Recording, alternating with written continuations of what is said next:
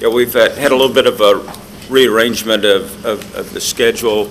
After I departed yesterday, I found out we're going to do MIS and the mayor on this morning. Is that right?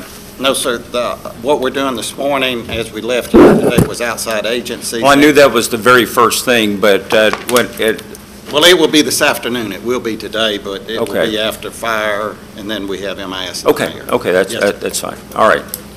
All right, I almost hesitate to open up the outside agency issue. We had a member whose organization is being funded that really wanted to make sure that if we did talk about it, he had a chance to be here and defend his request. My fear in even bringing this up is that I've been through, this is my sixth budget, I guess, and through 5 budgets, this has been the hardest one to crack, it and the LOST dollars. I think one time on the very first council, we spent like 9.5 hours on that last $150,000 in a $221 million budget. And so, anyway, does anybody have any comments? We don't have a presentation on it. Yes, ma'am. Outside funding agencies? Yes, ma'am. I do. I have a concern. Do we have any material on these agencies? Not included in the budget here, but they do have the line items of how much each of them will get. Okay, well, I want to bring up 2 outside funding agencies. One is the Human Relations Commission. Okay. I know this is going to sound strange to people. You used to be on that commission. I was on that commission, and the whole time I was on that commission, I was very frustrated with it. And I have 2 concerns.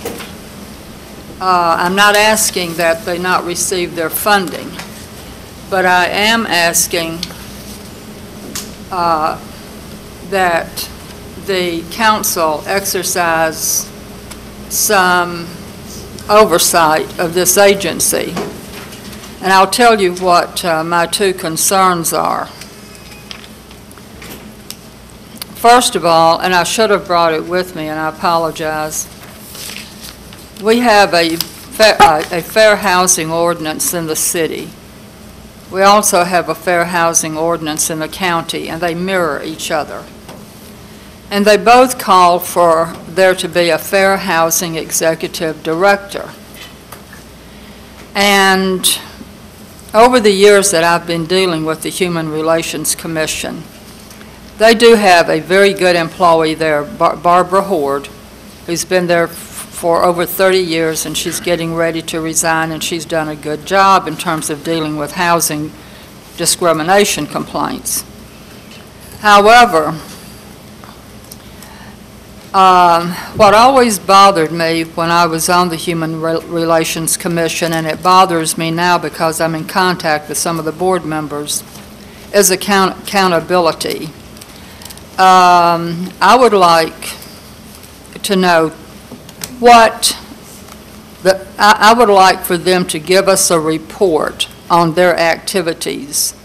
How many housing complaints are they processing? How many equal employment complaints are being processed? What type of activities are they involved in terms of other human relations type of activities?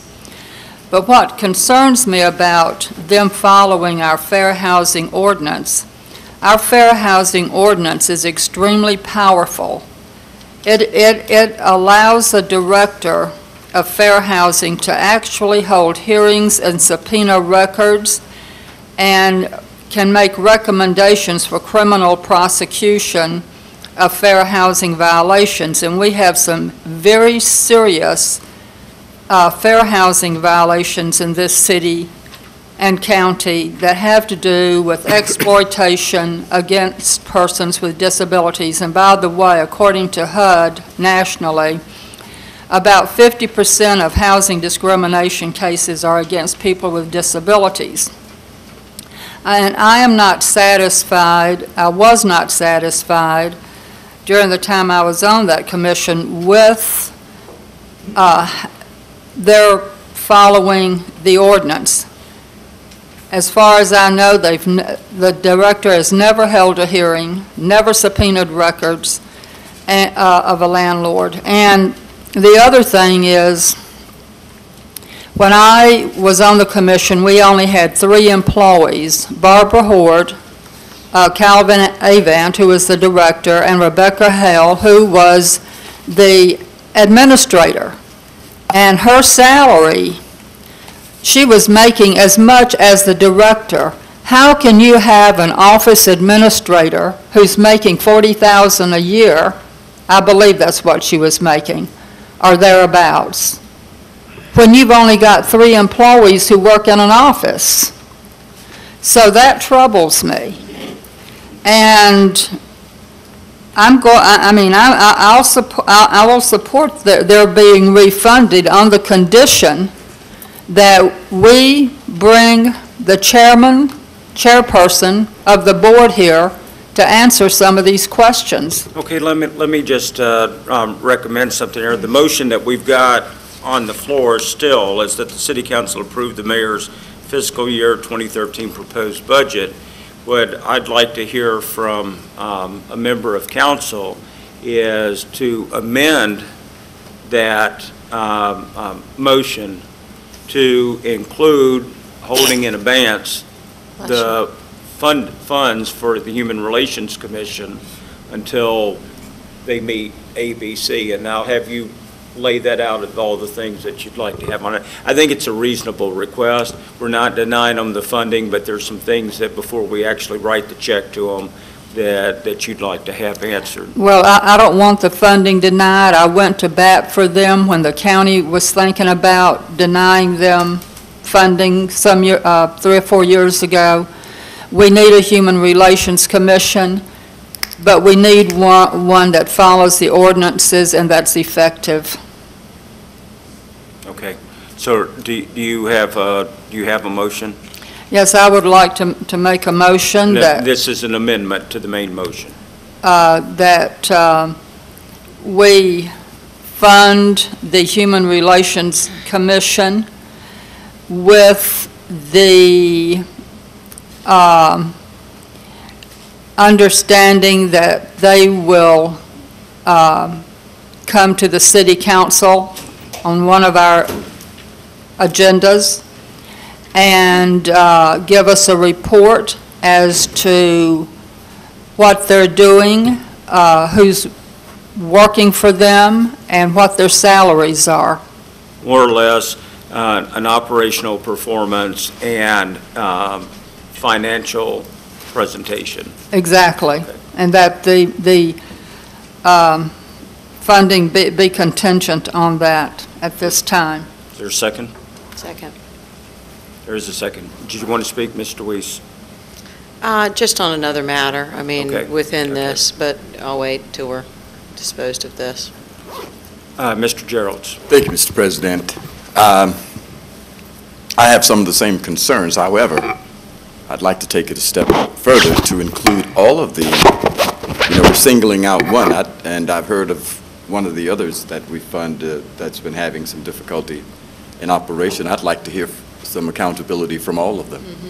Mm-hmm. Everybody that we give money, they should all come in with a written report as to who, what, where, when, and why they're doing what they're doing with taxpayers' dollars. So can I amend the amendment to drag them all in here? That was my thoughts too as well. I mean, I seconded it, but to single someone out, that there needs to be accountability for taxpayer dollars being spent, and once a year is not too much to ask. And I know it feels painful, like you said, we have had many long conversations about this, but just like I've been asking about the return on investment for are these advertising dollars being spent, we're doubling someone's budget here, and we have no explanation from the mayor as to why. And that's a shame that the mayor's not here to tell us. A representative is here from the Arts Council that will have to stand up and share that, but that's the mayor's job to come and defend what he's put in the budget, and I haven't heard any briefing on this. Well, it starts at 108 and goes on down. Well, I'm looking at this fairly long list here, and I'm hoping that if we include, let's say, like ACE, the Arts, Cultural, Entertainment there, they have several line items of how they're going to spend that $75,000. I hope that we could only have ACE come in and make their presentation and not make the Perdido absolutely. Bay Tribe come in and tell us how they're spending their $302. Part of too, though, I mean, and I hate to get long-winded on this, but we had the conversation last year about inclusion for the Arts Council, and that was supposed to be a big effort for ACE to have an inclusion plan and to show that their funding is reflective of our community and not just specific programs. And that should certainly be part of what we hear about. But, I mean, we could approve this this entire budget subject to that briefing, and that could be our whole amendment, is that it's approved, we're not changing funding amounts, but there needs to be justification for doubling ACE, more than doubling ACE, and Okay. these other larger amounts. But now here's part of what my concern is, though, is because we were able to take maybe 10 to 15 different subline items and put them in underneath ACE. But then we get over here to having the Bay Area Food Bank come and report to us. And for their $2,500, the Community Information Network come and report to us for their $1,200. That's a lot of time. And I've just got some concerns of, some of these don't even have permanent staff for them. They're just run on volunteer effort. I believe in the past, we had that they sent in an annual report. Is that true, Mr. Barker? I remember getting And most of the agencies send reports before payment is made, before we release payment, and we review that in our office. They also send budget information that is reviewed each time. Yeah, and I mean, maybe that can answer some of the broader, we'd like it on all of them, but maybe we say, okay, some of the, if you get more than X dollars, we'd like a presentation or something like that. I just, because that information's available, it just hasn't been provided to us. Thank you, Mr. President, and I can understand the concern for time. Can we do something like this? Give them all 30 days or 60 days to get us a report. That way we can review the reports versus having them all come in here to have a parade. If we can get a reasonable accountability report of what they've done in the last year with the monies that they received last year, and those reports that come to us that are inadequate, we can evaluate those and then have those groups come in versus sitting here listening to everybody. Okay, yeah, sounds good to me. Are you willing to accept that, Ms. Myers? Yes, because, people who are receiving $3,000, $2,400, Yeah. that's not a lot of money. But when you're getting up to the close to $80,000 and $75,000, 40, that's a lot of money.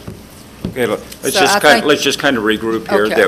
That we, on a date certain, you guys pick which date you want it to be, to have the written reports in from all of these groups. But there's a certain threshold, let's say, anybody receiving $50,000 or more,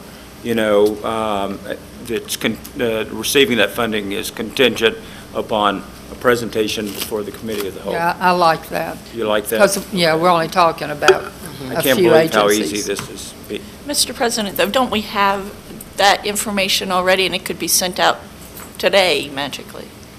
Yeah, from this fall, didn't? We could certainly provide what was provided to us as far as it goes for fiscal year 2013 budget request, if the council wanted to start with that.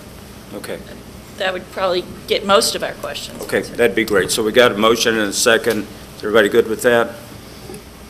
Can we restate? It's just saying we approve this subject to this information and justification being brought forward.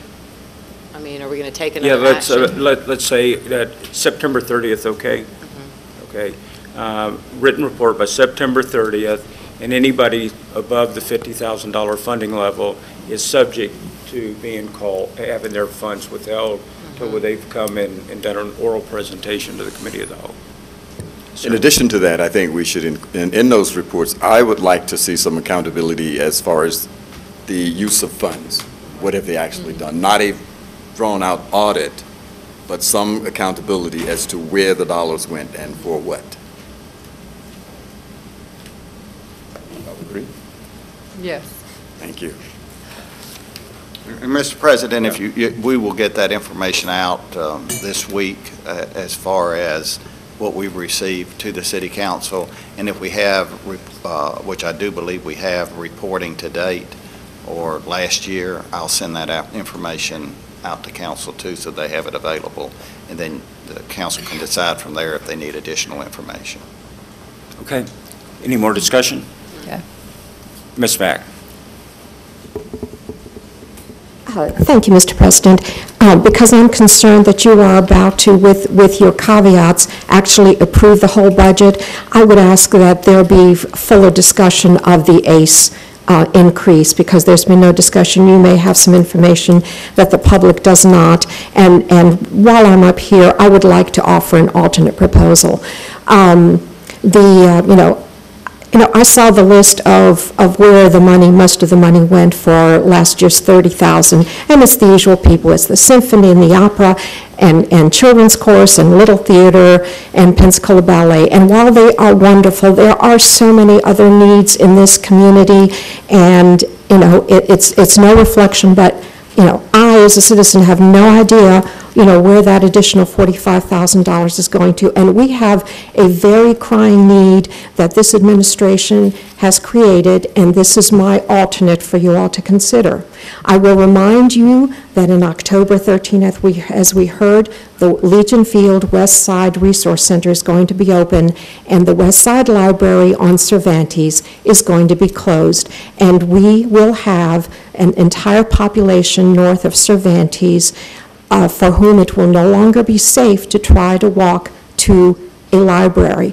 So this is my proposal for the additional $45,000, and that is that this council consider taking that money and purchasing in this next fiscal year a small shuttle, and then in the following fiscal year, use some of that money to provide staffing and operation for that shuttle, so that there is a free shuttle from the Fricker Center to the new Legion Field Library for that very, very poor population. I have looked at this budget, and there is nothing, maybe perhaps some street servicing, there is nothing to serve, to enhance the quality of life for the population from A to Pace and north of Cervantes. And frankly, I think the symphony, the ballet, the opera, and others can do without a few extra bucks so that we can serve this very underserved population. And that is my proposal to you. Thank you. Thank you. Ms. Myers? Ms. Mack, I want to thank you for your comments. I too have a problem with giving the Arts Council another $45,000 when they're obviously a great need over there where the West Side Library is right now, and people are going to not have access to a library. There are also needs at the Veterans Memorial Park, maintenance needs that I had hoped to address some way, and trying to get some funds for that.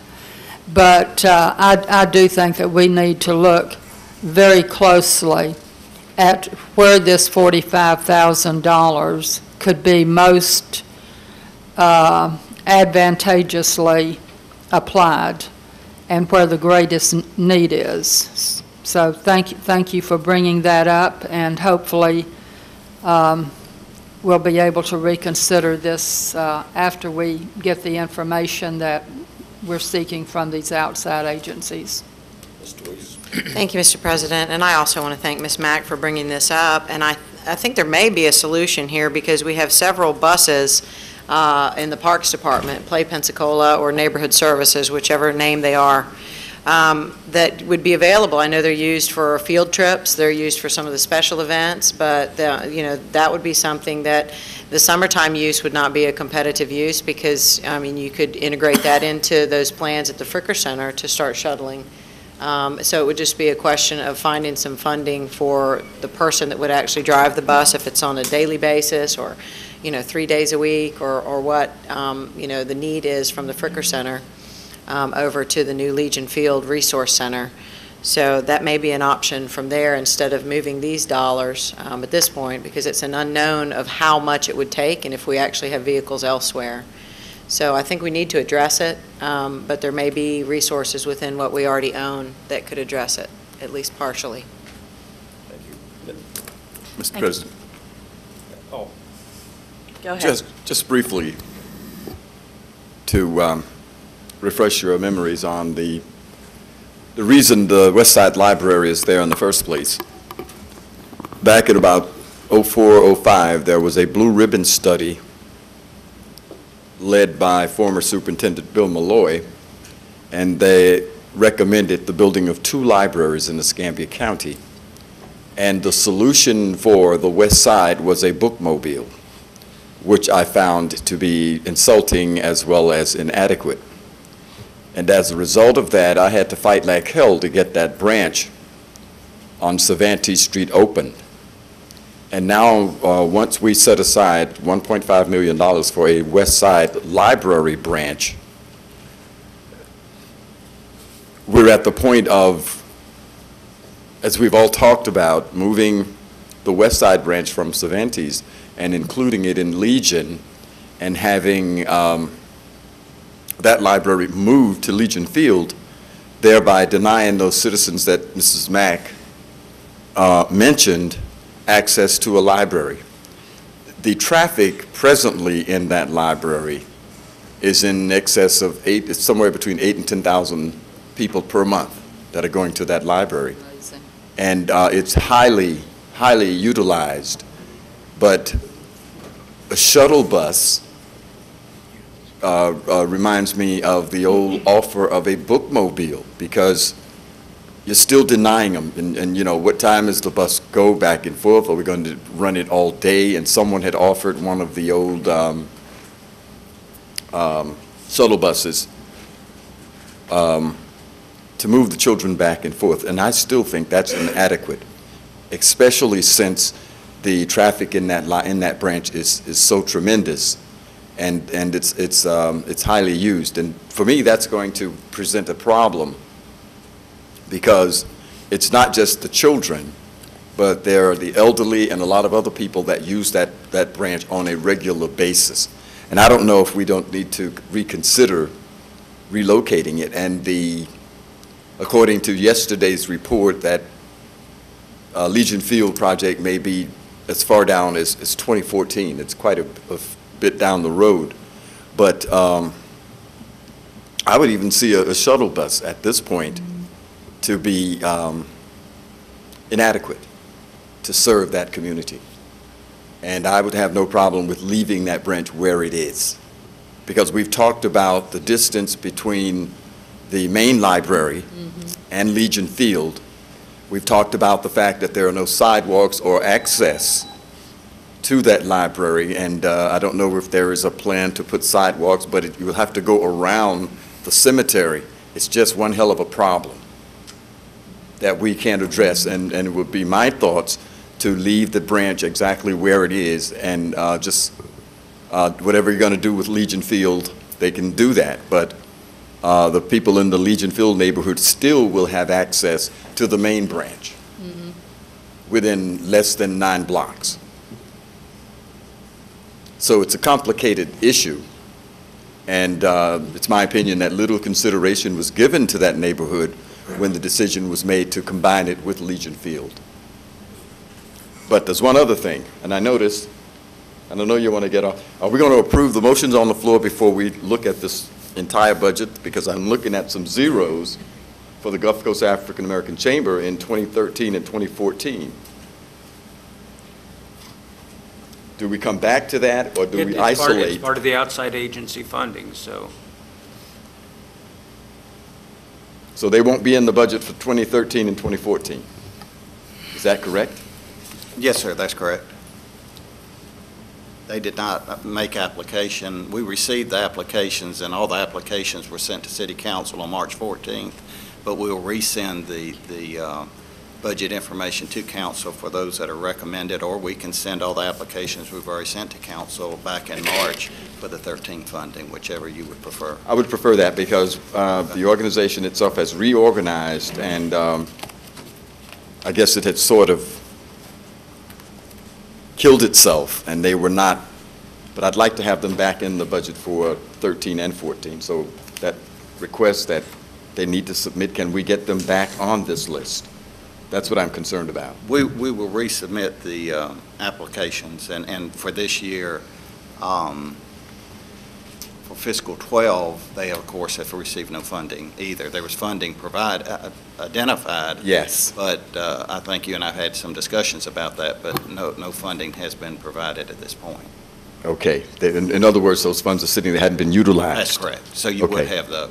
So whatever we need to send back to us to get them back on the list for the coming years, because I think with the new reorganization, it's going to be a viable organization. So I'd like to see it reconsidered and back on the list. We will send the applications to council, and then whatever action council wishes to take after seeing the applications. Thank you. Well, having heard that, if you guys are ready to vote, I'm ready. Well, Dr. Pratt had something that she'd like Oh. to say, and then a member of the audience as well. First, Mr. Barker, I know that we have council policies about outside agents. Would you also, in that email, include what our council policy is, which I think I will. delineates that You they do. have to send applications and such, because I think that's relevant. I'm hearing that we have a lot of needs in this city, and I agree wholeheartedly. There are many things that we all want to see. I think, though, that funding them out of the extra increase on arts is not a viable solution. There's more than that in needs in the city, and I think in terms of the increase for the arts, I think that is a need in this city. I know it's not, a broad spectrum, but I will say the West Side Library is where I've seen opera with my kids. There are a lot of ways that the arts have reached out in the community. I know the West Side, Woodland Heights Community Center, Mr. Wallace has repeatedly said he wants that to be an arts venue, and I'm sure that they will find ways to partner with the big five as well as some of the little ones. And so I think that funding arts is an important thing for this community to do. They are an asset that might not hit the whole community. It might not be what brought some people here, but I know many people who have said that they've been impressed with this community because of the arts, and that we need to be attracting a whole range of people, and having a strong, vibrant arts community is a very important thing for many in this community, and they do great jobs of reaching out to everyone. I mean, the number of programs that my kids have gotten to see that were free programs or greatly reduced, that have broadened people's horizons, have been a great thing. And so I am in support of the funding for the Arts Council. I know we need to talk about the other things. How do we get people to the new library? But I don't think that that's a question that should be taken from singling out the arts. Thank you. Mr. Bear.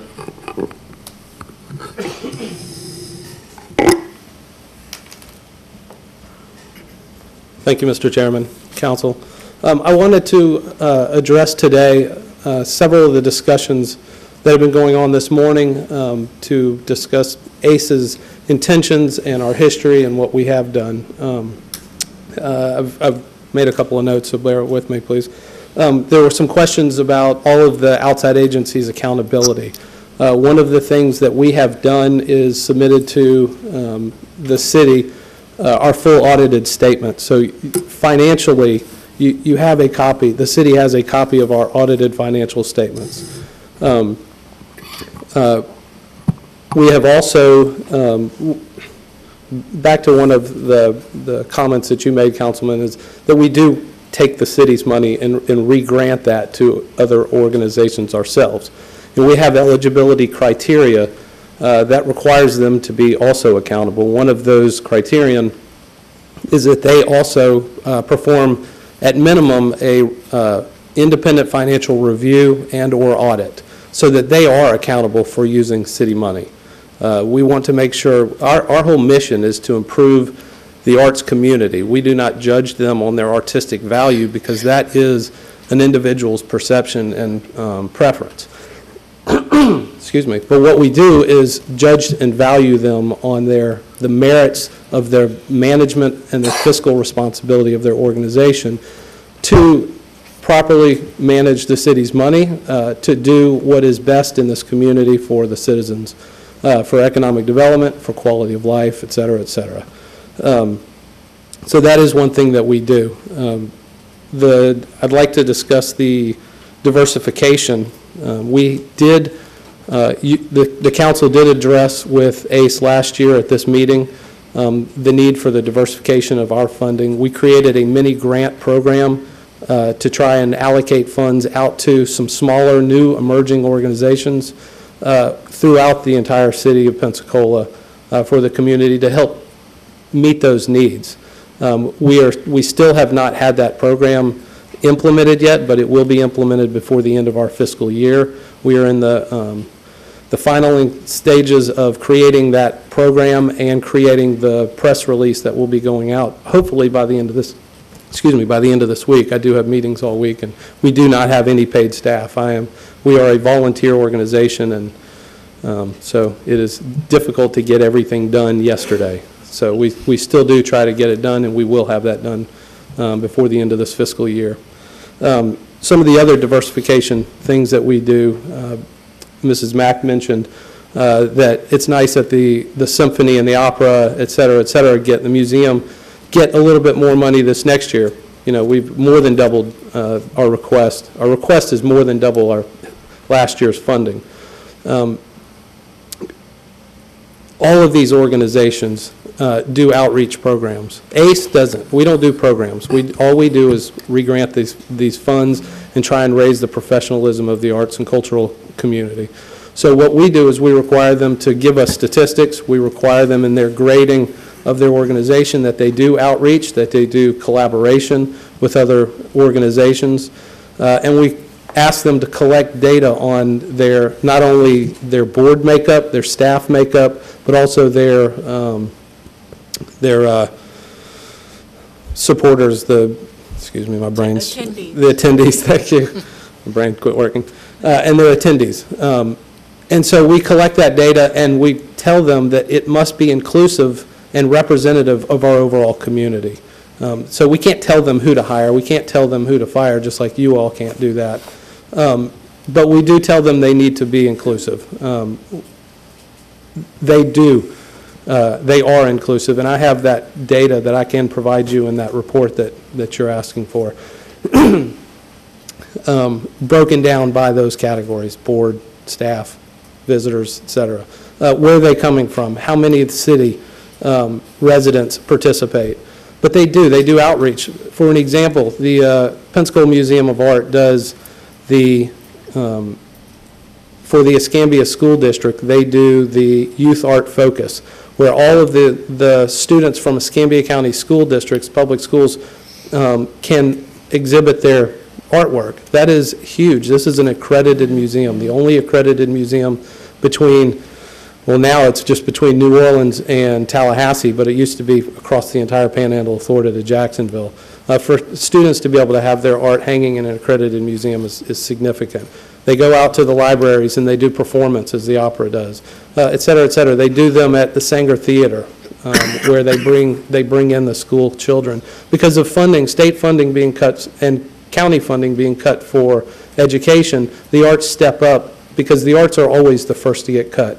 There's arts, and then there's physical education that gets cut. And the arts organizations, these funded through ACE, all step up and they participate and provide services to those who normally cannot get them. They all have free, the museum has a free day every single week, so anybody that wants to come to the museum that cannot afford it may come, et cetera, et cetera. So there is plenty of outreach and attention to diversification. The funding level, the request that we made to $75,000 over this past year's $30,000 funded level is trying to restore us back to historical levels and to also correct the level of investment that we believe the city should make. We fully understand the impact of the arts on a community for quality of life, economic development, improved education, health care, et cetera. And this is an investment that is a proactive investment rather than reactive investment. So that is one of the reasons why we're trying to get back to historical levels of funding for the arts, because during rough years they were cut. But we also know that this is a valuable investment for the viability of our community. And the last thing I wanted to mention was actually a question, and I'm not sure we're looking for an answer right now, but is what is exactly expected out of this report that you would like from these organizations? I know that Councilman Pratt had said that you all have those year-end reports that show what we have spent, how we've spent our money, and that includes, at least for ACE, that includes our audit. But what exactly? I mean, I have from the 9 organizations that were funded last year, I have their grant application that includes all of that information. And I can provide that stacked, thick notebook for everyone on this council if that's what you'd prefer.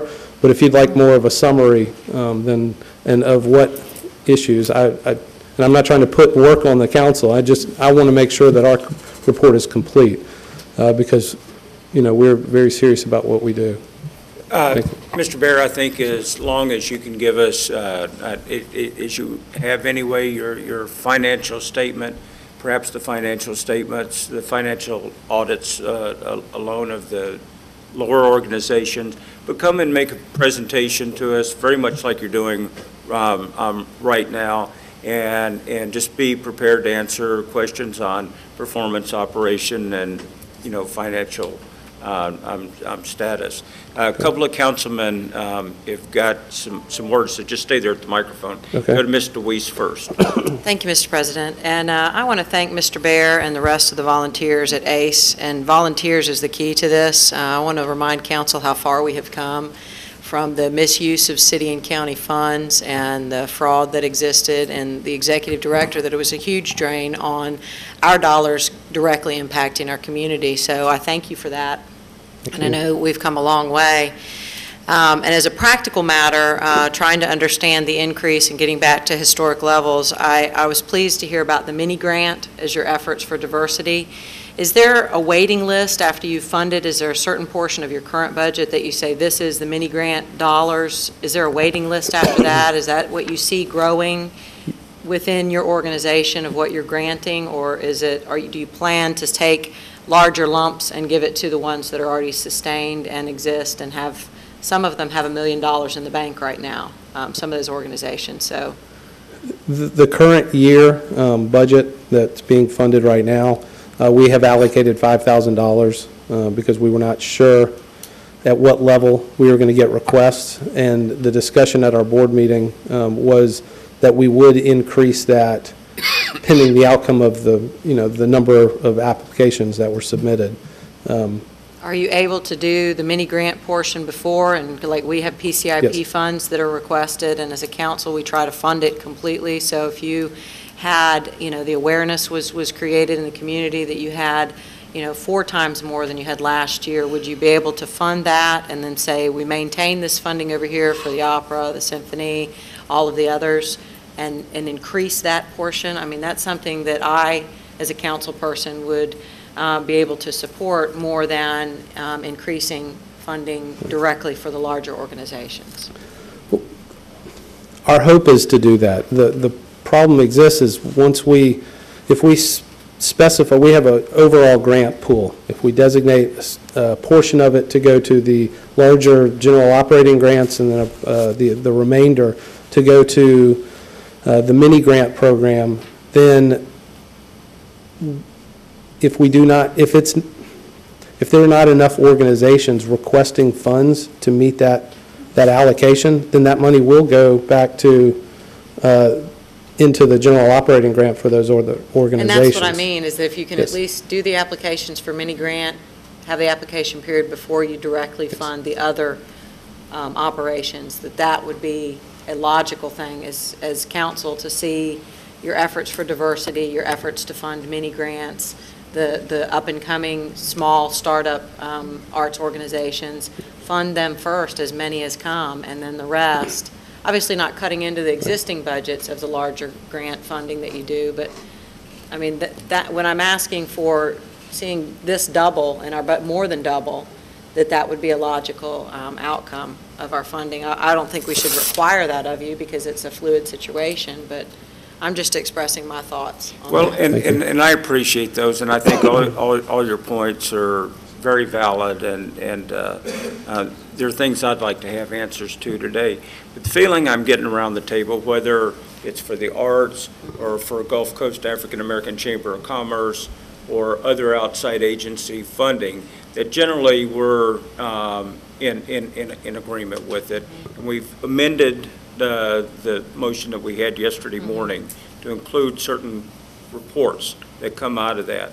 And the types of questioning that we're getting into now are ones that we really ought to reserve for when Mr. Bear comes back for his presentation. We're just trying to get this into the budget now. I'd like to call the question. Before you do that. Before I do that, Mr. Gerald wants to speak. Well, and Dr. Wu, and Okay, I'll withdraw that. yeah, everybody. Yeah, everybody. Yes. So we're just going to come around, Dr. Wu. I know you haven't spoken yet, but if that's all right. Okay, here we go. Mr. Barrett, and it's nice to see you again, and I do remember the conversations that we had last year about the same time over the same issue. And I'm concerned that if we're sitting here asking for some financial accountability, and then you indicated that when groups through the mini grants or whatever programs that you offer, that you're requiring them to submit some financial accountability as well. What would be what would be the difference between what we accept as a council from these organizations? How would it differ from what your group is asking in terms of financial responsibility? How would they differ?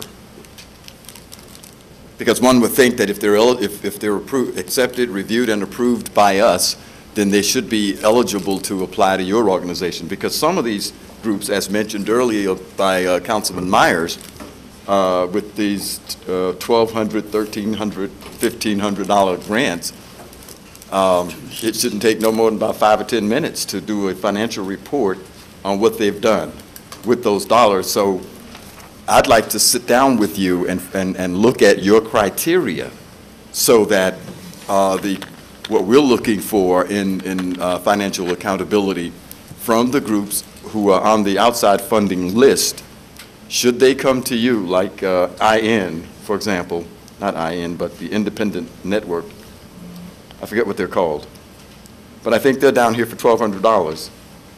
So there probably wouldn't be a whole lot in their financial report. So, and then when they come to you, you're asking for, what did you say, an audit or something else you called it?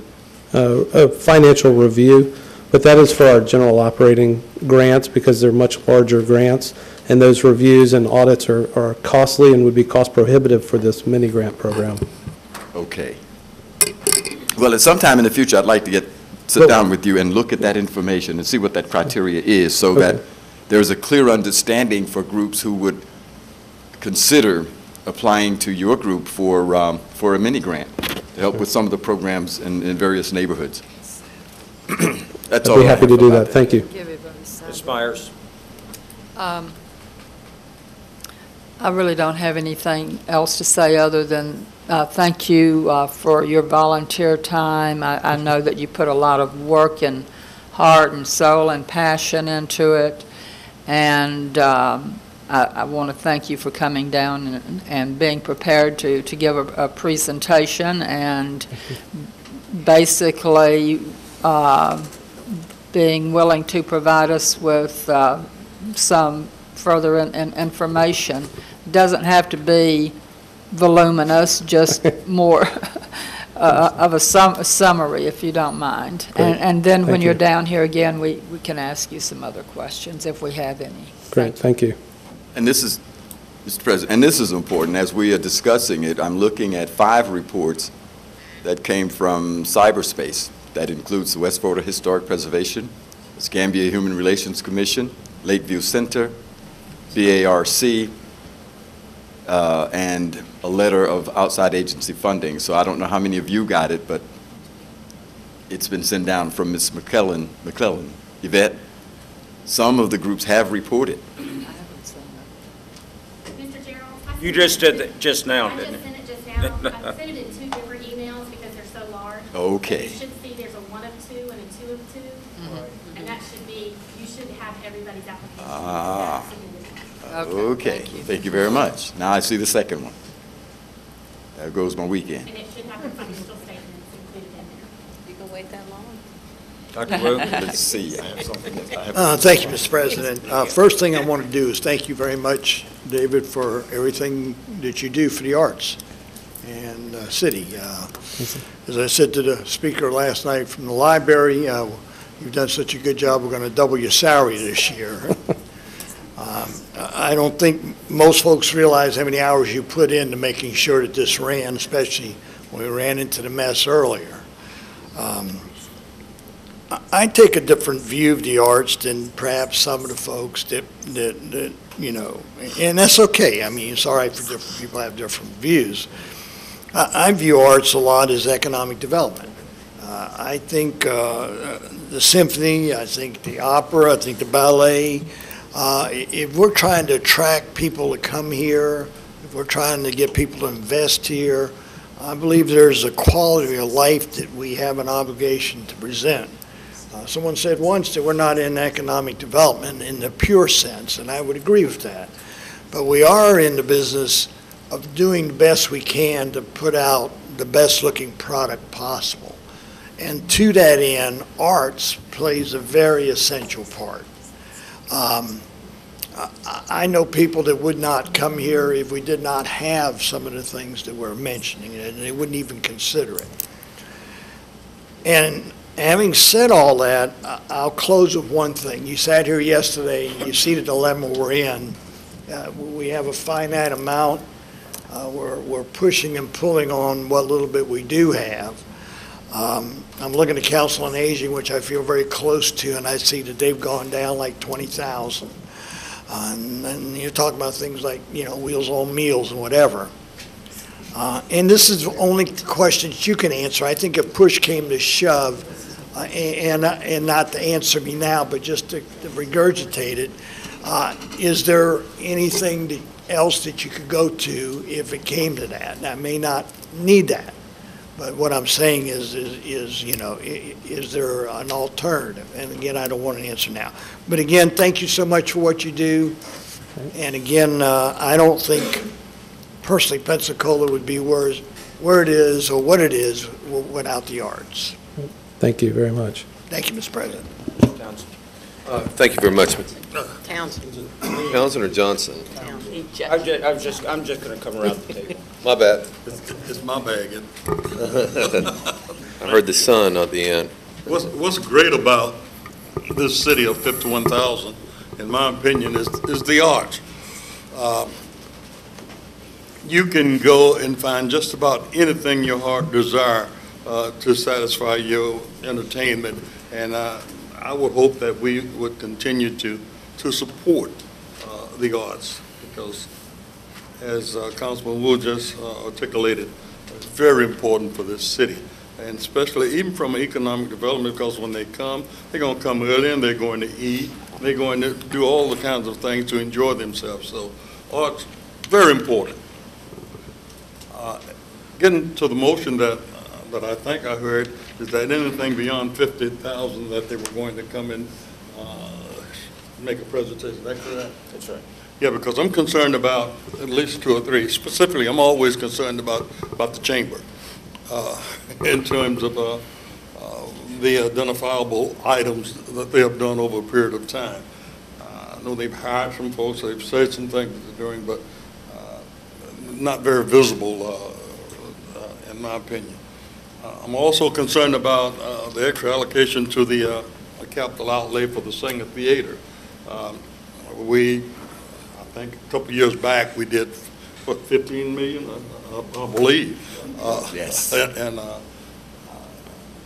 we, at that time, said, oh, this is going to be self-supporting for a good period of time. So I think we need to have some articulation as to just where that is going.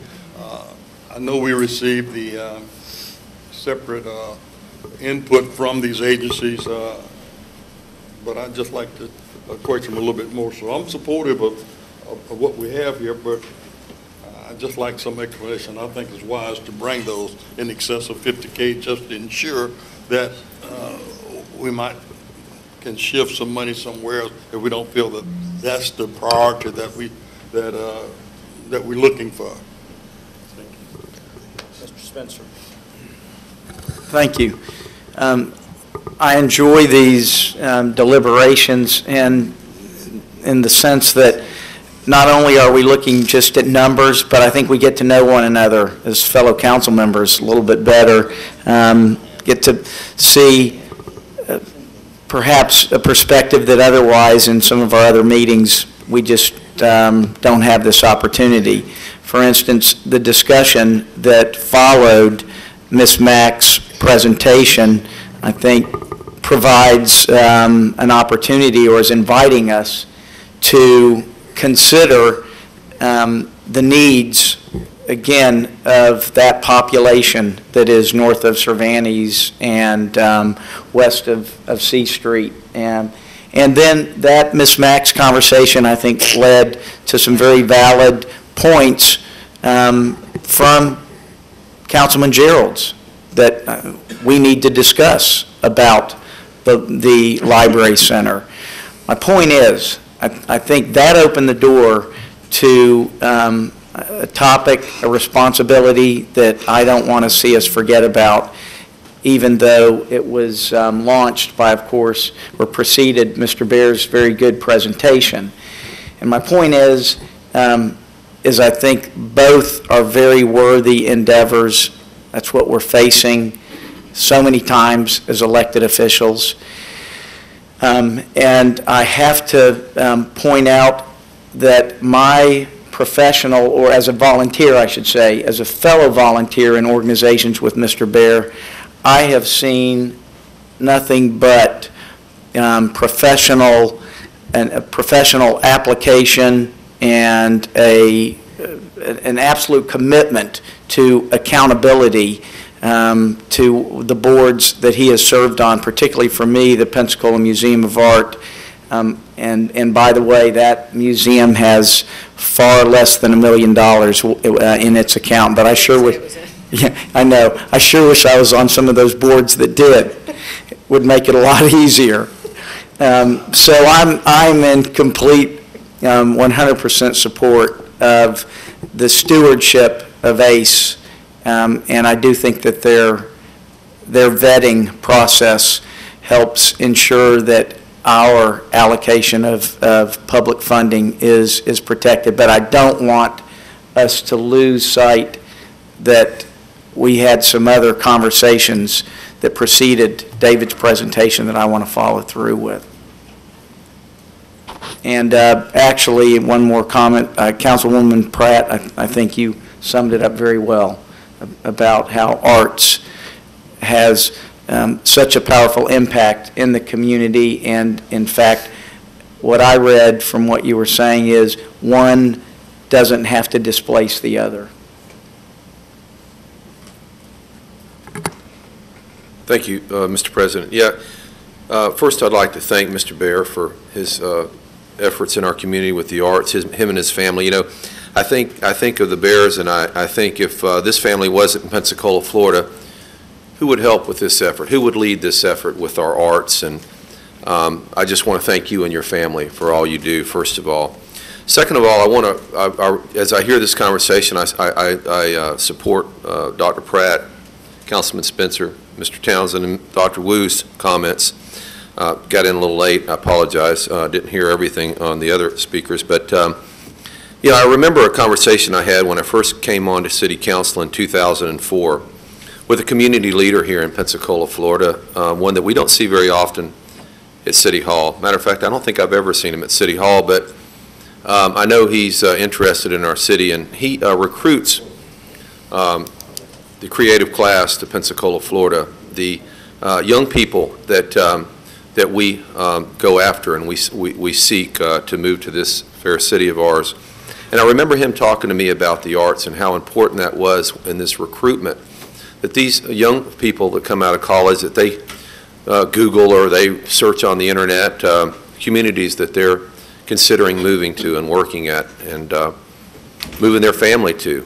And he mentioned the fact that this vibrant art community that we have in Pensacola, Florida was so important in recruiting these people, and that it caught a lot of these folks' attention, and that this thing was very important, and then when they looked at Pensacola, you know, it's a quality life issue. Dr. Wu talked about when folks come to downtown to enjoy the symphony or any of these different things, that they stay in downtown Pensacola and they spend money in our restaurants and leave dollars here. So I'm going to support this, the $75,000. I just believe it's the right thing to do. Thank you. Thank you, Mr. President. I've already said my piece on the arts, and I've heard a lot of echoes of it.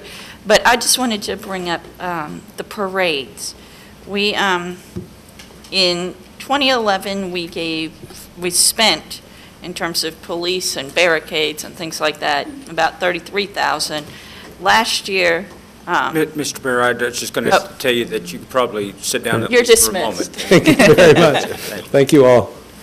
Last year, we spent $81,000, or approved $81,000, and that's the recommendation. And I know many of us got to sit through the should we charge parades a fee discussion a few years ago. And while we may not have wanted to be that draconian to make them pay for some of the cost of doing it, and they told us about how they fund scholarships, which they could pay a fee instead of funding scholarships, but that's a different topic. I'm curious why the cost of parades has more than doubled in the last year, and I didn't know if Mr. Barker could explain what led to that increase. Are we having more parades?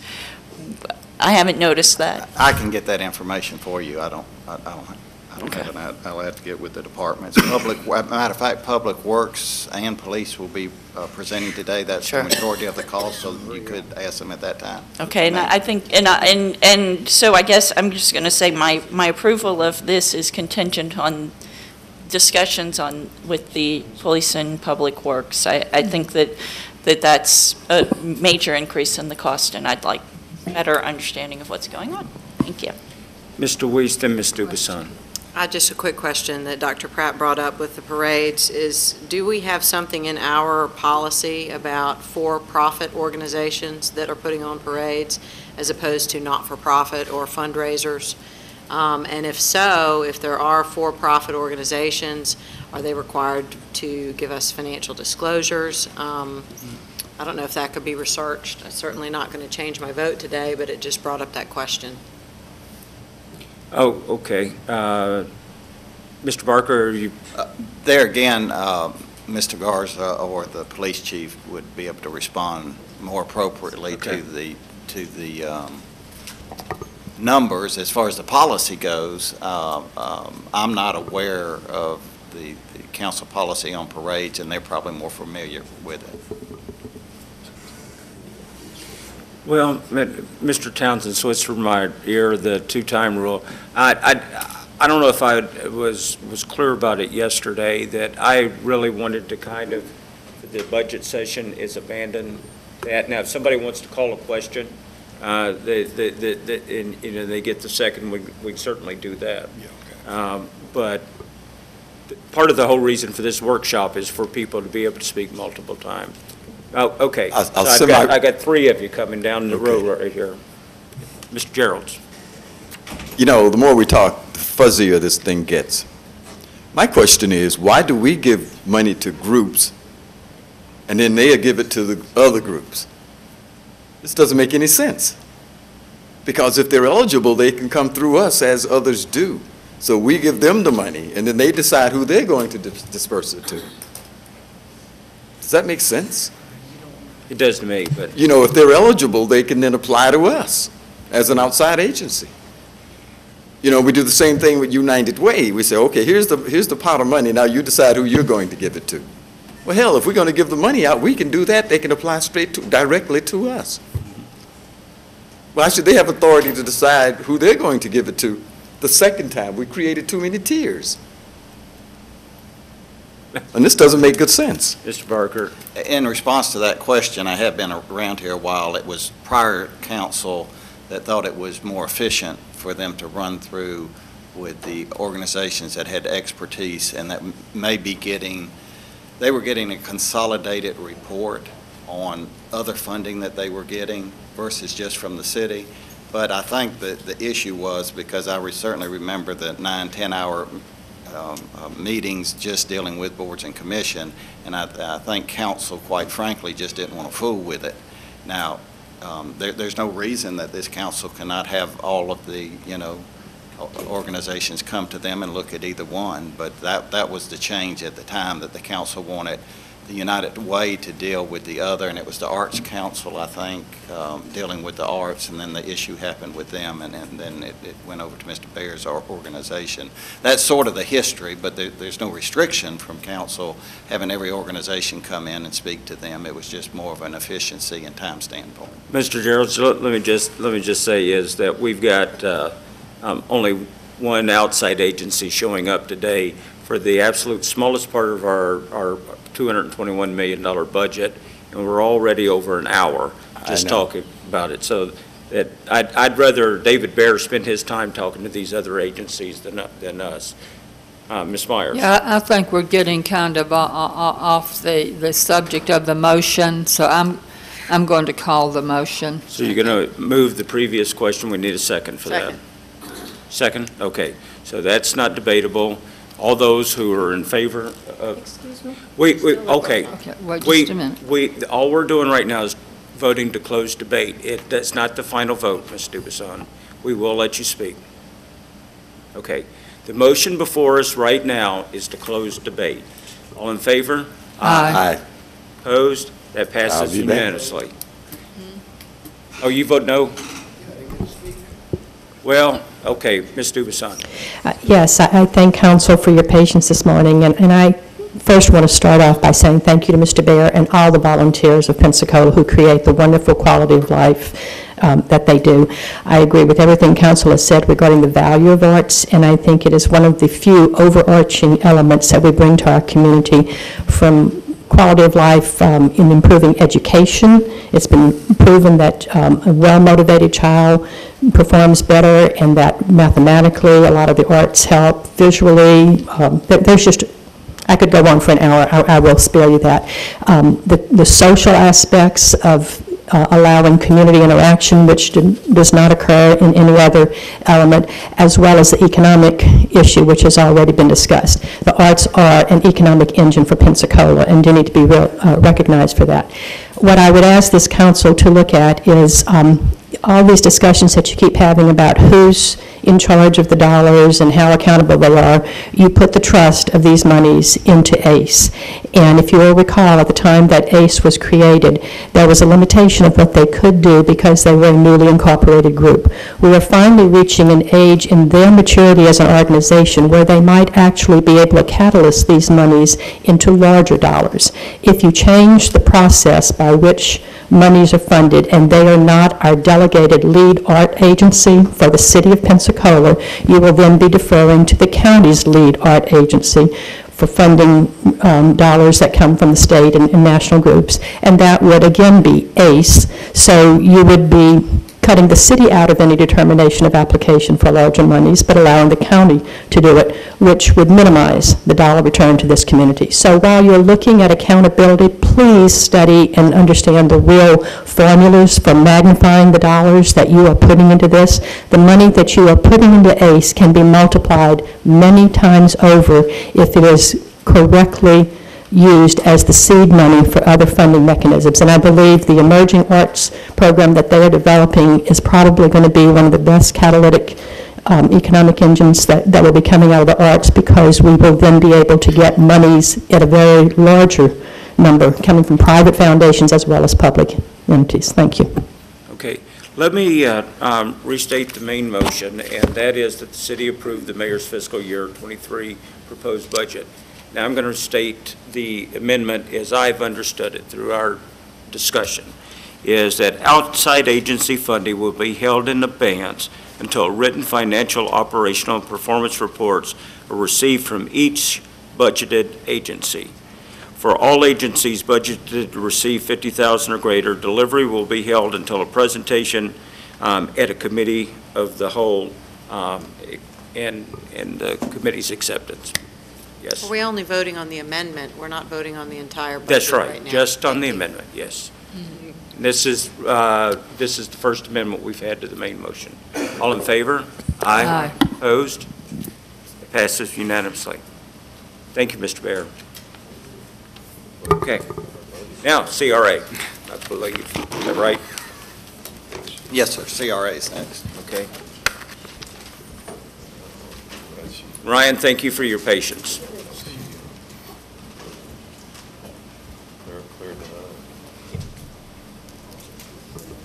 Let me get something to drink. What do you need? Nothing.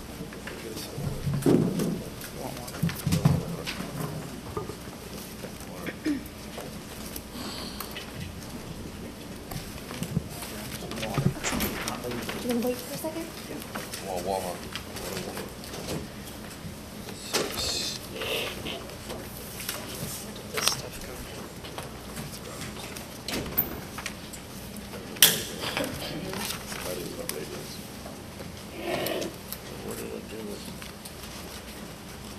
Just waiting for Councilman Spencer to return.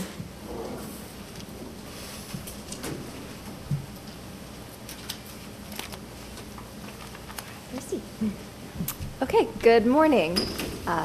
Well, seen me many times. Ryan, Administrator for the Community Redevelopment Agency. I'll be presenting our proposed fiscal year 2013 budget this morning. Okay, so starting off, you'll see the org chart for the CRA. You have myself as CRA Administrator, and then our Executive Assistant, Karen Montgomery. She is actually split 50-50 between the CRA and planning departments in terms of her salary and benefits and her time, but her position resides within the CRA's budget. So that's why you see two budgeted positions within the CRA's org chart. In terms of the CRA's history, you're probably all familiar. The CRA was established in 1980 to eliminate slum and blight in the downtown urban core and encourage private investment. Chapter 163, Part 3 of the Florida statute is known as the Community Redevelopment Act, and it is the enabling legislation that allows CRAs to be created by municipalities in the state of Florida. In terms of how our CRA finances can be spent, they must be spent within the geographic boundary of the CRA and in accordance with the CRA Urban Core Redevelopment Master Plan, which was updated and adopted by this body in 2010. The plan outlines our short-term and long-term capital improvements, policies, and projects. Here's the physical boundary of the CRA, something I'm sure you've seen many times. It is bounded on the north by Cervantes, on the east by 17th Avenue, the south on the Bay, and on the west by A Street. Okay, so before I really get into the numbers of the budget, I want to point out two kind of overarching issues this morning based upon the information that you were given a couple weeks ago in your budget documents. The first is the program areas administration and planning, asset maintenance and operation, and non-capital projects and activities. Those were reorganized. In the fiscal year 2012 budget and in the proposed 2013 budget, these program areas were just simply based upon a percentage of the entire budget. So something that within the last few weeks our finance department has done, they've reorganized these program areas based upon actual line item expenditures. So it's more accurate this way. So unfortunately, you really can't compare categorically what you were given a couple weeks ago versus what I'll be presenting today. It is more accurate now, so that's better. And then in order to provide the proposed 2013 budget to you in advance of the hearings as possible, we had to estimate the property tax revenues that we would expect in this fiscal year based upon last year's revenues. And we received the 2013 figures from the property appraiser's office on July 1, and they were unfortunately lower than the revenues we had anticipated based upon last year by $175,500. So we had to make additional reductions beyond what you were presented in your budget documents a few weeks ago. So we really unfortunately just didn't have a way of predicting what that revenue would be. We knew that we would have to make tweaks, but we did want to get you the information as early as possible. So you'll see we had a reduction of 4.45% in our taxable values of property located within the CRA compared to last year. And that's something that directly affects the CRA's revenues through our TIF revenue. The taxable value of properties within the CRA fell by about $15.8 million from last year to this year. So going forward, it will be important to recognize that our expenditures must match these revenues based upon the taxable values. Could you repeat the last two sentences about the $15 million? Sure. I can't really see Oh, you can't see it? Okay. Is it possible to dim the lights anymore, maybe? That might help. Can we? I think that would be. Ms. Miles, Okay. I'll give you my set. Okay. Well, in 2012, you I'm can looking see at, that the taxable value of properties within the CRA was $353,836,007. This year, based upon the assessments that we got on July 1, it's $338,079,330, which is a loss of $15.8 million, about 4.45%. And that's of the taxable value itself, not the revenue that would be generated from it, but again, they are directly correlated. May I ask, how much did the city overall go down in that July Do you number? know? I'm afraid I don't have that. Yvette, do you know the amount that the city went down? I think it was about 1.5% or 1.05. 1.05. Yes. That's a good question. So the city as a whole went down 1.05, and did the CRA as a whole go down 4.45 or down 4.45 from what we budgeted? 4.45 from last year, from 2012 to 2013. Yes, you can see tracking from our peak in 2009. We've also compared the DIB's values since it is nested within the CRA and then their own separate taxing agency. So they have the DIB area itself did fall at a higher percentage in the past few years. So any questions about this before I move on? Okay. Alrighty, so this slide shows what those larger trends that I mentioned before mean to the CRA's revenues. Revenues declined by $175,500, from fiscal year 2012. And the total TIF revenues this year will be, let's see, $3,780,500.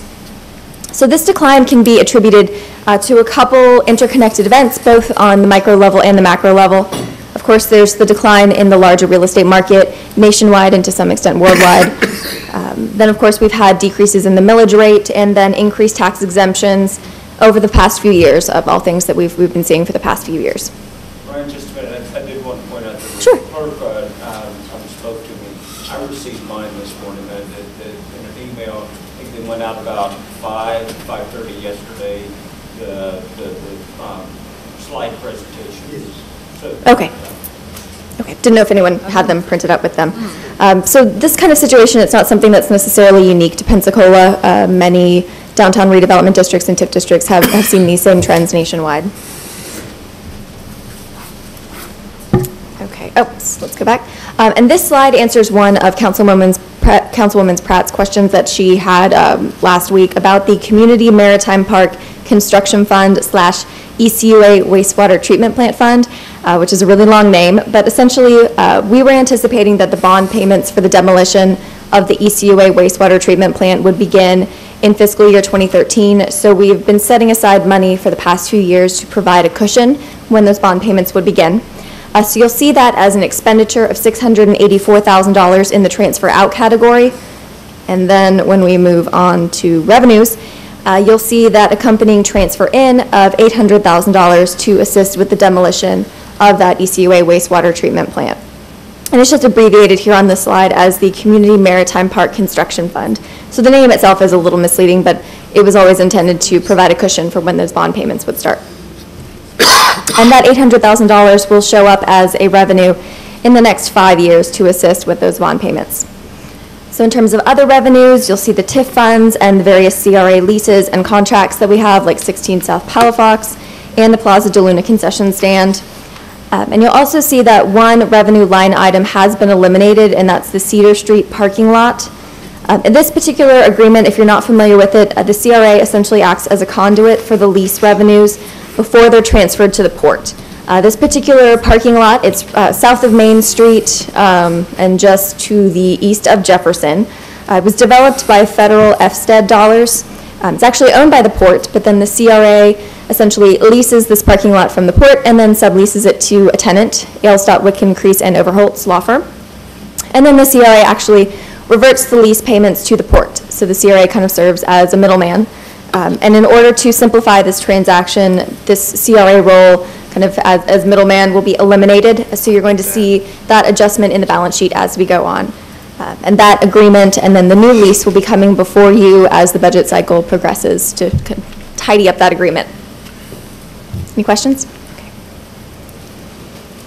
Okay, so next you'll see, yes?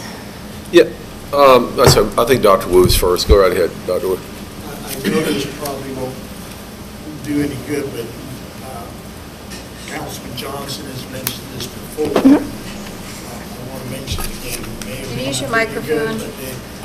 Your microphone. Use your microphone. Oh, I was going to say, I was just going to reiterate something Councilman Johnson has brought up in the past, may not do any good. I believe we contributed $19 million to the moving of the treatment plant. Yes, those are the bond payments that begin this year. Right, and once the plant was moved, there was all kind of announcements on how it was done way under budget.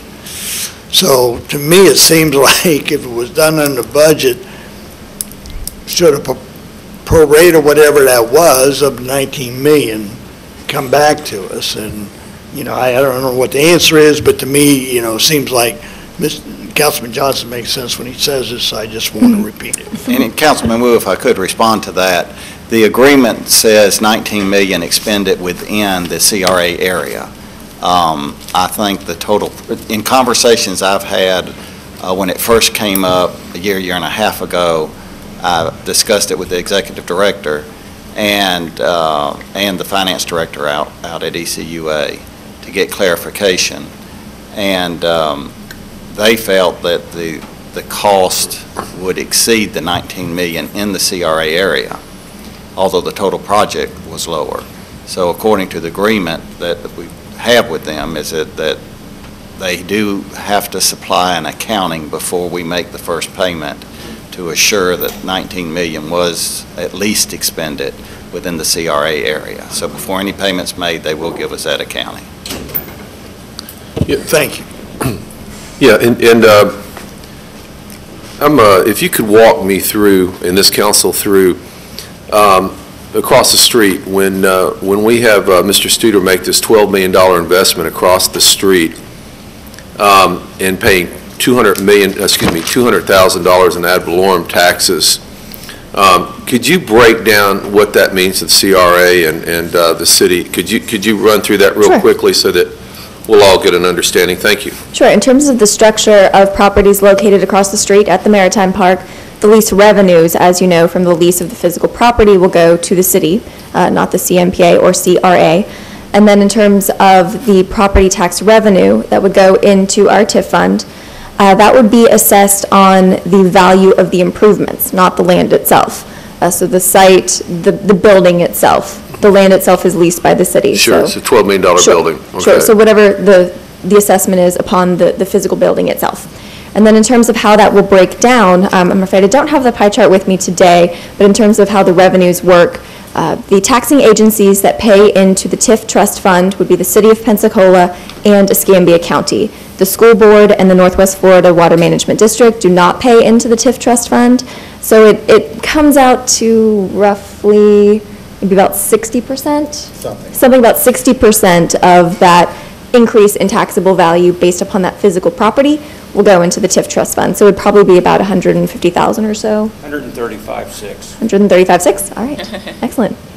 Okay, yeah, if there's any way I could get that very brief in writing, if, I think we have a meeting at 9 o'clock Tuesday morning, and those numbers would be helpful if we make the public aware of that what's going to happen there. Thank you so much. Sure. Okay, any other questions?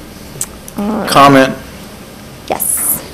I think this is an appropriate time for council to hear, and if you could hold for 1 second. This is pertinent, this discussion about, okay, we've got a new building that's potentially coming out of the ground within the CRA. Its value will be based or assessed on very much on those lease terms, in that income-producing property is appraised or valued based on typically the income valuation approach for instance, an office building. We want our properties within the CRA, we want to encourage our tax assessors and appraisers to value our properties. It may seem counterintuitive. If you're an individual building owner, there's unfortunately this knee-jerk reaction is, oh boy, I want my building to be assessed low. I don't want to pay high taxes. Well, that's not good for a community. It's not good for a community at all to have that sort of attitude about basically property valuation, because it is your funding source. And we want properties in the long term, we want all of our vertical improvements, most particularly in this inner core, in a TIF district, to have high values. That's the money that comes back to fund our services. And so a building that's valuation perhaps is hamstrung or hampered and constrained by negative, what I would call the negative influence of bad lease terms, ultimately affects the funding that comes back to us in the long run. Just thought I'd point that out. All right. Thank you, Councilwoman DeWeese. Okay. So next you'll see our CRA expenditures broken down by program area, and this is what I mentioned earlier. That was reorganized based upon your budget documents you guys were given earlier in the season. So you can also see the reductions that we had to make given those updated tax revenue projections we received earlier this month. That combined with the reduction in the parking lot lease pass-through, which really isn't truly a CRA revenue, but just shows up in the budget that way, were $200,400. Okay, so beyond the reductions that we had to make given this decline in tax revenues, we made other reductions given that the bond payments for the demolition of that ECUA wastewater treatment plant site would begin this year in 2013 at a value of $1.3 million. So as you can recall, this body approved $19.5 million in bond payments to assist with the demolition and relocation of that wastewater treatment plant geographically located within the CRA. Again, $1.3 million for the next 15 years. So in order to make these expenditures match our revenues, we made the following additional reductions. So these reductions were certainly not made out of convenience or because they were not worthy programs, but really out of necessity given the financial constraints that we will be facing. So the first, the community policing interlocal agreement that we have with the Pensacola Police Department, that was reduced by $150,000, which is the total value of that interlocal agreement. Next, the landscape interlocal for enhanced landscape maintenance services in the CRA with Public Works was reduced by $158,200 out of the total $300,000. In terms of the agreement where the CRA returns all of the tax revenue that we receive from the Downtown Improvement Board, we have reduced that amount by $6,900, given that conversely, their revenues declined as with ours. Is that still, with the DIB, it's, you know, they get whatever the extra 2 mils or Yes. whatever. Is it their whole 2 mil, is it just reducing it by their assessed value? Or It is. Okay, It is. it's Yeah, not so they still will going get beyond. 100% of the value, but it's Okay, just lower okay. than what we anticipated. Next, we eliminated $150,000 for a CMPA liability insurance policy. We then eliminated an additional $300,000 in operating assistance to the Community Maritime Park. We've reduced the CRA's overhead by $77,000. You'll see a reduction in the expenditures with that lease agreement between the port and the CRA, the lease fees and the utilities that we paid on the Cedar Street warehouse parking lot in the amount of $55,300. We've reduced CRA operating expenses by $38,200, which includes a $30,000 reduction to plans and studies, $200 to professional services, $8,000 to contractual services, and we've made other small reductions that have come with the reduction in the number of staff. I have made 2 increases, 2 requests for increases, one being an additional $10,000 for maintenance to 16 South Palafox, given that it's going to be needing a roof replacement and it's got some other kind of issues that come with just the age of the building. I believe it was built in 1904. I remember Councilman Hall asked. And then an additional $1,000 for an exam fee that I have to take in November as contingency of my contract. So it is unfortunately impossible to argue that community policing and the landscape interlocal agreement are not certainly worthy of CRA funding. But given the CRA's highly leveraged status right now, it's something that, in terms of this budget cycle, it's something that we cannot continue to pay as it has existed. Can you? And of course, yes? This is Councilman Spencer talking about you talking fast. I hope we'll get a written version of what you just said. But on asset maintenance and operation, I heard you say we increased $10,000 for the roof, $1,000 for your exam. Right. But I see an increase of $87,000. What? That was due to the restructuring. So Okay. you remember what you were given in your proposed 2013 budget was based upon a simple percentage of the overall budget. And then the categories we reorganized based upon actual line items. So asset maintenance and operation includes $141,800 for the landscape maintenance interlocal agreement. That's what's remaining in the $300,000. It includes about $1,000 for utilities and $13,300 at maintenance of 16 South Palafox. Okay. So that's what it adds up to. It went up because of the Just the way it was moving restructured. landscaping Right. into it, Right, basically. right. Okay. You can see that the overall reduction, based upon what was proposed in the budget documents we gave you a few weeks ago, and then taking into consideration the new property assessments we've gotten, was $200,400. Okay, so in terms of some of the cuts that I've mentioned, certainly as we begin to see a reinvestment from the catalytic investments that we've made, like the Community Maritime Park and the demolition of the ECUA site, that we do hope to see a return in tax revenues, and that's certainly something that as our revenues begin to regenerate, that we can fund those agreements again. Any questions about this? Okay, so next I'll, yes. Go back to the other one. Could you tell me what that acronym means, NMTC, what is that? I'm sorry? New market tax credit. Could you talk into the microphone? New market tax credits, that is for the Maritime Park. You wanna? And Ryan, Yes. this right here, since I think many of the people downtown come to us expecting assistance, this was our former facade grant. That grants and aids category, that $141,800 that you see in the proposed column, that was actually the landscape maintenance interlocal. And just the way that we categorized it differently, it's now an asset maintenance and operation.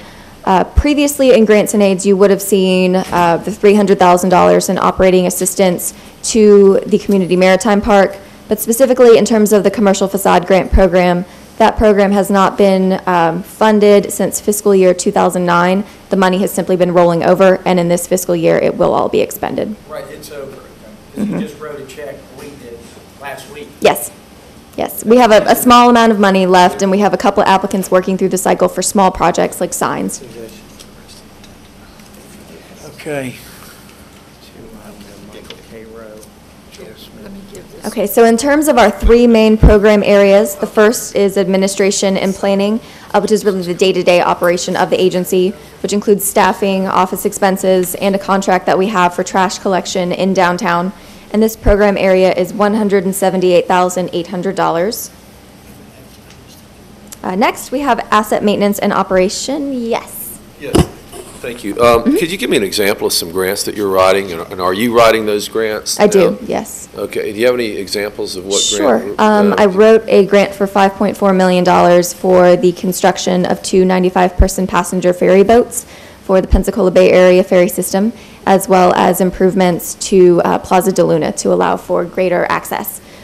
We had a meeting last week, actually, with the Gulf Islands National Seashore, NAS Pensacola, and some of our planners from the Regional Planning Council last week, actually, to discuss how we could potentially fund that passenger system in the Bay. So recently, that's one of the grants I've applied for. We've written several letters of interest for some grants funded by the Environmental Protection Agency, Department of Transportation, and HUD. It's a partnership at the federal level called the, I think, sustainability, with some cute buzzword. Recently, I mean, it's something that I'm able to do as time permits, because they are generally pretty time intensive. Some of the larger federal grants, like Tiger, and some of those federal partnership grants require actually staff expenditures of thousands of dollars for feasibility analysis. We would have to go to the Haas Center to demonstrate the viability of our applications often. So that's something that I'm not actively applying for, but things that I can handle my own, I do as time permits. Didn't we have somebody else was helping us with grants writing there that maybe recently left? Jessica Bell was with the Office of Sustainability. She left, I believe last week was her official last week. She's going to be having a baby next month. Right, and then we had maybe Cynthia Williams prior to that. She was helping also. Yes, we all worked very closely together. CRA, Planning and Sustainability, physically we're all kind of co-located, and we had a synergy in terms of the projects we worked on. Right. So we did assist when it came to grant applications. I hope those efforts continue, and looking forward to finding out who's going to replace those folks. Absolutely, and grants certainly are one way to fill some of the gaps that we are facing in terms of our TIF revenues have declined, so grants can absolutely fill some of those. Great, thank you. Yes. And that jogged my memory. That Sure. One of the things that I looked at in the whole budget, and it's not about you in particular, but in general, all of our departments have programs with objectives, and a lot of times the objectives are very generic, or, I mean, they say, okay, we are going to pay our bills, and that's a good thing for the city to do.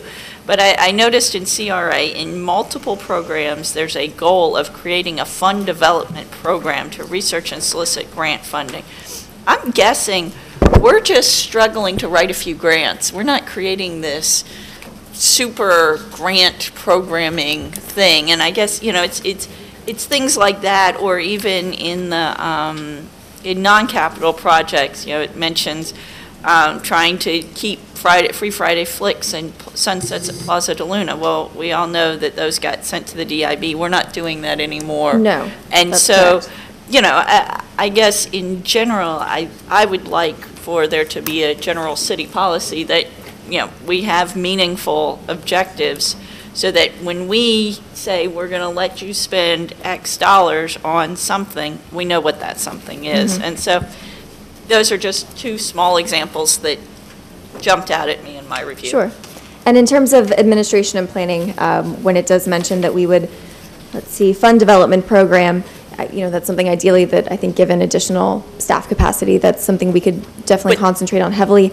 But that's not realistic with the money we've given you. I mean, It's true. So, I mean, it'd be nice for departments to tell us what we're really getting for our dollar versus, oh, yeah, well, you could say, if you gave us more money, we would, blah, blah, blah. But at this point, Sure. these unachievable goals are not there. May I? Mhm. I just want to follow up on what Councilman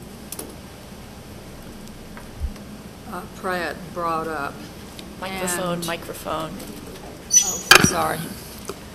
And maybe I can hold these comments until you finish. I assume you're close to being finished with your slide presentation. Getting there, but if it's something relevant now, I'm happy to answer it for you. I think I'll just bring it up later because actually I want to get into what your job function is, how you come up with the assignments you work on, and also how the CRA can be more engaged in what you do and have maybe monthly reports so that we know what you're doing. And maybe, I mean, after all, we are the CRA, and I just kind of feel that there's a disconnect as far as I'm concerned in terms of understanding what you're doing. And you are the CRA administrator? That's correct. Okay, and do you have an executive assistant? I have half of Miss Karen Montgomery's time. We share Karen between the Planning Services Division. She's split 50-50, but her position resides within the CRA's budget. So Okay, 20 so hours a week with Karen. is the CRA paying for any of her services? We pay 50% of her salary and benefits. Planning Services Where pays is the that other. reflected in the CRA budget? Because I see personnel. It's right at the... Let's see here. You can see in the org chart, it states that this position is split 50-50 between Planning Services, right underneath the bubble stating Executive Assistant. Okay, I'm looking at the salaries here. Line item 9111, salaries in 2012 was 163,000, and it's dropped down now to 63,000. So who's getting the 63,000? The 63,800 is split between Karen and myself. It's my salary and half of Karen's salary. From 2012, you will recall that at the time there was 3.5 staff members in CRA. So now there's 1.5. So that's why you see that decrease from 163 to 63. That 63,800 you see in 2013 is my salary and half of Karen's. Okay, so where do you get the other half of your salary? Where does that come 100% of my salary is paid by the CRA. Half of Karen Montgomery's salary is paid by the CRA. The other 50% is paid for by Planning Services. She's splitting, sharing an employee. Our executive assistant is shared between Planning Services, Sherry Morris being the administrator, and myself. Okay. Who pays your salary? What pot of money does your salary come from? The CRA, the tax increment financing dollars. Okay. So where is your salary reflected in here? In salaries, the 9111 salaries line, that 63,800 reflects 100% of my salary and 50% of Karen's salary. So combined, the two of us together total $63,800. So you're making 63,000? I am not. No, that total is my salary plus half of Karen's. Okay, and so what is your salary? I believe it's 52,400. Okay. And then the rest of that is the Yes. other employee salary? It is correct. Okay, that's what, 132. And if you'll recall, in, I believe it was the May CRA board meeting, I did give an update of all of my current and anticipated activities and projects. It was about a 30-minute discussion. I can certainly offer that outline again. But in terms of what I do, my day-to-day functions as CRA administrator, I literally handle the day-to-day operations of the agency, whether that be agendas for CRA board, I staff CRA board, also the Urban Redevelopment Advisory Committee, any of those CRA properties and facilities that have to be managed. We act as landlord to 16 South Palafox and the concession stand at Plaza de Luna. There are, again, decades of contracts and development agreements that I know that Councilwoman DeWeese asked for kind of a breakdown of those. It's something I'm still working on. There's just not a comprehensive database of them existing already. I do budget transfers, I pay invoices, literally anything that needs to be done to keep the CRA functioning. It's split between Karen and I. You do work for the mayor's urban redevelopment? I do, I staff that board, yes. Okay, is that a CRA project? It is geographically located within the CRA, so I believe it would qualify. As a CRA project of this CRA committee, agency? The larger goal of the Urban Redevelopment Advisory Committee is to prioritize within the next 3 to 5 years what the CRA as an agency and also the city interacting as well, what kinds of activities and policies and projects we should be undertaking in the near term, given that the CRA is constrained financially. So certainly it meets the qualifications that URAC committee is geographically within the CRA and has been reviewing past CRA projects, the budget, the plans, so it's very well integrated with the mission of the CRA. How much of your time do you devote to the URAC?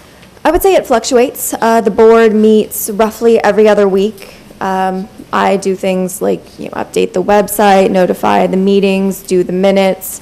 If there's any kind of information that the committee members need, provide that to them as well. I attend the meetings. So I would say on a week where we have a meeting, probably 4 to 5 hours maybe.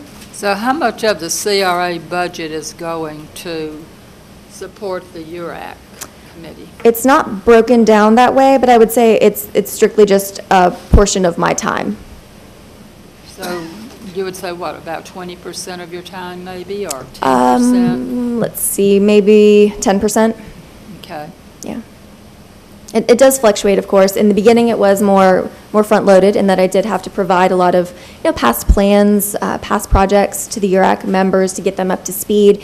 It sort of waned in terms of the middle cycle of the committee. And then the final report and recommendations that the committee will be producing later into the fall. I don't imagine that I will be that heavily involved. The committee is very proactive. They've done a lot of research and due diligence on their own free time, so I don't imagine that's something I'll be doing. Do you get your directives for your assignments from the mayor? From the mayor and John Asmar, yes. From the mayor and who else? And Mr. Asmar. And Mr. Asmar. What about the chairman of the CRA? We interact together in terms of how the agenda is set, items, but not in terms of the day-to-day operations of CRA. Something I think that it's kind of largely important to demonstrate about the way that the CRA functions is that a lot of it I've learned to adapt myself. I figured out what needs to be done. The day-to-day operations of the CRA, I don't really need to take direction from Mr. Asmar or the mayor's office. It's just something that I've learned to do and take on myself. But we do have the chairman over here, and we rely on our chairman to keep us informed of CRA activities. So I would hope and expect that Mr. Spencer would have access to you. We do. We do communicate through the mayor's office, just like any other council member. Now, you are an employee, actually, of the CRA through an interlocal agreement. So if I want to talk to you about any matters regarding the CRA, how would I go about doing that? I am actually an employee of the city of Pensacola, provided to the CRA through the interlocal agreement. So in any other function, you would either contact Mr. Asmar, the mayor directly, or Mr. Reynolds and just request a meeting with me, or type the information in an email and they could forward it to me, and then certainly that gives me the ability to either contact you directly or set up a meeting. You can go through me. I'm kidding. You wish. Are you trying to get me in violation? Can I just interrupt just for a moment here? Is Mr. Townsend whispered something in my ear. I just wanted to point out that you're chairing this portion of the budget. Okay. Thank you. May I respond to Sharing it. Okay. Well, thank you. And I didn't realize in the last budget hearing if former chairman chaired this portion of it. I don't recall It's that. always, the city approves it, the CRA never does. Right. But I'm glad for you to take this portion. Okay, because It was a gift. thank you. I didn't recall that being done last year. Do we not have an interlocal agreement with the mayor in terms of administration of it? Yes, we do. But I do want to respond to Councilwoman Meyer's questions. I have been, as chair, monitoring, and I guess through information that's been provided to me, by Ryan, most importantly, in the last few months, some of the calculations and the anticipated, not as severe as they are, but we knew, I recognized as chair that we were approaching a significant deficit due to some devaluation of the tax base.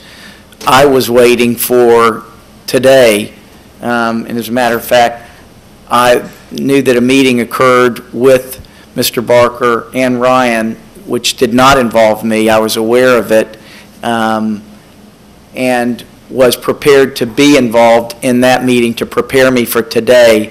However, that meeting, it was decided, needed to be between the two of them as they discussed some of the shortfalls and basically prepare for the presentation of today. So I was not involved in a pre-budget presentation meeting that occurred with Mr. Barker and Ryan. I did have, through definitely permission and simultaneous email correspondence with the mayor's office, with an understanding that I needed to have real-time access to Ryan as we approached the Hicksart Technologies deadline, that there were some very important pieces of information that, as Ryan was trying to get from Mr. Hicks, that I needed to be aware of, so I could conduct that meeting to the best of my ability, with the information from bankers, the other participating agencies, and again with Ryan's help. As far as URAC, if you don't mind me commenting, since I'm now chairing this portion, what I have been a presenter, as you know, to the URAC, and there have been several guest presenters. I think that what we are getting as chair of your CRA is someone who has the knowledge for how to access immediately information that is being used by volunteers and mostly those guest presenters. And I know that because Ryan has command of that department, when I say command, she knows what studies are pertinent, who did them, what they cover. So I think she's been a very valuable tool and facilitator in getting information that others have needed to then assemble their own presentations. I am very passionate about where the CRA stands as an entity and the potential that we have to create a tremendous amount of needed future income and revenue for our city. And I'm very positive about her very limited role with the URAC. And by the way, I think that is coming to an end within the next, the URAC's about to make a recommendation. Mm-hmm. But I appreciate your inquiries. Mm-hmm. Well, and also, as I understand, again, looking at the way the numbers have fallen out recently with this significant property, the taxable value going down by what, 15.8 million. I predict that that's the bottom of the barrel. I would hope. I think we have seen the end of that trend. Certainly, if we have across the street. Yeah, plus what we've got now, additional assets, hopefully vertical improvements in the form of buildings that'll be reversing that across the street. Well, I would just like to comment quickly on the URAC. I think that they've done a great job.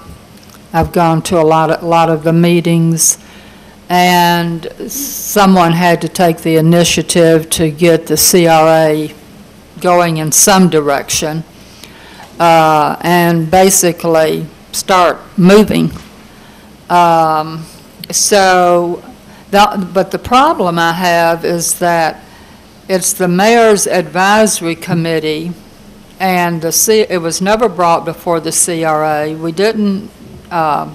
weren't involved in it. We didn't have the opportunity to appoint anybody to it. So that bothers me. And I'm also bothered by the fact that I think that we need to have regular updates on the CRA activities.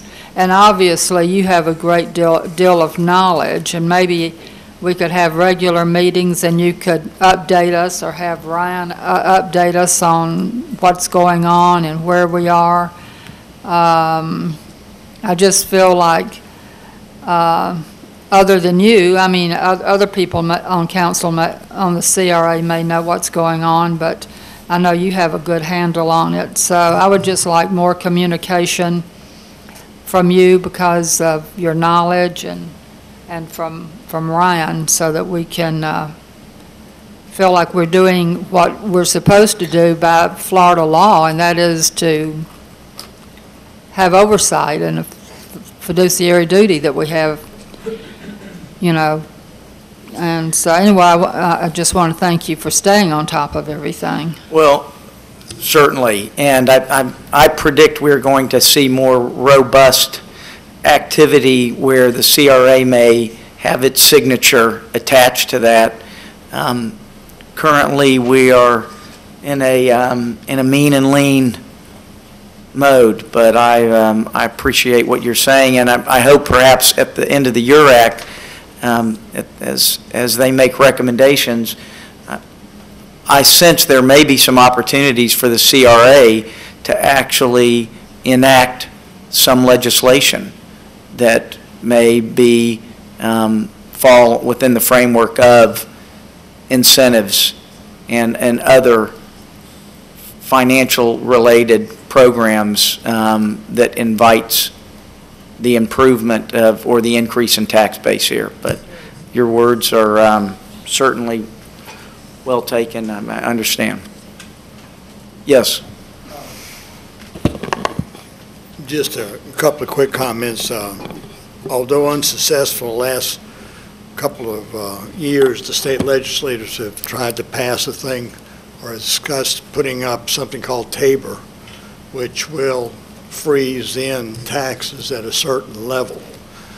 There's also talk about capping the increase in non-homesteaded property. The dilemma we have is if that legislation passes within a year or so, the dilemma is going to be passed at a time when all the assessment values are on the floor. And if you then have a cap on how much that increase can be, you're going to have a heck of a barrel to climb out of. So it's something I think we need to keep a close eye on. And I know, whoever you have, talk to you about in Tallahassee, they really need to keep an eye on those two things. And I would make a comment about what you said earlier, but you would know what I would say anyway. Yes. Now that, Go ahead. Councilman Gerald. Did you have something? Well, I'm concerned about the CRA boundaries and where the focus continues to be. We've not gotten out of that mode yet. There are other areas in the CRA that are not confined to downtown. And by the way, after I was here yesterday with all of this, I left and I attended a, candidates forum. And I believe the last thing I saw last night was Car 54, Where Are You? And my engine is still running. But what are we going to do, and when are we going to expand the boundaries of the CRA to eliminate some of the slum and blight that exist in neighborhoods that are still in the CRA? So we have all of these committees, and it's mind-boggling as I sit here and I listen, and when you add them up, the Urban Committee, the CRA, the DIB, the Preservation Board, the Pensacola Chamber, and I'm saying, what are we doing? So my concern is, when do we expand our functionality outside of the downtown area and address the needs in the other portions of the CRA designated district. Yes, Councilman Gerald, and to restate what you're telling us, I think, is your question is, when are we going to expand our focus, right, within the boundaries of that, the expansive area is the CRA. Am I correct? That is correct. Okay. And it is a very valid question. The URAC, as I understand, members were all assigned areas that encompass the entire CRA. I don't know if was Christian Wagley assigned to the Belmont de Villiers area? He was, yes. Okay. He is, and Old East Hill. They've been assigned areas, and I know Christian's been meeting with the Belmont de Villiers Neighborhood Association, getting their input, and Councilman Gerald's, I can't answer to the other ones, but I do know, I was pleased to hear that every single member was assigned to a district, so to speak, or combined neighborhoods within CRA.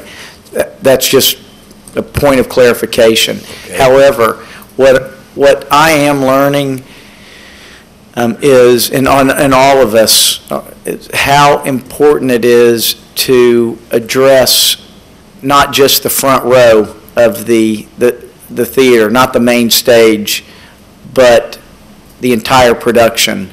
And I think we hear you loud and clear. I think you're a very important voice on the council to remind others that the CRA has many neighborhoods, many unseen intersections, areas that we need to work with experts on how to reestablish the fabric and reverse the disinvestment that has been the trend of some of those neighborhoods.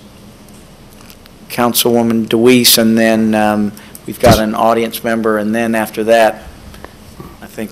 Just one more brief comment. Sorry. And that would be that I am, as you all know, a patient person. And after 12 years on this council, my patience have been exhausted. We've heard the promise of here we come, and it's almost like an unresponded to Christmas promise. You're going to get it? Oh yeah, you're going to get it. But we haven't gotten it yet. And Belmont de Villiers is still in the same condition that it was in, pretty much, outside of Five Sisters, that it was in 12 years ago when I got on council. So what I'd like to see yesterday is action. We need to be moving in that direction, and before we do anything else new, we need to address those needs expeditiously. Thank you. Thank you, Mr. Chairman, and I'm happy that Ms. Councilwoman Myers brought up those issues. That was my concern as well. The funding of your act should be from the mayor for a special project with the special projects consultant, Mr. Asmar.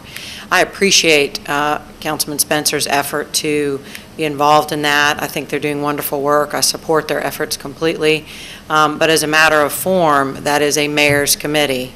I have stayed out of it because of that should be officially presented to council once completed. But I talk with members regularly, and I want to be clear, I support it. But I do not think it should have been funded through the CRA and taking up the administrator's time without acknowledging that from the mayor. And also, I want to make it clear, I'm very pleased with the administrator's work at this point, but that this council could choose to run the CRA out of a pushcart on Palafox if we wanted to. We don't have to use the mayor's staff. We could hire Ms. Winterberg-Lip as CRA administrator and have someone assist her in a totally separate building within the CRA or somewhere in the city or whatever we chose to do. So to not have access as our chairperson directly to the administrator makes no sense to me. And I don't know if you need a policy statement from council or the CRA to strengthen your abilities to do your work on our behalf as the chairman, it might be time for that. So those are just some things to consider maybe as a discussion item for our next CRA meeting. And I do agree that we should be informed of current events, leases that are coming up for negotiation, ones that are expiring that require our notice or the notification of the person within the lease within the CRA. Those are all important things that, you know, they're not a part of our budget, but that we should be focused on a regular basis. And then just a few housekeeping questions on the budget, and I'm on page 134.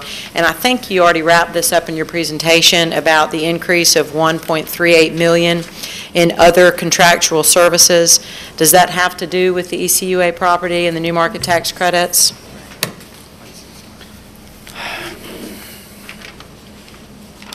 Yes. Okay, and I figured that was connected and that was that number. And then the other, I've requested a printout of allocated overhead cost recovery for all functions and all departments. And Mr. Barker is going to be getting that to me if any other council members would like to see that. But just very quickly, so I understand, what other services are offered by the mayor's staff or other departments of the city that are being allocated over to the CRA for $175,600. Who are those people?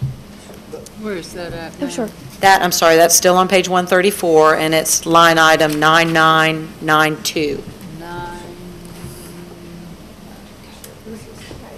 That would be the other internal departments of the city, like finance, human resources, legal, the clerk's office. So if we were to contract an interlocal outside of city services, we would save that in our budget? You'd have to pay your phone bill. Yeah, we'd have a phone that bill kind of and stuff. legal counsel. I Just imagine, a I don't know point. if the entire value would be reduced, but it, Well, we wouldn't be using city services, so internal services. So just so the CRA council is aware of that, that's a huge expense. Thank you. May I? It's gone down.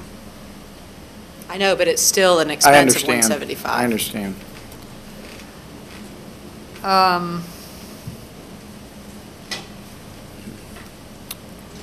The reason I voted against the interlocal agreement to hire city staff is for the very reasons we're talking about right now.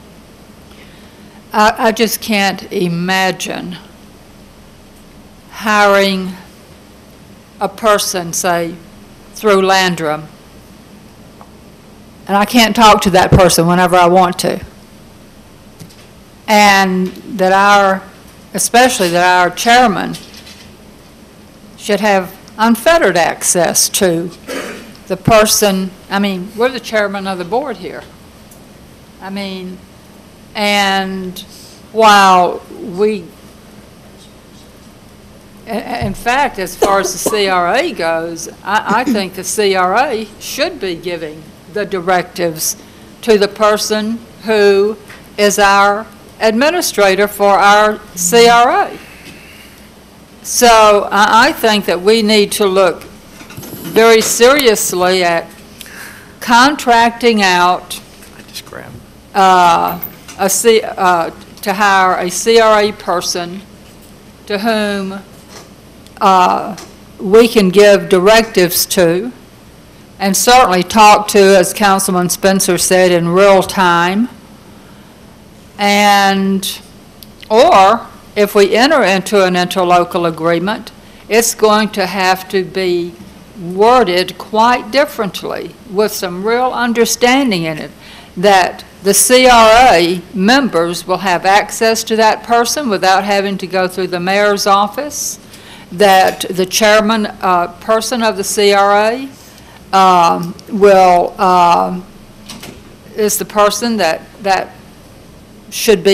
person should be answerable to.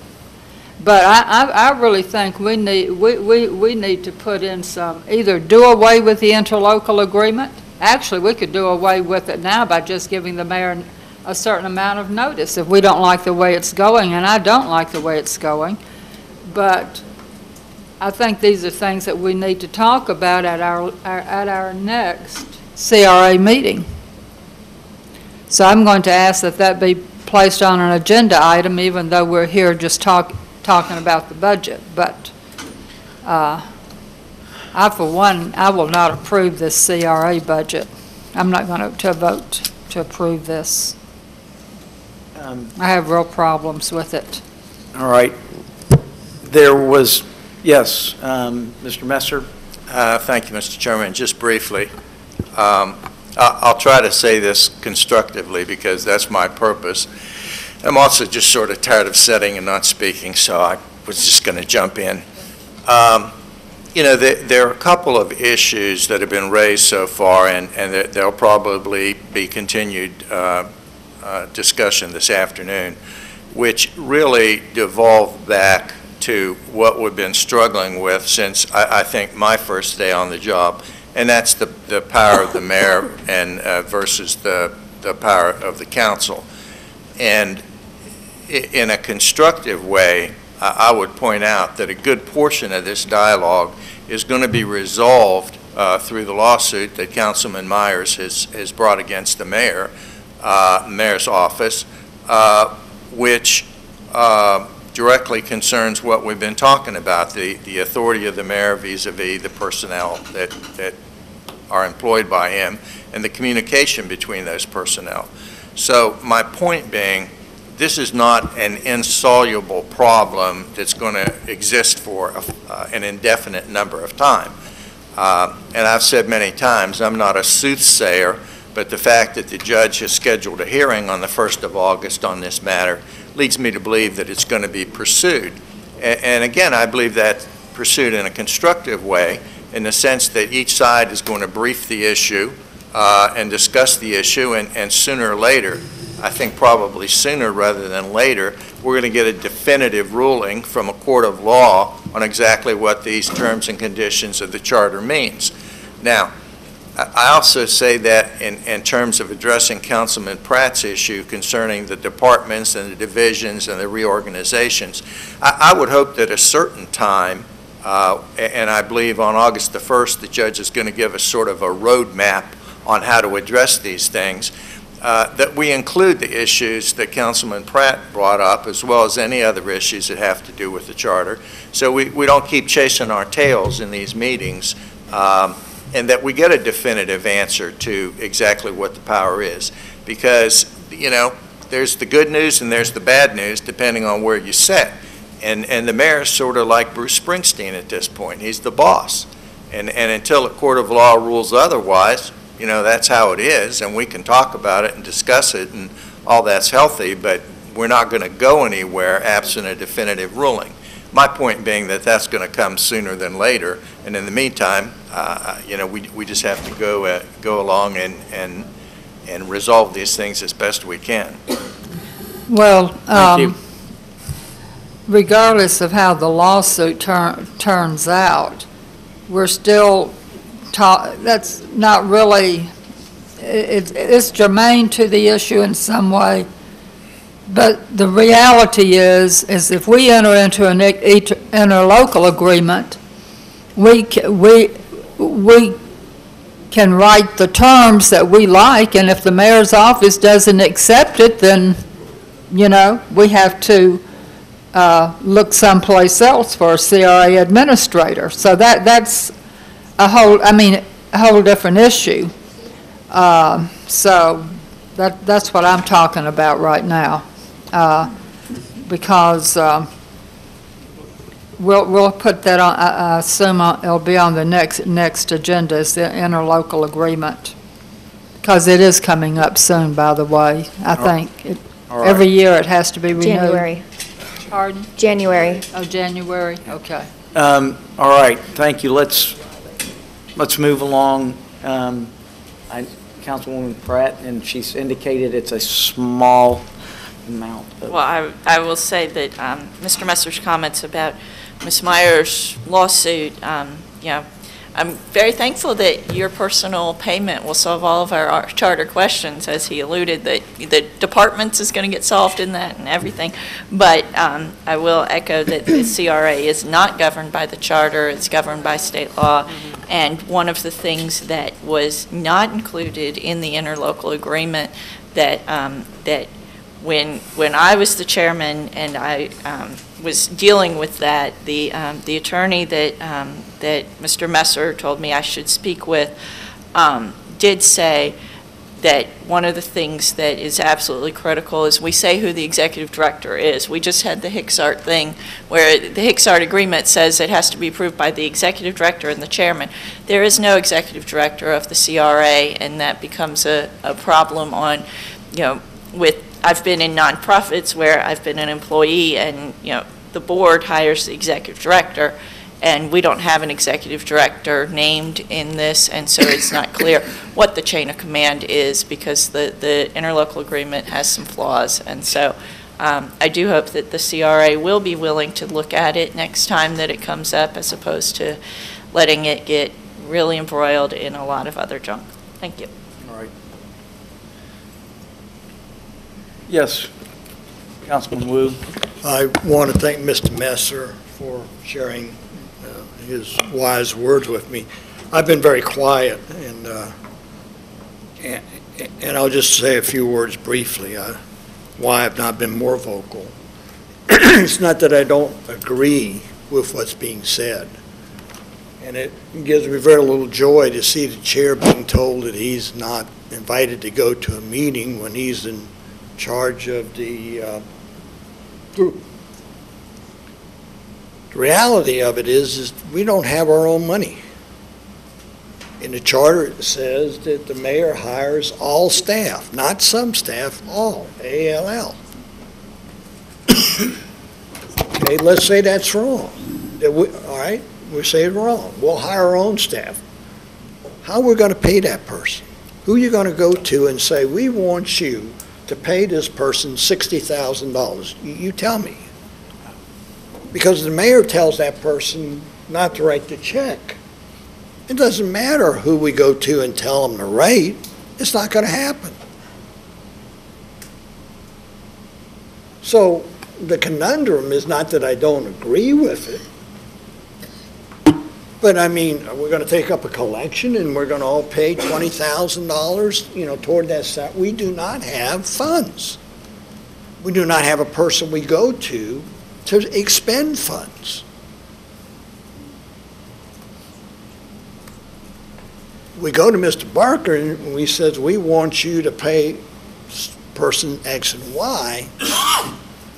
Well, I think he's going to have to ask the mayor before it's done. So I'm distressed that you weren't in the meeting. I don't like the situation, but I don't see a way out of it. People say go to Landrum. Okay, that's fine. Where are you going to get the money to pay Landrum?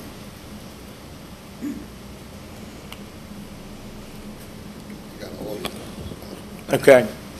Yes, audience member. With all due respect to council, I believe that perhaps a review of the structure of how the CRA is legally created, what its legal opportunities, assets, and responsibilities are, might be in order.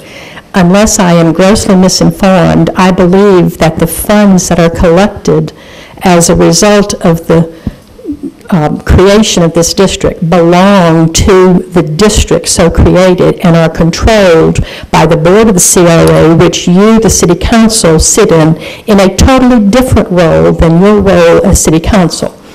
It is real clear to me that with the idea of the charter, we have lost sight of the separation of entities, the CMPA, the CRA, the city, the DIB. There are governmental controls that each of those legally have, and there are opportunities that each of those uniquely have. And I believe there's been such a blend by all of these supposed interlocal agreements that don't specifically dictate how relationships are going to exist, that we have blurred completely who is responsible and in what capacity. I don't know right now when I need to get a trash can put on a street which for 14 blocks has no trash can. Do I call the Public Works of the city, and are they then supposed to respond? Do I call the DIB? Do I call the CRA? Do I call the EZ Zone? There are so many entities, and what you folks don't seem to be able to do, which is hampering the synergy, is to separate out who wears what hat in which moment. The independence and oversight which these entities require in order to operate efficiently is being lost in this generalized, throw it all into one bag and hope it comes out. I don't know the exactness of the correctness of my knowledge of the CRA, but I do believe that the CRA has funds that the CRA board alone controls. I believe the mayor's role is that he is the contracting entity as the administrator of the city, just as if you had chosen instead to go to Landrum to furnish your administrative stuff, the Landrum firm would be the contracting entity. So for you to have to go through the mayor in order to get permission to talk to an employee who you have asked him to put into your hands makes no sense to me as a commoner. And I understand I may be grossly misinformed, but I would ask you, as you move forward with this budget, Ms. Wittenberger-Lipp is a very gifted individual. I have sat in the meetings where she has provided tremendous information to the citizens of this community. We need the freedom for the expertise which she brings to this city to be what we are responding to, and not the whim of some over-the-counter conversation that some other person has had where they make a promise that then needs to be delivered, be overriding her expertise. I have great respect for a lot of members of the mayor's staff. I believe that they have a lot of excellent qualifications. However, Ms. Wittenberger-Lipp is the one who is the expert for the CRA, and I would like to see that acknowledged in the chain of command of who answers questions about the CRA. I sat in a meeting yesterday where the mayor's chief of staff was speaking about what would be happening in relationship to another entity.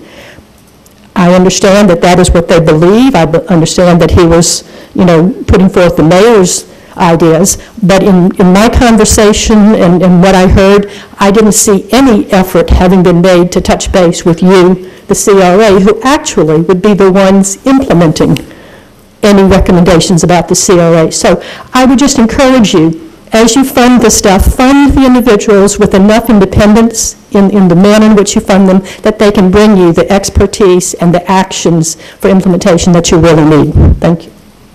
Thank you, Ms. Dubuisson. Ms. Dubuisson, I'd like to thank you for always stepping up and making such logical and well thought out arguments.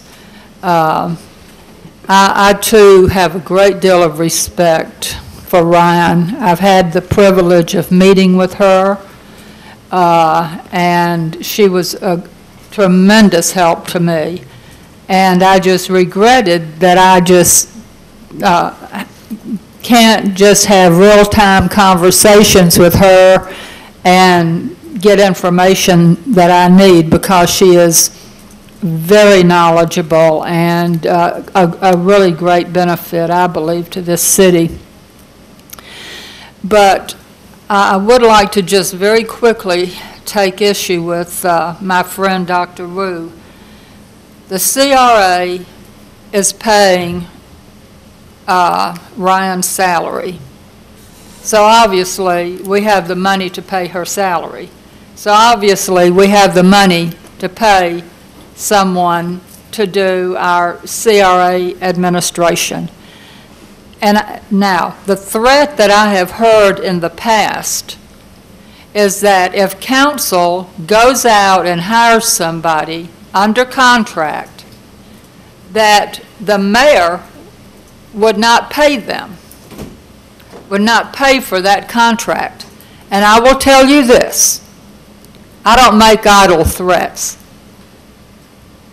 If that should ever happen, I will sue him for interfering with the right to contract. This body, the legislative body, has the right to contract, and I will not stand for any interference with our right to contract. So I don't think that we should be afraid to go down that road if we feel that it is in the best interest of the citizens to do that. And it just may come down to that. I think we need our own independent counsel. I think that I would not want to be in Mr. Messer's position. I think we need independent counsel for the CRA. And the only way we can do that is if we hire people under contract. The mayor hires people under contract to provide services exclusively for him. And he's can do that. He's the executive branch, but so can the legislative branch. And we should not be interfered with by the executive branch in our efforts to do our job. All right, Ryan. Okay, I've got some more slides. Prepared to wrap it up? Sure. So next, in terms of asset maintenance and operation, back to our program areas. Like I mentioned before, that includes the property maintenance of 16 South Palafox, the concession stand at Plaza de Luna, and the remaining $141,800 in landscape maintenance interlocal for utilities and equipment. This program area, it comes to about $156,000. And then finally, for non-capital projects and activities, this includes the agreement, the interlocal, where the CRA returns to the DIB the tax revenue that we receive from the DIB. We just return 100% back to them. And it includes the funding for the Pelican Drop when special events were transferred to the DIB. This year, we will be contributing $125,000, and that amount will taper off for the next 4 years until it zeroes out. So this program totals $296,000. So this is something that may be of particular interest to Councilman Gerald's. This is what we're going to be looking at for the future of the CRA in terms of what our future commitments can be and the liabilities that will shape them. So payment to ECUA for that $19.5 million bond payment for the next 15 years is $1.3 million per year. And then, of course, the construction of the Community Maritime Park, the bonds and support for the new market tax credits. And those were identified as the two greatest priorities by this body several years ago. So clearly those are the two largest financial commitments you can see. And if you recall from the future slide where you saw that our revenue was roughly $4 million, and you can see our future liabilities, 1.3 and 2.6. The math is pretty clear. So additionally, in terms of the interlocal agreement that we have for the development of the tech park, if parcels sell below the appraised value, the CRA is responsible for the difference up to $10.3 million. So none of these parcels have sold to date, but if they were and the market has not rebounded yet and they do sell below the appraisals, that is a liability that the CRA could be encumbered with to make up that difference. Additionally, if this body chooses to sell 16 South Palafox, it's currently a CRA-owned property, but City Council would be the agency to dispose of it. The first $440,000 of sale profits would revert to the city. The CRA would maintain whatever's left over if there's anything. And that value is based upon the last offer that was made on the building when it was still under the city's ownership before it was transferred to the CRA in 2010. So any questions about these? That, I do. Sure.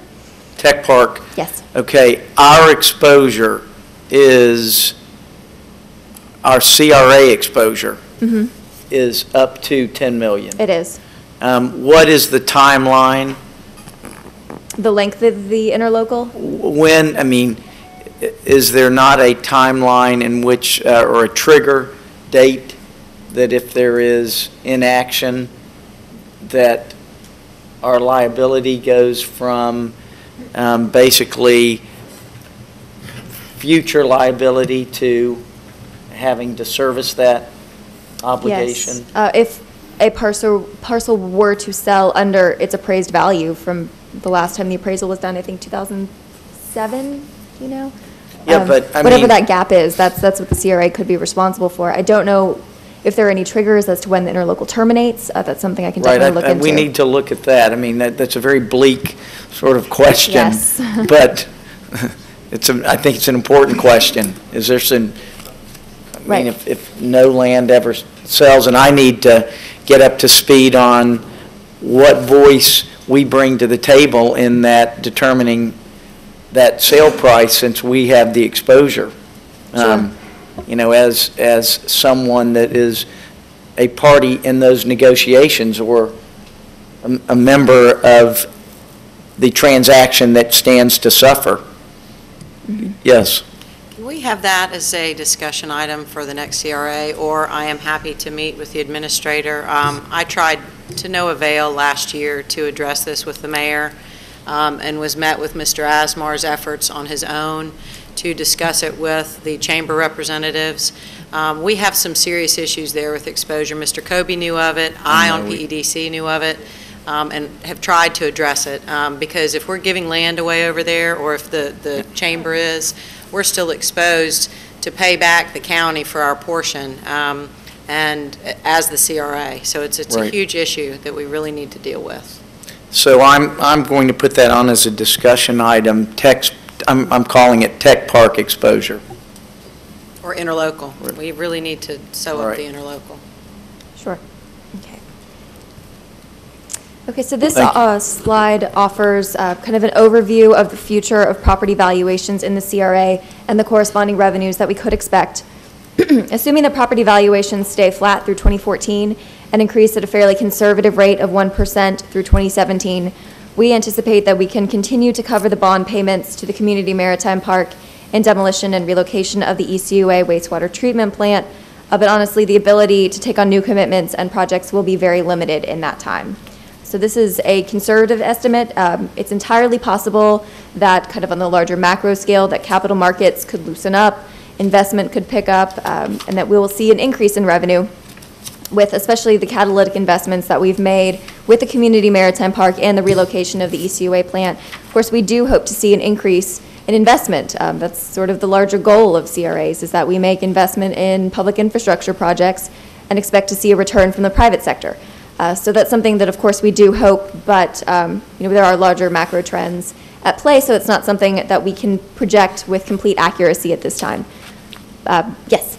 Yes, in looking through the budget, I'm trying to find it now. On the beginning of the budget somewhere, there was some mention of the former wastewater treatment plant, and that's on page XII, very early in. It's about the fourth or fifth paragraph, and it talks about the mayor coming to us and asking, coming to us later in the year about purchasing the wastewater treatment plant site.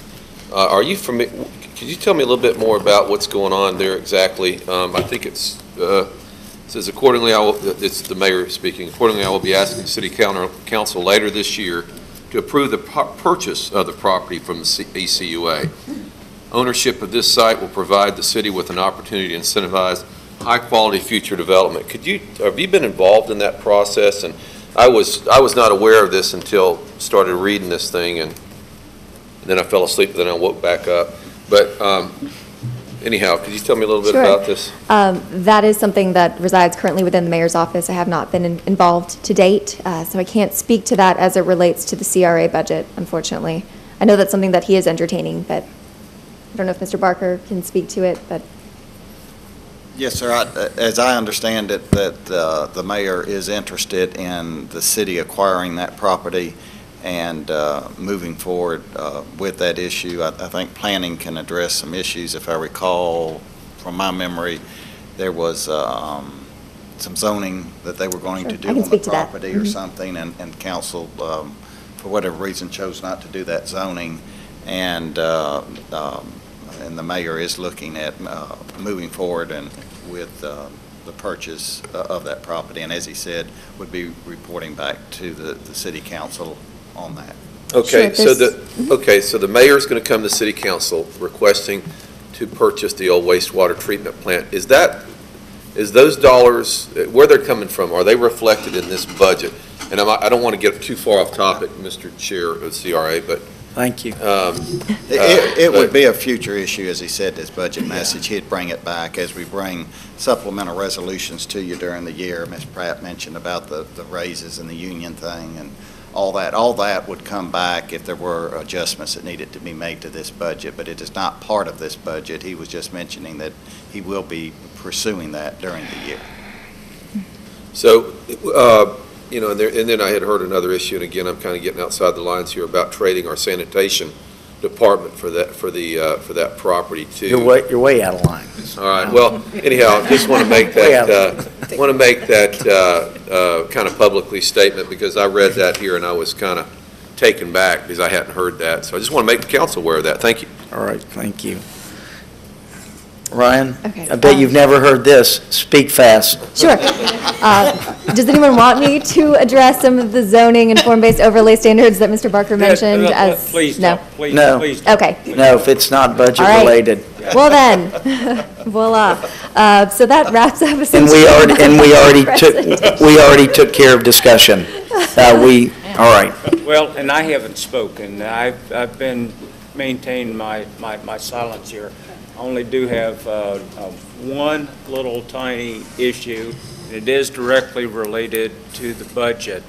And Ryan, what was your salary again? I believe it's 52,000 and change. Okay, I'm going to say 52.5, okay? I think it's less than that, but ish.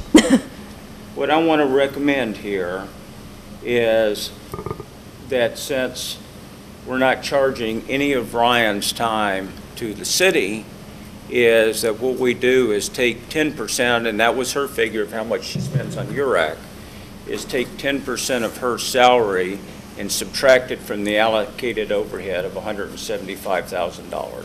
Second. Okay?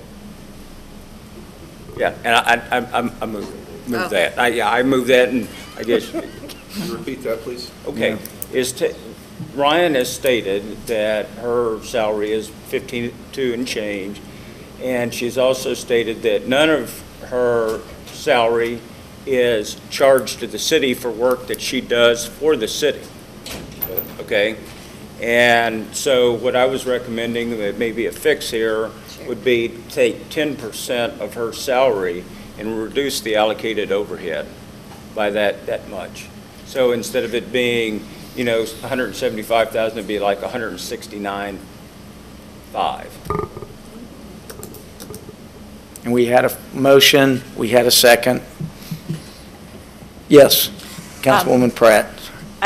I appreciate the intent of that, and one of my questions is, this is the budget from October 1 on. My understanding is your act should have presented by October 1. Oh. I don't know if it makes sense to then, instead of doing it in this budget, at our next council meeting, CRA meeting, have a supplemental budget amendment to take 5,000 out, you know, because that's passed somewhat. I withdraw my motion, but.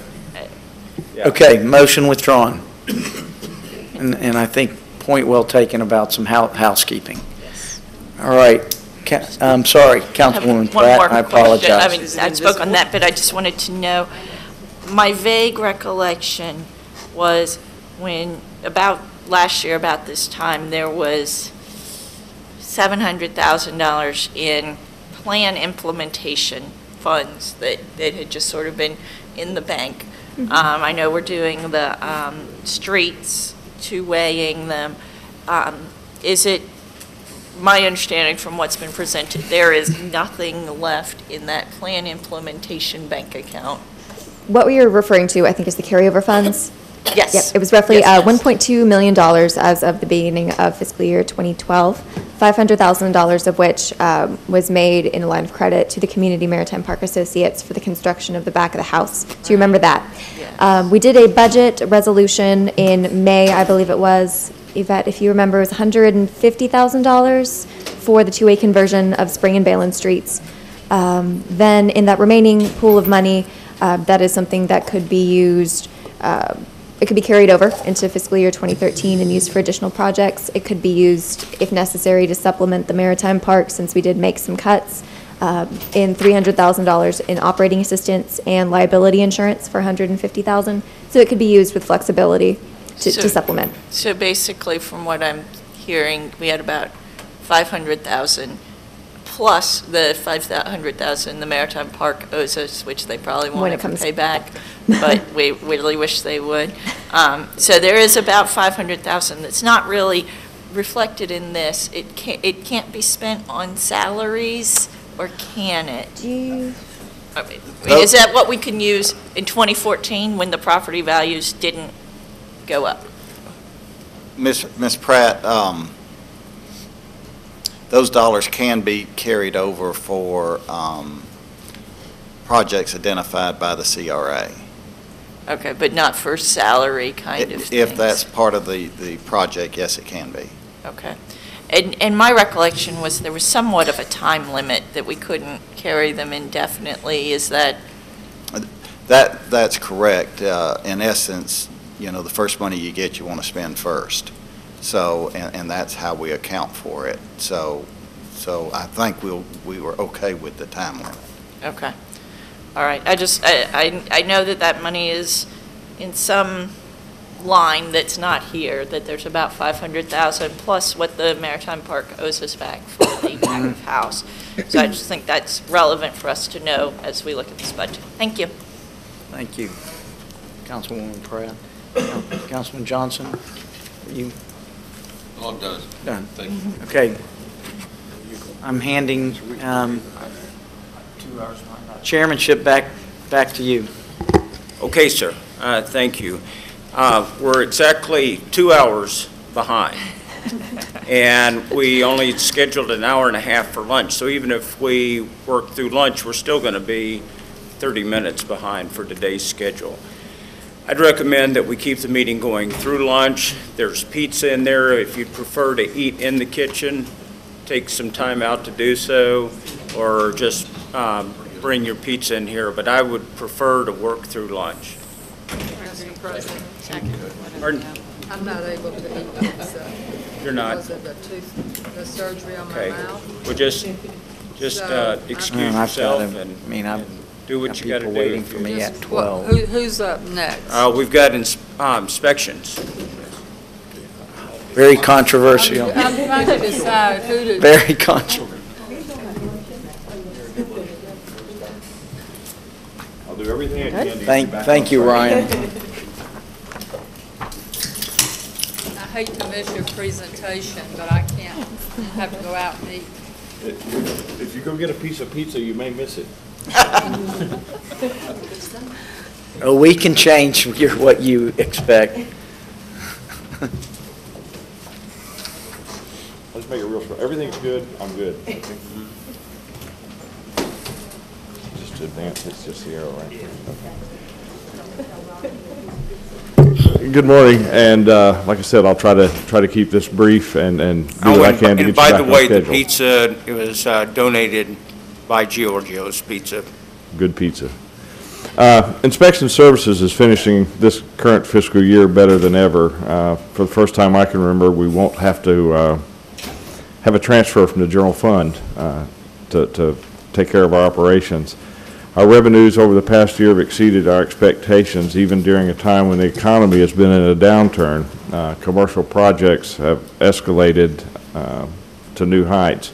Residential construction remains slow. Most current residential projects are either very small, 12 to 1,500 square foot homes, or large commercial homes. Some of the larger projects completed or under construction during the past year include Baptist Hospital's $56 million expansion, the Dillard's remodel, the Belk's remodel, the Community Maritime Park coming online, Sacred Heart's 8-story, 100,000 square foot tower expansion, and the Hyatt Place at the airport. The coming year promises to be just as exciting with projects like DSW, Fresh Market, Marshalls, Ulta, Dick's Sporting Goods, and First Navy Bank coming downtown. We hold a standing weekly development review meeting. They're becoming quite popular. It allows the architects, designers, property owners, and developers to meet with city staff in order to ensure that their projects move forward with no issues. Just last week, we met with 4 different groups with projects proposed for the city. Pensacola is growing by leaps and bounds, and inspection services will continue to provide exceptional customer service to all of our customers while ensuring compliance with all codes. To me, it is an exciting time to live and work in the city of Pensacola. This is our organizational chart. It continues to get smaller and smaller, and I'll talk about that at the end. What we do, our budget for this coming year is $910,900. We have staff that enforce state building codes, city codes, and local zoning ordinances. We do twice daily inspections to assist builders and homeowners comply with the codes. Plan review and permitting staff provide state mandated plan reviews and assistance in aiding homeowners, contractors, and architects with plan submission. And our permitting staff aid homeowners and contractors in obtaining required building permits to improve residential commercial properties. Most of the permits are handled as walk-in permits. This is our revenue forecast broken down by permit type. And it's pretty much right on track with what it was last year. Our 2013 priorities, the first one I'm really excited about, and I'll go into depth about it. It's an abatement program offering rebates of up to $2,000 per property for owners to demolish their own structures, thereby reducing the number of unsafe structures located in the city of Pensacola.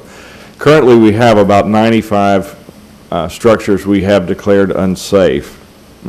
Typically, the demolition cost for these structures, for say anywhere from 1,000 to 1,500 square foot, would run us about $2,000 to $2,800 to tear down. FDEP has changed their stance. Previously, their administration had told us that we could demolish houses as long as they weren't in the same block and didn't have to do the asbestos abatement and testing. But since they've changed their mind, and anything that we put out for bid now has to have that asbestos testing, and if there's asbestos there, it has to be abated. What that's done is drive the cost of these demolitions from about $2,000 to $2,500 up to almost $8,000, and sometimes as high as $10,000. We didn't want to spend that kind of money for demolition, so we come up with this program. And what it does, it allows the homeowner to contract with a demolition contractor. And as an owner, if an owner has a piece of property and they have it demolished, there's an exception for the asbestos testing and abatement, and they pretty much don't have to comply with it. Thereby, it saves us anywhere from $6,000 to $8,000 for every house that's torn down, and then hopefully the property would come back onto the tax rolls. We're excited about that, and we're budgeting about $40,000 for this first year just to get it going and see how well it goes. In the past, we've demolished, upwards of 30 to 50 houses per year, but at $8,000 to $10,000 per, we just couldn't do that any longer. The other priority I have is the state has a cross-training program for inspectors, allowing them to gain licensure in different disciplines. We have a couple of inspectors now that have multiple licenses, and what that does is it really helps when we're so shortly staffed to be able to conduct inspections. I'm short right now on mechanical. I only have one person with a mechanical license, and he was out with emergency eye surgery for almost 7 weeks, so the entire time he was out, there's only one other person in the office that could do the mechanical inspections, and that was me. When I told you about the organizational chart shrinking, the 2 property maintenance enforcement officers that we had were transferred to code enforcement at sanitation during FY12. Their costs were being paid out of CDBG funds and planning services budget. State law prohibits our funds from being used to fund anything not associated with enforcement of the Florida Building Code. I said it's short. It was. Congratulations. Ms. DeWeese. Thank you, Mr. President. And I just have a couple of quick questions. One is I think this is a typo under the commentary. I'm on page 280 for council members, and I don't think you have this document with you, but It says $1,500 incentive in two different places for the demolition, and you just said 2,000. That may be a mistake on my part. We had talked about two different figures, but if it's 15... They're both on 280, page 280. Okay, Is that right? then we'll go with the $1,500. Well, I mean, it's in the budget as 2,000, I guess, is what you're trying to do, or not? I would like 2,000, but 15, I think we had initially talked about 2,000. It's 15? What the final decision was. Okay, 1,500. 40,000 stays the same. Okay. Okay, 1,500 then. And then I just wanted to make sure, in reading your program description, again, I'm on 280, I'm not jumping around, I'll tell you Okay. when I change pages, council, that the inspection services fees have to stay in your department, right? They do. It's Florida State Statutes in 553, and it says that the funds collected can only be used to enforce the Florida Building Code. And we're in full compliance with that, then? Yes, we are. Taking funds out of inspections and putting it anywhere else? No. Okay. And then just my two standard housekeeping questions on page 281. Line item 9135 is other personal services for $24,600. I'm not sure what that budget line item is. And then the other two are the contractual services. Who's doing those? Yeah, that 24.6 is for an EPS employee right now. Okay. And then the 33.8 under contractual services, is that?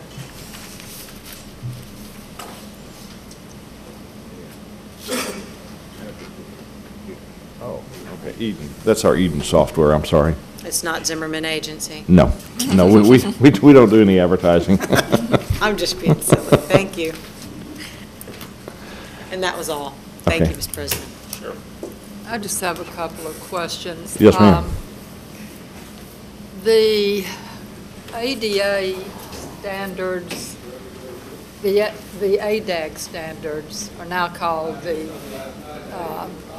well, it's not called ADAG anymore, it's called the ADA Accessibility Standards, and they've changed. Yes, ma'am. And the Florida Building Code, I guess, is in the process of being changed to Chapter 11. It has. It's its own separate. How are y'all dealing with that? It's its own separate code now, and it should be in full compliance with the ADA standards. It's now a separate volume. It's no longer Chapter 11 in the building code. Okay, what is it? It's the 2010 Florida Accessibility Code. It's changed tremendously, and I'll be more than happy to provide you a copy of it. Okay, I'd really appreciate it. So that's what you all are going by Yes, ma'am. now. The format, the content have changed. First time we looked at it, we said, wow. We hadn't seen this before. Do you think it's going to be easier to Yes, ma'am. implement? Yes, ma'am. Thanks, Mr. Weeks. I'm one of the council members that has more of a business and professional level of interaction with Mr. Weeks as an architect. He often is dealing directly with, if it's not clients of mine, clients of SMP Architecture, definitely the contractors as well that are responsible for building the projects. And in addition to these scheduled pre-development meetings that allow for a roundtable discussion and airing of concerns and issues that are very important for people to know in the pre-development, say they're in their due diligence phase. Mr. Weeks and Planning Department, Sherry and others offer just a tremendous user-friendly venue for people that are contemplating investing within the city of Pensacola. I just have to take this opportunity to say their professional, positive, and proactive conduct has provided positive feedback from many people that I'm associated with. And it really can, in many cases, the interaction with the city's building department and planning department is analogous with a first date. And it's really important if the relationship's going to grow, the first date has got to be successful. And I want to thank them for, I think, scoring high on first date encounters. Yeah, I'd like to just follow up what you said. I used to attend all of the county's Development Review Committee. They meet every Wednesday. And they're very helpful to anybody who needs to alter a building or, build a new building. I mean, they let you know up front what to expect, so you don't make any mistakes, and they're just very helpful. But I haven't attended any of the roundtable development review committees that the city has, but you don't have them on a regular basis, do you? Like it's a standing meeting on Wednesday mornings if someone wants to show up. Sometimes we have no notice that they're coming. Sometimes they'll send us an email and say, hey, we're coming, but we plan for it every Wednesday morning. So if I just show up on a Wednesday morning, at 9 o'clock. Maybe somebody will show up, maybe they won't, but. You can call first if you want. We'll let you know if anybody's called to. Okay. We do like them to schedule, but sometimes they just show up just because they know we have it, so. Okay. It's great, it's provided. Yeah. For instance, I'll have people make an inquiry about the feasibility of a project. They may have spent 6 months doing their own due diligence, but they need the guidance of multiple departments' input simultaneously. Exactly. And I just point them to that opportunity. Selfishly, it prevents me from having to do a lot of free work as an architect. Some people really, they don't need to pay for my services. What they need are answers that can be provided by these departments. So I've used it several times. I've pointed people to the direction, the time, and so it's a great resource. Well, I know it is in the county, and I'm sure we're providing the same service. It really is a great service. Ours is better. Good. Well, I'll just have to come and evaluate that and compare.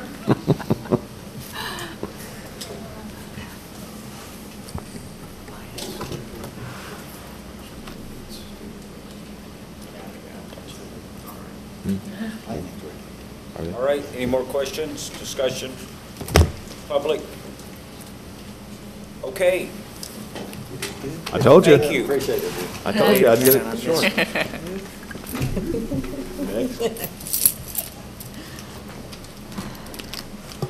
Oh, Ms. Morris, how are you? Good, thank you. Let me find where I am on here. Hold on. Planning. There we go.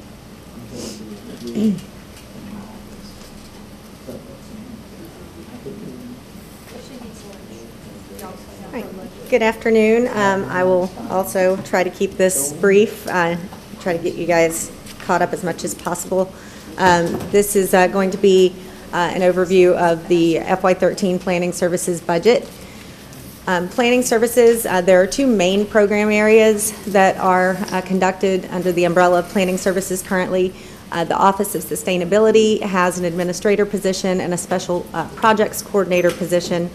Jessica Bell was the special projects coordinator that you all saw give the Green Building Ordinance presentation, and as I believe was mentioned at the committee of the whole meeting at which she did that presentation, she has left employment with the city. However, that position is still very valuable, and it is budgeted under the Office of Sustainability. Excuse me, has that office been, has anyone been hired in that position yet? I believe the mayor's office is reviewing and looking at the staffing for the Office of Sustainability currently, and in that position as well, yes. Okay, but you don't know if it's been filled, right? Jessica's position? Yes. No, I don't believe it's been filled currently. Okay. She just vacated the position. Okay, thank you. Under planning and, yes, I'm sorry. What about Ms. Williams's position? Where are we at on that? Have we had any significant interviews, anybody lined up? Where are we at? Because this rumor on the street, somebody's been hired. It's my understanding there's someone that has been hired by the mayor's office to fill that vacant position. I don't know if the job is going to stay exactly the same as it was when Ms. Williams had the position, but it is my understanding. I wasn't involved directly with any interviewing or hiring process, but that is being handled by the mayor's office. Thank you. And I'll ask this because I asked it last year, and last year we were told that Planning and the Office of Sustainability is a division of the Housing Department, and I was wondering, is that still the case? No, it is not. It's not. If you recall, as of yesterday, you know, when you made your comment too, you recall that was a division also. And so who is the department head in charge of the division of housing, and then is Planning Services a department? No, ma'am. Planning Services is a division. Housing is also a division. So who's the department head in charge of those divisions? The department head in charge of those divisions report directly to the mayor's office, those divisions. But the department head is the mayor? Is that who the department head is on those divisions? You report directly to Mr. To Mr. Reynolds in the mayor's office, yes. And Mr. Reynolds also, right now, is assuming the position of department director for neighborhood services. Oh, I'm confused. Why they're looking for somebody. I believe they've advertised for that position, so they report through the neighborhood services. Okay, and so in the mayor's department, or whatever, right, mayor's unit, there is an Office of Sustainability, or Economic and Sustainability. Yes, the planning department does not report to that person. That person does sustainability on their end while the planning department does it over here? Right now, that position is not filled in the mayor's office. Okay. It's a vacant position. But is that how the plan is? The mayor will have somebody dealing with sustainability, and planning department will have somebody dealing with sustainability, and there's no reporting mechanism between the two except through the mayor? Yeah, I think the reporting is through Mr. Reynolds. Well, okay, well, there, yeah, okay. Yeah. It's the organization chart needs some clarification in general. Yes, I would like to follow up on the same line of questioning. So am I understanding that the mayor is the department head of planning, the Office of Sustainability, or? No, ma'am. Mr. Reynolds is currently, if you recall, Mr. Flaherty has left and went to another job in neighborhood services. He was a department director. They're looking for that department director now. Okay, what's the name of the department? Neighborhood services. They gave a presentation yesterday. It was Parks and Rec, neighborhood services. Okay, but I thought Helen Gibson was the head of neighborhood services. No, ma'am. What is her position? She's chief of neighborhoods, which is a cabinet position in the mayor's office. Okay, so the department director of that department was David Flaherty. David Flaherty has left. They're looking to fill that position. Was that a department? That's a department. Okay. And currently, Mr. Reynolds is assuming the responsibilities of that department while they're looking for a director. Oh, okay, so the Department of Neighborhood Services is where the planning department falls under? They are reporting to Mr. Reynolds, that division. Yeah, the divisions we were formerly the Community Development Department. Inspections and planning were divisions under that department, and we reported to Mr. Cohen when he was here and acting as department director. Now those divisions report directly to the mayor's office through Mr. Reynolds. Okay, so the Department of Neighborhood Services, that was David Flaherty, who was at one time the Director of Parks and Recreation, and that was done away with. No, ma'am. That position is vacant, and we're looking for someone to fill that position. Okay, in the meantime, Mr. Reynolds is assuming those responsibilities. Okay. So as soon as they fill the position, Okay. then you'll have a new department. But what I'm saying is that David Flaherty was the director of the department Yes, of neighborhood services. that's correct. But he was never approved by this council as the department head of neighborhood services. That's correct, because when the charter was approved, there was language in the charter that all existing contracts and those type of things. Mr. Wells looked at it and explained it to me that anyone who was in the position based on the charter kept the position, and anyone new that was a department director would have to be, of course, appointed by the mayor and confirmed by the city council. Well, okay, I don't want to hold her up. I'll talk to you about that at some point, because he was the director of Parks and Recreation, which was done away with, which means he would have been a new director of a new department. That's the way I see it. I'll spend some time with you on that, Okay. if you'd like. I'll talk to you about it. Okay, and I know our org chart can be a little confusing, but as I was saying, formerly Planning Services was a division under the Community Development Department, which no longer exists. So the Planning Services Division, which includes the Office of Sustainability and Planning and Development Services, report directly to the Mayor's office through Mr. Reynolds. As I said, Jessica Bell's position, the Special Projects Coordinator, is under the Office of Sustainability. Under my division, we have 4 positions: Senior Urban Planner, the Planner position, which was vacated by Ryan when she became the CRA Administrator. We have a Planning Technician, and we have a Collector who handles business tax, business licenses for the city. We also, as Ryan said, we do share an Executive Assistant, Karen Montgomery. She's split between Planning and CRA, so as you can imagine, we run her ragged. The main program area, and the one that I'm responsible for, is Planning and Development Services. The cost is $374,200, and you're probably painfully aware of what we typically do, because it's what comes before you at many committee of the whole and council meetings. We provide staff support to 4 of your review boards, including the Planning Board, Zoning Board of Adjustment, Architectural Review Board, formerly the EAB when we were Community Development, and the Gateway Review Board. We also administer applicable provisions of the Land Development Code and recommend changes.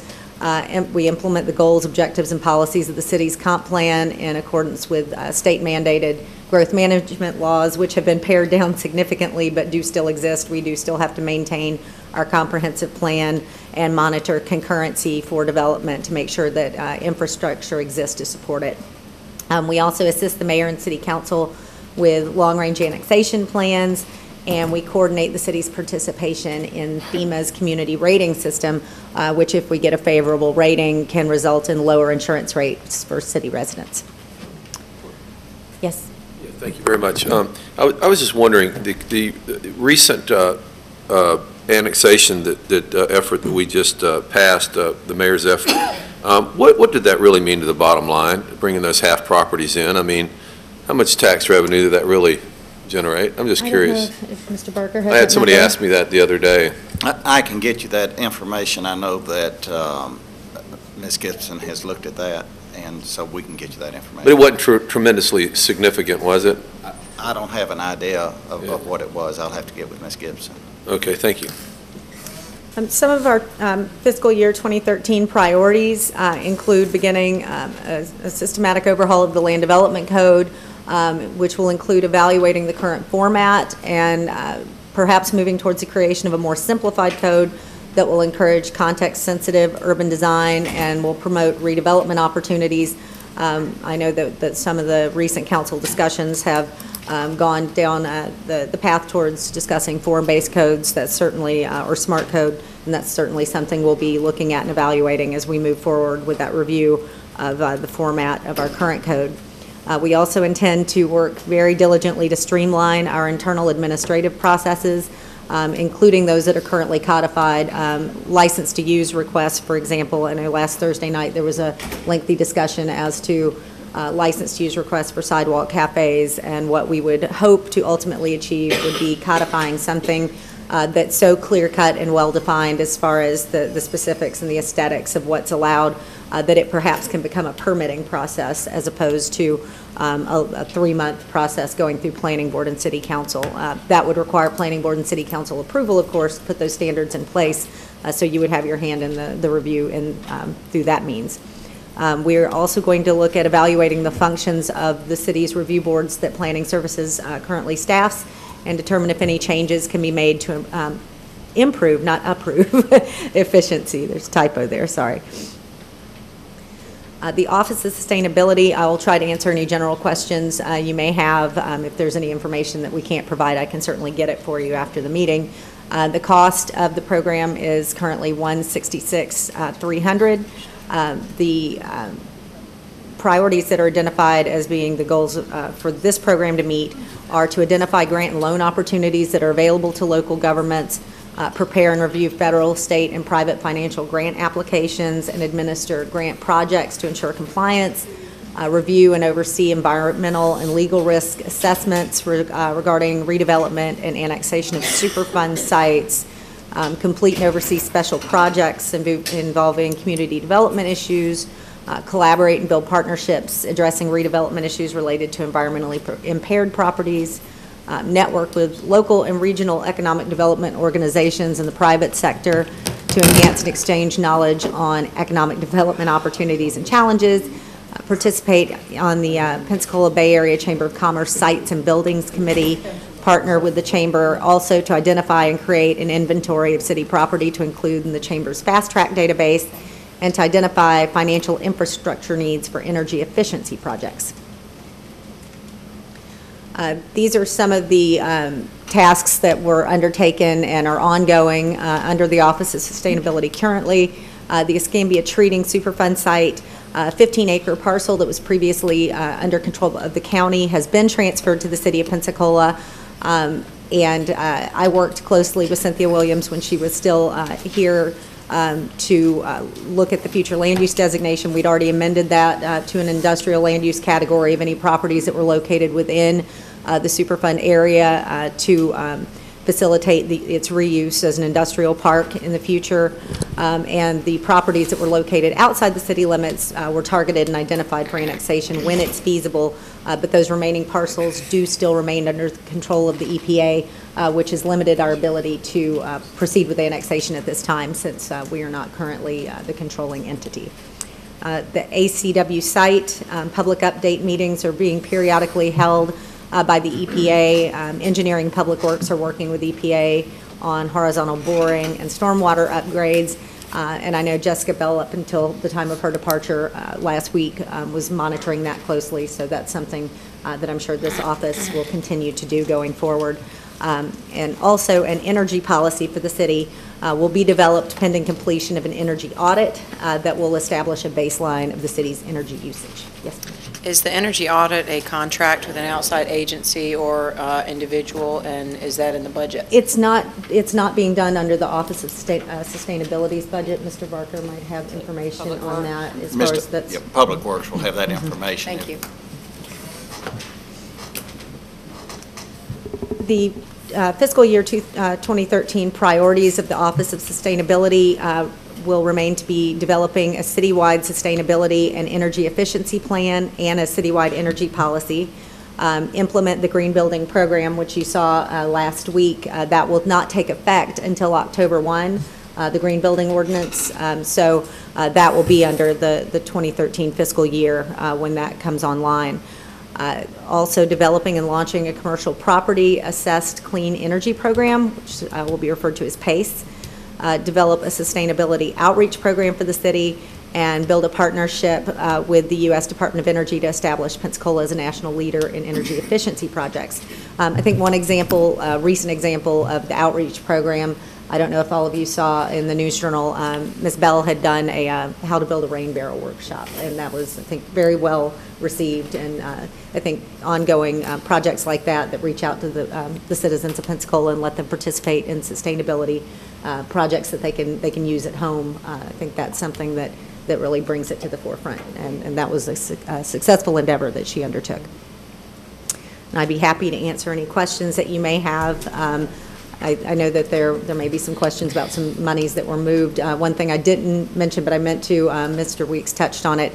Part of our budget did include the zoning and code enforcement officers that were transferred out to our other code enforcement department under sanitation. So those numbers under our budget were moved. So that's where you see a reduction. That program was taken out from under planning services.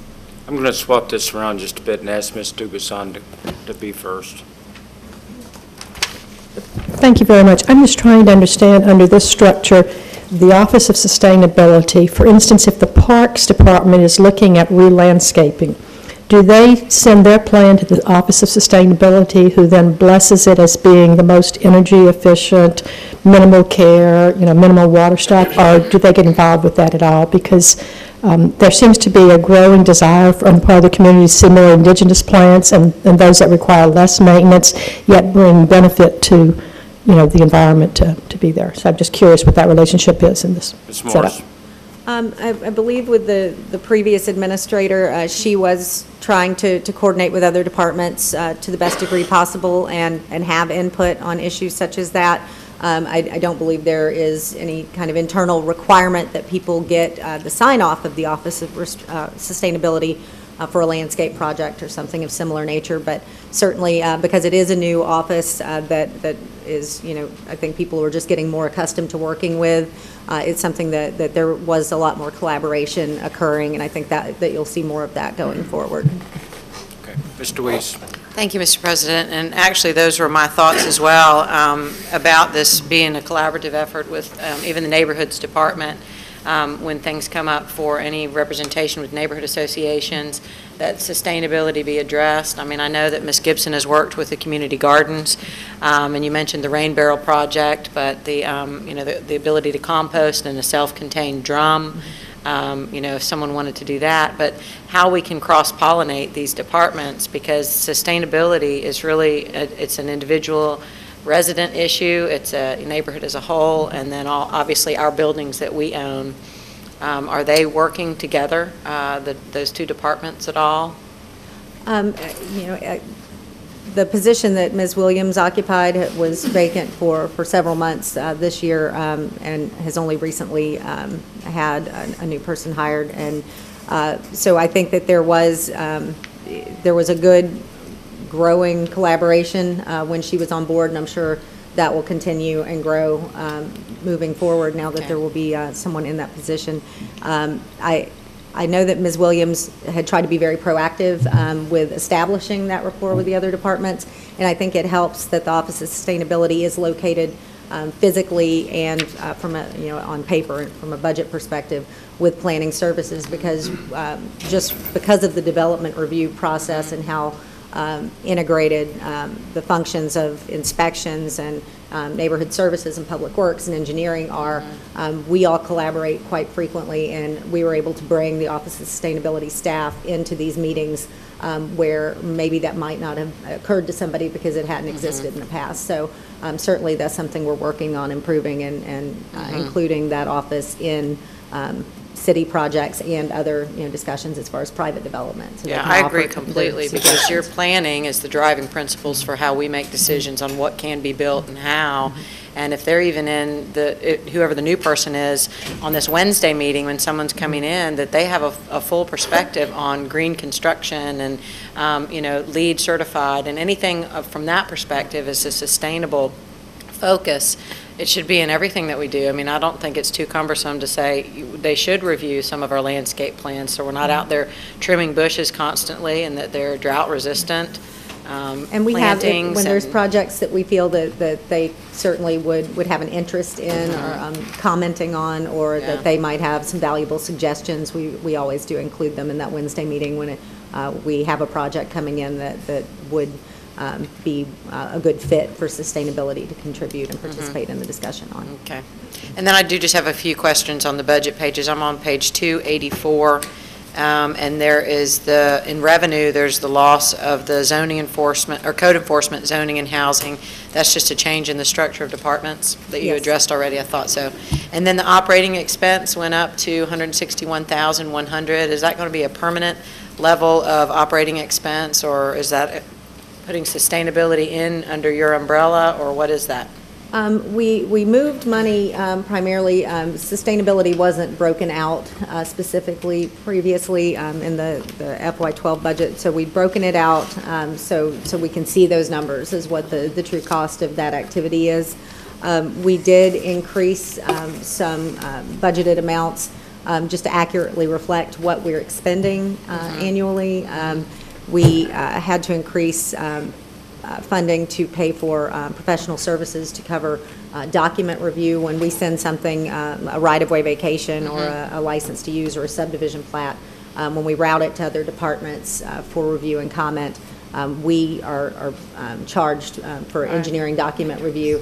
And typically, finance would get a panicked phone call from us at some point during the year when we had to move money to cover that. So we're trying to address that more accurately.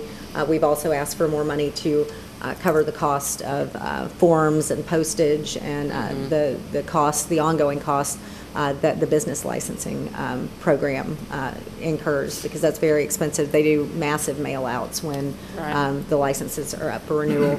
So we've asked for some more money. Those would be permanent expenses that we're incurring. And I think I remember us approving something for engineering, charging ourselves in one of our contracts, and it's kind of a cost recovery measure. And I guess on page 288, the professional services is $70,000, and it was $31,000. Is that kind of what you're talking about there? That you are, those are the expenses you're incurring? Yes, ma'am. We're covering appraisals, the cost of appraisals that other departments in the city may order for various reasons. If there's a property that is being appraised for to be requested to be declared surplus and disposed of. Planning is kind of the clearinghouse for where those appraisal costs are going. So we've needed additional money to cover those costs because that's not something we've done in the past. And the engineering costs, and also Mr. Weeks touched on the demolition rebate program. That is actually, the cost of that is being housed under planning's budget because of the state statute that requires his funds be limited to enforcement of the building code. Okay. Thank you. Thank you, Mr. President. Yeah, you're welcome. Mr. Owens? Almost Thank called you, you Mr. Mr. President. Brooks, but... Excuse me? Almost called you Mr. Brooks, but... I just wanted to take a second and add on to what was saying about sustainability and the internal review process for that. As Ms. Morris mentioned, we have the standing weekly committee, the meetings on Wednesday mornings, the development review where the developers come in. We speak with them about their projects, and when a window of opportunity is there is to encourage sustainable building practices. We certainly do that with both building and site-related features, and that's for for outside City Hall. For internal City Hall, as most of you may or may not know, the engineering department manages probably 9% of the capital projects that the city does. Okay, and that is the process by which we inject the sustainable building practices and take advantage of those initiatives that the mayor has brought forth to participate in those type projects. So there is a mechanism for doing it. It's not just, it may seem somewhat arbitrary, but it's really not. We don't have a process on paper. It's not that finite, but we do have a process for doing it to make sure it does not get overlooked. Good. Okay. Ms. Myers? Just to respond quickly before I ask Sherry Morris questions, is if there's no process... Your microphone, please. Oh, I'm sorry. If there's no process on paper, it certainly would help if there were one, so that we would understand it, the public would understand it, and we could articulate it to people who ask us. So if that's something that could be done, it'd be really helpful. I want to thank Sherry Morris for all of the work she's done over the years. She's proven to be a very capable and competent person. And we were meeting for a while, you and I and Cynthia Williams, on some projects. And I was just kind of wanting to get an update on a few things. First, is there any way we can get an inventory of all of the businesses in District 2 and District 1? How would we go about doing that? Councilwoman Myers, I can check with the business license staff person. Recently, our staff person that has been with the business license program for several years has relocated to our engineering department, and we have a brand new person training this week who is getting up to speed very quickly, but I do still have access to the previous person who has been there for a number of years, and I'll see if there is a means to easily capture that information through her license records. I would really appreciate being able to have that information, and would that capture like the businesses inside of Cordova Mall? They would have to have a business license, or? I believe they have individual licenses because she goes in there and does field inspections to verify that no new stores have opened up, yes. Okay. How does the Office of Sustainability, if you know this, interact with the council? Has an environmental advisory board, and they've recently become real active, and they're working on certain projects. And for example, they've taken on the issue of stormwater maintenance. How can we make stormwater retention ponds more environmentally friendly rather than just being these gouged up, eroded ponds? They've taken on trying to come up with maybe doing an inventory of city practices to kind of see where we are in terms of what we're doing right in terms of environmentally friendly practices. So it seems like to me that the Office of Sustainability should somehow have a relationship with the Environmental Advisory Board, because they're going to be bringing issues before the City Council and recommendations, some of which may require ordinances, changes in policies and procedures in terms of how we do things. So I would think it would really be important for maybe whoever is in that position to maybe attend their meetings or somehow have a relationship with them. I don't know if you have anything to do with that or not, but maybe you could take that information back to whoever. Certainly, and I know Ms. Bell had made an effort to attend some of those meetings just for her own information, so she would be up to speed on what the board was discussing. And I know currently the staffing is being done by Mr. Kirshenfeld via the city's agreement with the county to provide environmental services. But I know Jessica had tried to stay on top of what they were doing, especially, and as you said, if it's going to mean going forward that we're evaluating or creating ordinances. Well, the only thing Chips does when he comes to the meetings is basically sit there and listen. We're not he's generally not asked to do anything. Sometimes we'll ask him for some expert information that he may have. But it's really the citizens of Pensacola that are really in there passionately trying to get something done.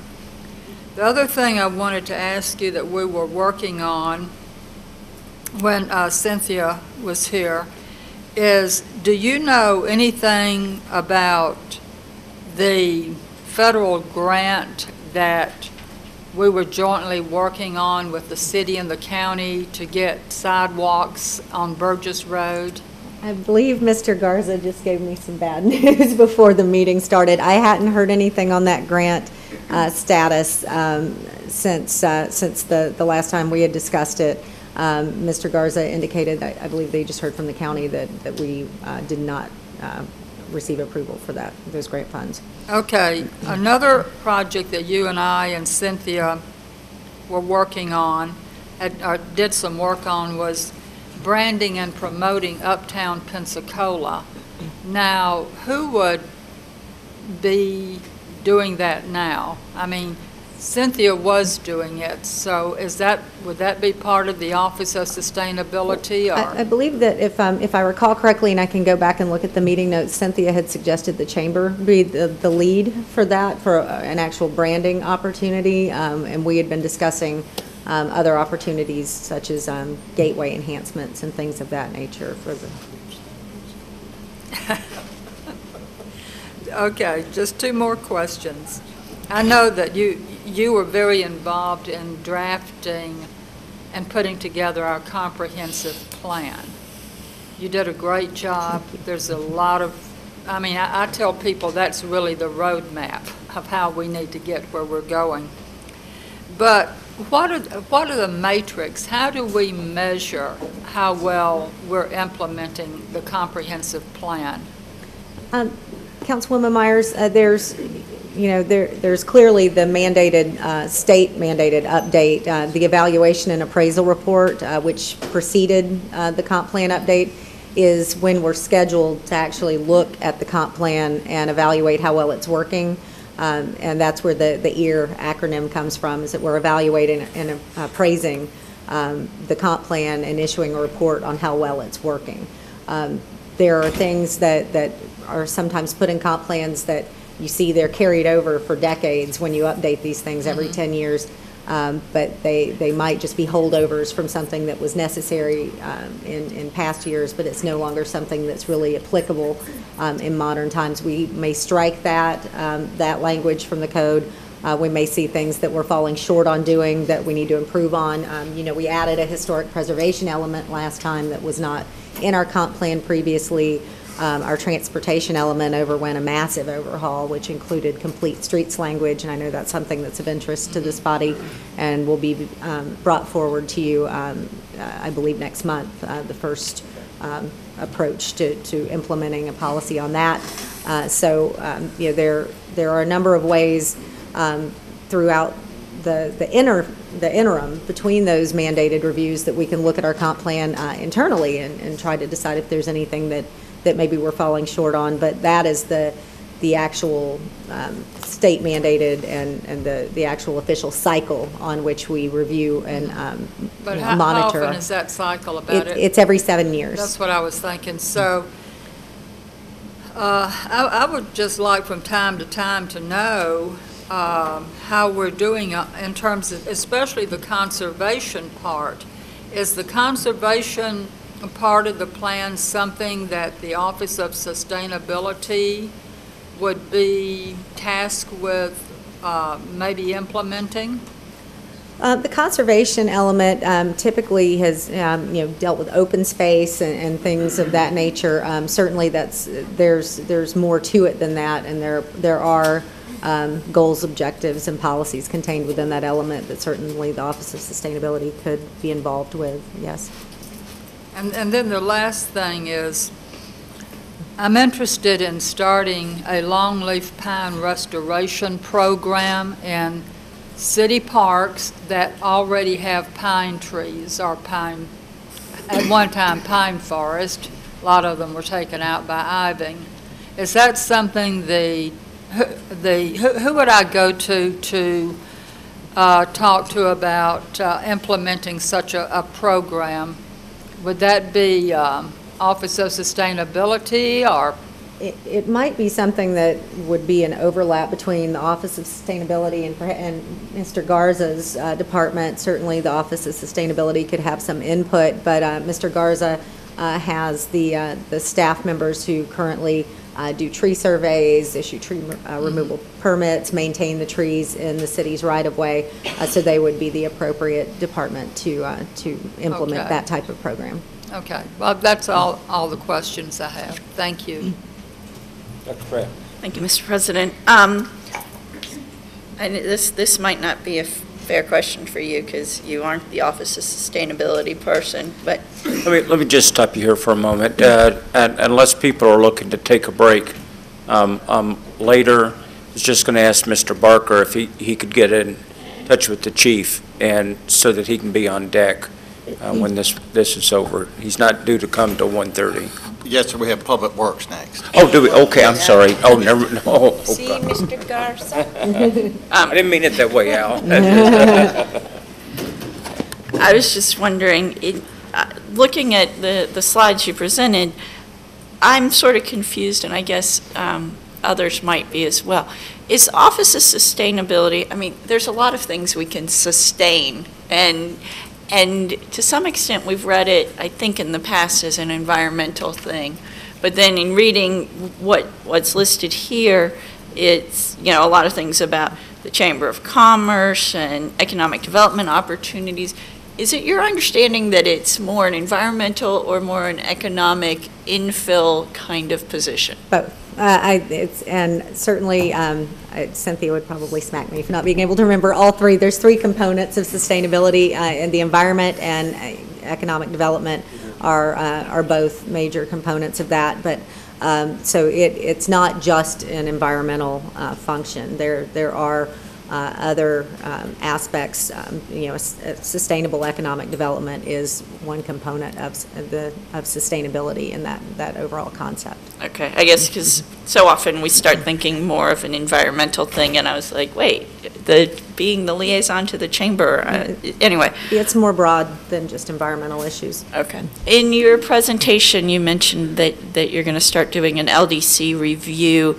Is that something that we just do on a semi-regular basis, or is this a mayor initiative, or is it just you had a whim?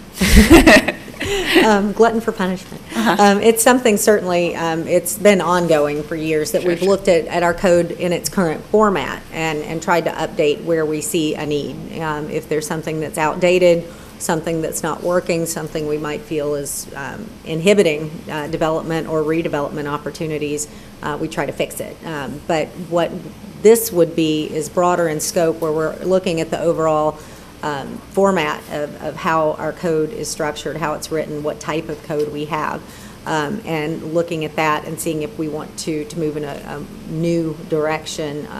And this board, I know, has spoken frequently regarding smart code and form-based code alternatives to the traditional zoning-based, land-use-based code, which is what we currently have. So that's what we'll be looking at, where we've previously been trying to patch you know, holes and correct areas that need updating or amending, but while keeping the same style of code. This would be something different, where we're looking at opportunities for really changing how we implement land development regulations. And so I guess, you know, recently we had the golf cart thing, and Mr. Reynolds basically said, look, we're not going to spend the staff time on it if the council doesn't want it to happen.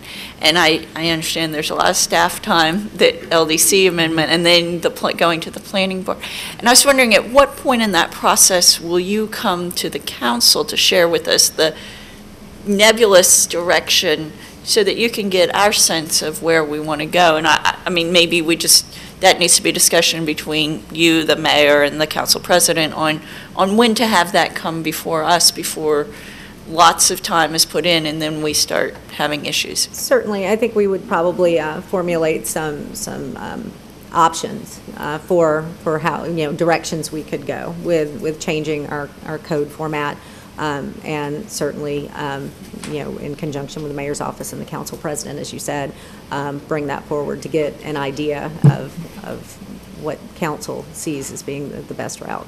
Okay, and then yesterday we had a little hint of a discussion on the business license tax, and one thing I remember having met when I was running was about, you know, how we pursue this tax and how it's collected. And this is the only tax that this business license this is the only thing that this collector collects, is the business license tax. Well, license to use goes to Treasury. to somebody else. And, I mean, is there any particular merit to having it be a separate individual rather than I guess to some extent one would assume that, well, if anybody's opening business, they've probably had to get the inspection.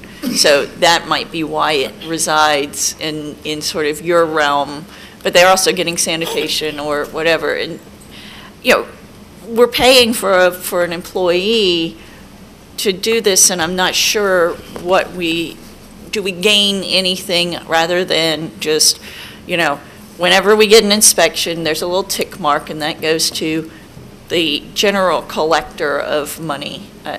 Councilwoman Pratt, I can say that in the past, that position did reside with Treasury at one time, years ago, and my understanding is that that there was an issue fairly frequently where, because they were located completely separate from the development review departments that are housed on the 5th floor currently, that there was a little bit of a disconnect as far as, could they have that type of business at that location? Did the zoning allow it? And, it made sense just physically to have that person located in that area. So the actual staff person is located at the inspections counter with the permit clerks. So that function is kind of consolidated there. We aren't sending someone, with the license to use request, they come to us, they get processed, and once they're approved, then they just get a bill from Treasury, and they send that check in. With a new business or a business wanting to relocate, they come to that counter if they need any permits. The permit clerks are there. If they need a business license, the business collector, business tax collector is there.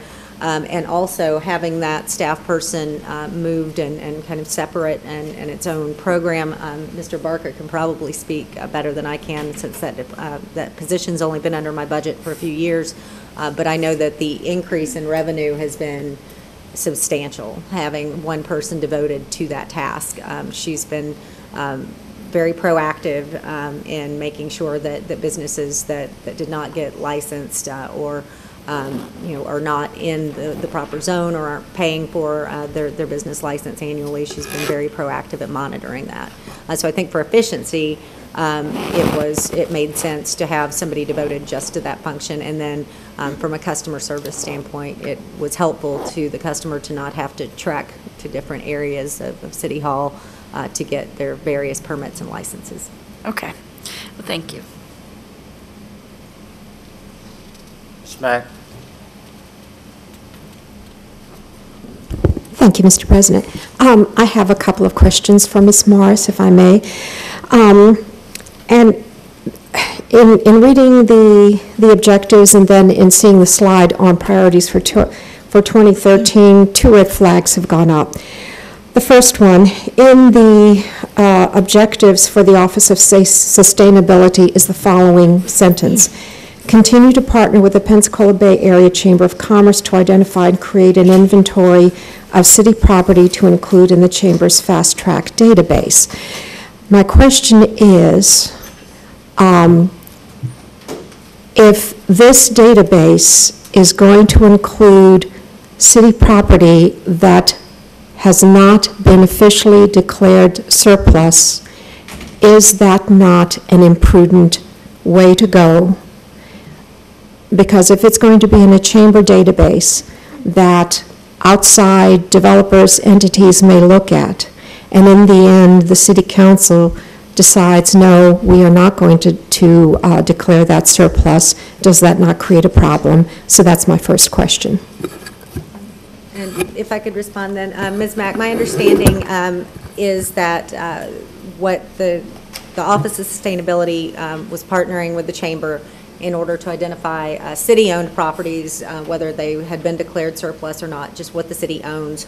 It's also my understanding that the Chamber wanted that information, so they just knew what was out there that was under city ownership, with the caveat that it may or may not be declared surplus. But my understanding is that none of the properties that we own met the threshold they were looking for as far as size. I think they were looking for parcels that were more substantial in acreage than the city-owned properties that we have. I don't have the complete list that was supplied to them by Ms. Williams, but I do know that she did coordinate with them, get them the information. They understood that those properties, you know, some may be surplus already, some may not have had that declaration approved. But again, my understanding is that none of them actually met the threshold they were looking for, but they do have the information available to them. And so I understand they would never actually have put that out as a public information. That was for their own internal database then? I don't know that for 100% certainty, but I do know that they have the information on file. I don't know if they included it with their fast track database, given that it didn't meet the threshold for size that they were seeking. Well, you know, I'm glad that if this happens again, council, there needs to be some understanding about what is made public and what is offered to the public before it's actually available to the public. Thank you. Second question has to do with the priorities for planning. I guess that was the planning department regarding looking at the review boards, and I presume that means the planning board, the zoning board of adjustments, the gateway review board, and the architectural review board. And my question is this review being looked at because there is some desire to do away with any of these boards? Ms. Mack, there's no specific desire to eliminate any review board that I'm aware of. What we would be looking at is whether or not, you know, currently the Gateway Review Board oversees a very narrow area, very small defined area. What we'd be looking at, and they meet maybe 3 times a year. What we'd be looking at is seeing if we want to identify other gateway districts and expand this board's purview. Do we want a citywide aesthetic review board that looks at developments over a certain threshold that would maybe incorporate gateways into that? We're just looking at the function and overall how efficient the current system is, because it's been quite a while since we've really taken a good look at what each board does. You know, some of them, the planning board obviously, you know, makes recommendations to this council, and they do have some aesthetic review responsibilities for several districts. The Gateway Review Board, as I said, just has that small defined geographical area around the Gregory and Chase corridors. But as far as you know, aesthetics and things like that, we're just going to be taking a look at if the way we're doing it is the most efficient means, if there needs to be an overhaul of existing boards, a new board, you know, if the boards need their authority expanded to cover more area of the city. We're going to be looking at it from a very broad perspective. Okay, thank you very much, because my concern would have been if there had been any intent to do away with any of these boards where it includes expert, citizen, and general citizen participation, which I think is good for accountability, transparency, and you know, just getting the community involved. Thank you. Thank you. Anybody else? Thank you, Ms. Morris.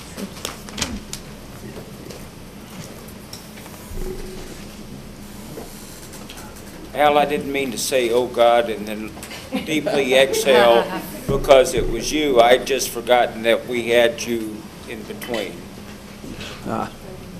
Chris doesn't trust me.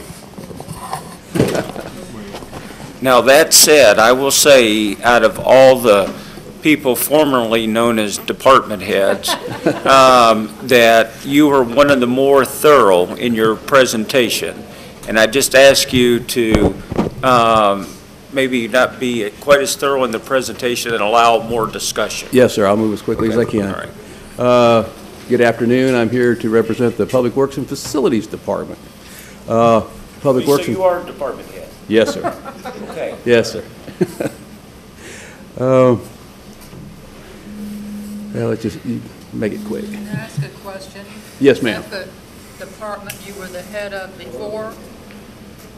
It was Public Works, and then with the FY12 budget, the Parks and Facility Maintenance aspects of neighborhood services was moved over to Public Works, since we're in the same building. So it's referred to as Public Works and Facilities, and Facilities is Parks and Building Maintenance. You just had some other things added to it? Yes, ma'am. Okay. It's areas of common interest. We all lay concrete. We all work on trees, we all cut grass, so it made sense to combine those activities. Our mission statement is very similar to what it was last year. However, we're incorporating the provisions of design, inspection, and maintenance of city infrastructures in our statement this year, and the following slide will make that clear.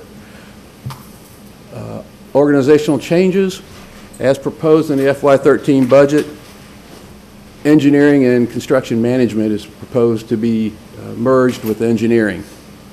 We have assumed the maintenance contract at Community Maritime Park, everything outside the fence, and we've had a very smooth transition with regards to parks and mowing and building and maintenance this year.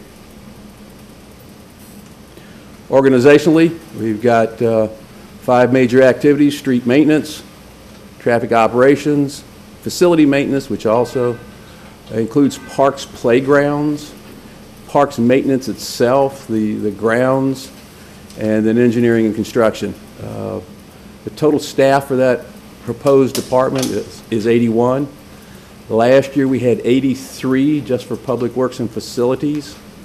We'll explain a little bit later in the program that we've been able to outsource certain activities, and through attrition we're proposing eliminating 14 positions.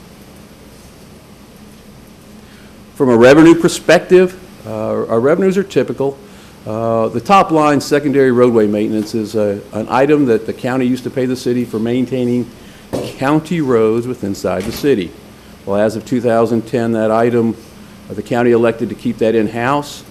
If you'll just notice, 12th Avenue has recently been resurfaced. That was a county road inside the city. A portion of E Street from Cervantes up to Har was resurfaced. That's a county road inside the city. W Street, there was another county road inside the city. State highway maintenance, we're providing street sweeping on the state roads on an annual basis. The state is paying us approximately $130,000 to maintain state traffic signals within inside the city, along with about $230,000 for area lights along state roadways within the city. We pick up a miscellaneous income of about $45,000 dealing with parade barricades and incidentals that we provide to the community. The stormwater utility is our biggest source of revenue. We generate about $2.4 million. And we're, again, got a new contract with Community Maritime Park for approximately $250,000 for grounds maintenance. So we're looking at about $3.1 million coming in. And that's pretty much in line. Our stormwater utility revenue went up during 2012 as a result of the new rate. Expenditures, personal services, you'll see, are going down in 2013 versus 2012. Expenditures are going up a little bit, primarily in the area of utilities. We're paying approximately $2 million in public works for just utilities for buildings, water and sewer, gas, janitorial services. All the utility type expenses are going up. Capital outlay, stormwater will be carrying a greater share of the capital replacement cost this year than we have been. Typically, they've been using penny for progress to fund some of our equipment and vehicle replacements. This year, we're transferring that capital to stormwater to make it more of a true enterprise operation.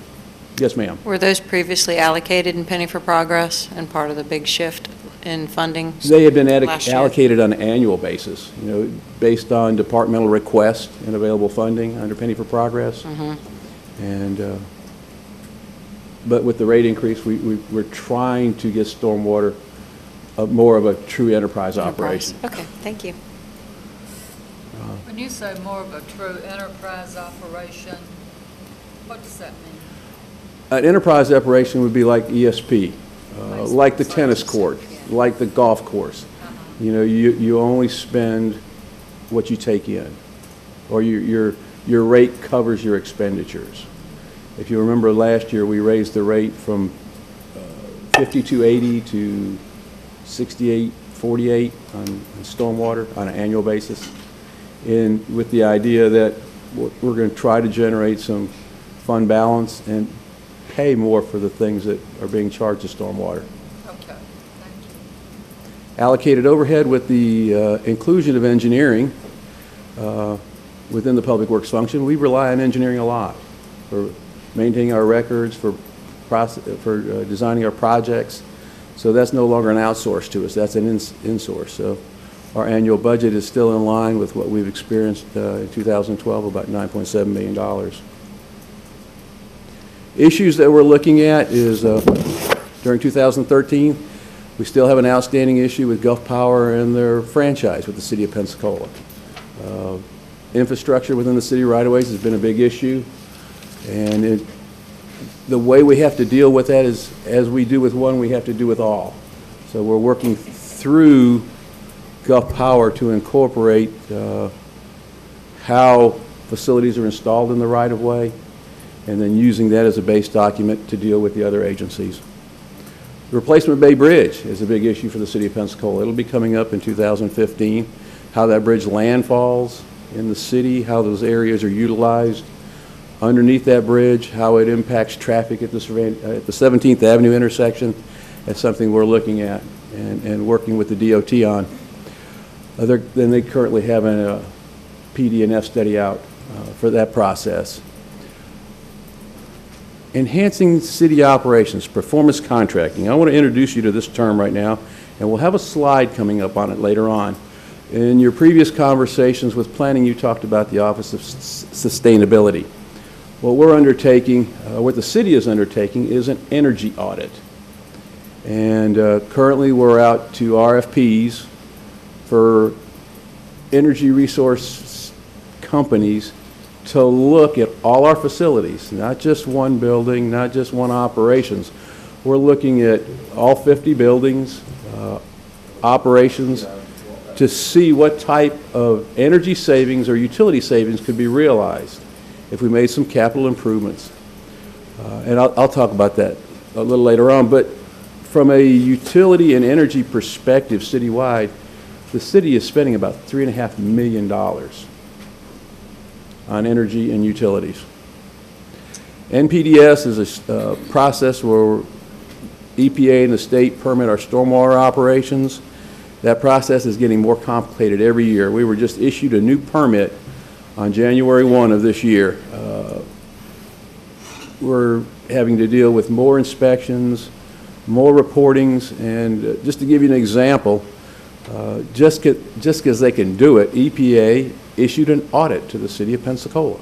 Gave us 30 days to respond to a 40-page directive. You know, that was $10,000 we had to expend to prepare a response to EPA. Can I ask you a question? Yes, ma'am. Because I hate to interrupt you, but if we go on, I'll forget it. So you're saying EPA required the city to have an audit? Yes, ma'am. What are they auditing? It's a little complicated. The way the Federal Clean Water Act is implemented is through EPA, and EPA has established a program called National Pollution Discharge Elimination Systems. Well, they have, through agreement with the state of Florida, allowed Florida to monitor compliance of that program. Now, they had a little catfight between themselves, between us people. And just to show the state of Florida what EPA could do is they targeted 24 major cities in the city of Pensacola and requested this audit be completed. We just happened to be one of the unlucky cities. Right. We were just... Or maybe we were lucky, I don't know. And it was just a little, it was retaliation from my perspective on EPA's part to the state of Florida for not going along with one of their proposed regulations on nutrient concentrations going into receiving waters. But it's becoming, the point I'm trying to make here is that it's becoming more tedious and taxing on the city to provide the inspections, produce the additional reports, and to meet the requirements of these permits that are coming out. So, do you think the audit was helpful in the long run, even though it was We have, punitive, so to speak? in dealing with EPA, Councilman Myers, they can put a 30-day response limitation on the permittees with threat of imprisonment if it's not completed. But they have no timeline with regard to their response as far as completeness. You know, they're holding all the cards, basically, in that game. Would you be willing to share that information with the EAB committee? Sure. They And meet tomorrow, I'm not saying tomorrow. I'll be there. Oh, you will? I will be there. You usually are, so. Right. Anyway, I didn't know that was going on, that's fascinating. Yeah. It's quite a battle between the state and the federal government. Yeah. We can go into a lot of discussion about nutrients, numeric criteria, but you don't want to be bored with that right now.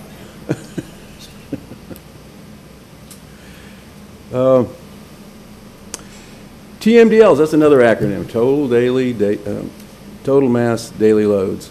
Currently we have a TMDL on Bayou Chico. Shortly we will have a TMDL on Carpenter's Creek, Bayou Dahar, Escambia Bay, and Pensacola Bay probably, which will require additional meetings, additional concurrence to action plans with our partners in this area with regard to remediating environmental conditions related with stormwater. To give you some idea, the TMDL that we that we agreed to for Bayou Chico, when you take into account our capital construction, our clean sweep projects, the STEP programs, the street sweeping, the yard trash removal, we're spending over $5 million in that area just to help. And, you know, we're just a fractional portion of that particular water body that fronts on the city of Pensacola. So ECUA is partnering with the stakeholders in Escambia County, but it can be it's a process we're going to have to go through, and it makes long-term commitments that we have to fulfill. And by programming projects through the 5-year construction program, we ensure that happens. Who on the flow chart of the structure here is in charge of that? It's a citywide permit, Councilman Myers. Our street superintendent, Mr. Flowers, puts the report together, but this year I had to bring in some contract assistance to help him complete that project. But building inspection provides reports. The fire department has reporting items. Building inspection, city engineering, sanitation, code enforcement. We're all part of that process. I see. Wow.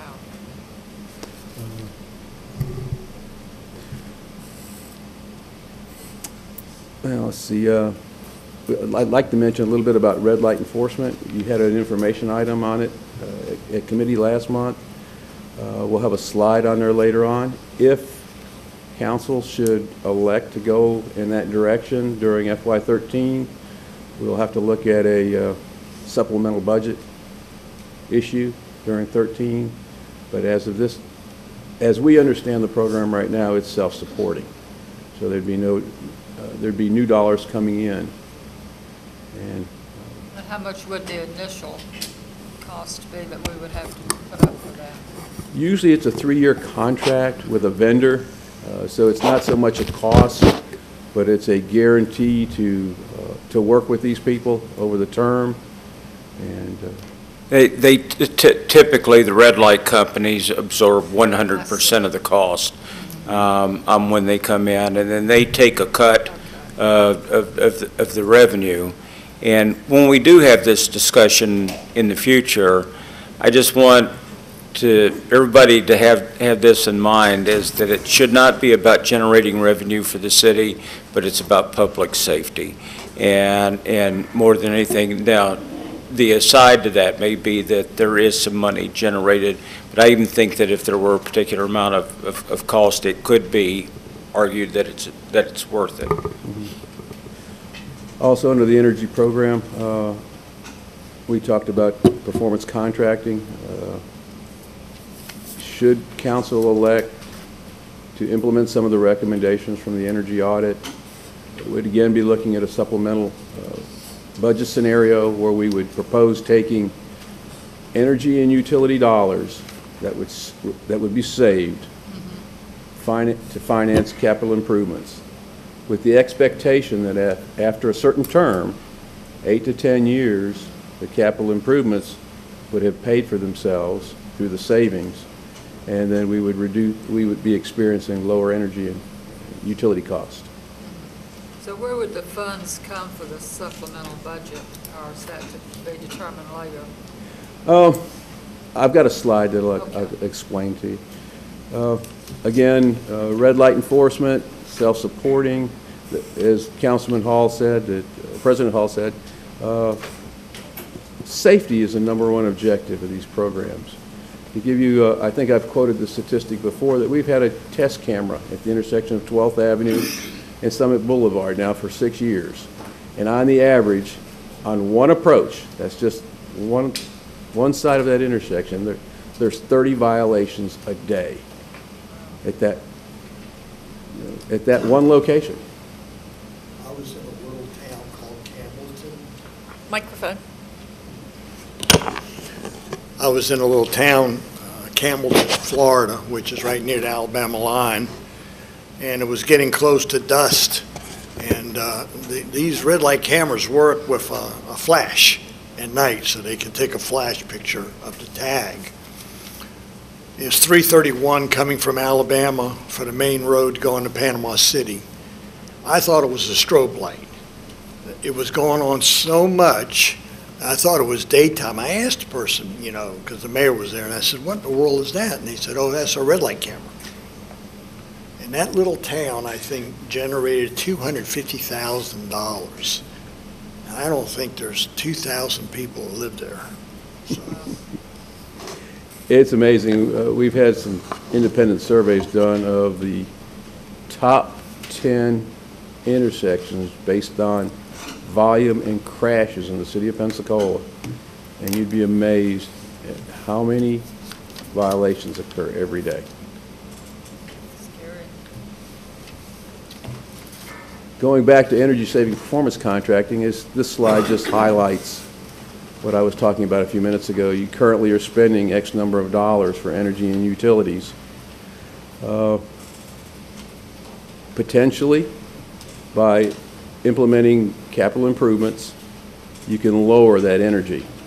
Again, in the city of Pensacola's scenario, with spending $3.5 million for your energy and utilities, you're looking at a minimum 10% savings, a maximum 30% savings. So you're looking at in the range of $350,000 to $1,050,000 potential savings in energy and utilities. That how you elect to invest that in infrastructure and how quickly you can recover that investment, you potentially end up saving on those costs in the long term. And you asked about where's the money going to come from. Typically, you have a financial partner. And Mr. Barker, correct me if I'm wrong any time, because I'm in an area that I normally don't deal with. But under these type of energy saving types of programs, Florida statute allows a financial partner to come in and lease the equipment to the city. And with the guarantee from what they call the ESCO, the Energy Service Company, that he will be paid based on the energy savings. And the ESCO guarantees to the city that if we follow the guidelines that they've established for that equipment, and we maintain it as it's to be kept up, they will guarantee that payment to the financial partner. So as long as we don't change the mode of operation, if we come in and we say, okay, we want to set the thermostat to 76, and 76 for air conditioning, citywide. We set the thermostat to 76. Well, if a fire station doesn't like it and they change it to 72, well, they've changed the energy base. They've changed the contractual commitment between the ESCO and the city. So we could, every time we make a change, we increase our liability with regard to the energy savings. And it is my understanding that these lease arrangements for energy-saving equipment does not impair the city's bonding capacity. Stormwater rates. The stormwater rate for this year is $68.43. Last year, we implemented a new methodology. I want to say in 2011 we implemented a new methodology, but we did not implement a new rate. As Mr. Barker remembers, we ended up impacting stormwater revenues and capital construction to the tune of between $300,000 and $400,000. Well, last year we did raise the rate to $68.43. It is currently generating an annual revenue of $2.4 million. The impact was not so much on the households, the residential customers, but the net effect that we did is by changing the methodology in 2010, we essentially lowered commercial property rates by about 15%. So when they increased it 15% the other way, it looked like to them they were going through about a 30% rate increase.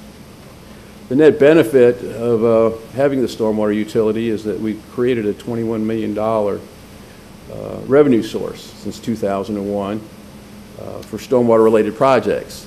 And to date, we've spent about $29 million in stormwater projects by being able to leverage our revenues for state grants, working with the Florida Department of Transportation, special legislative appropriations, and we even got a grant from the USDA for erosion control.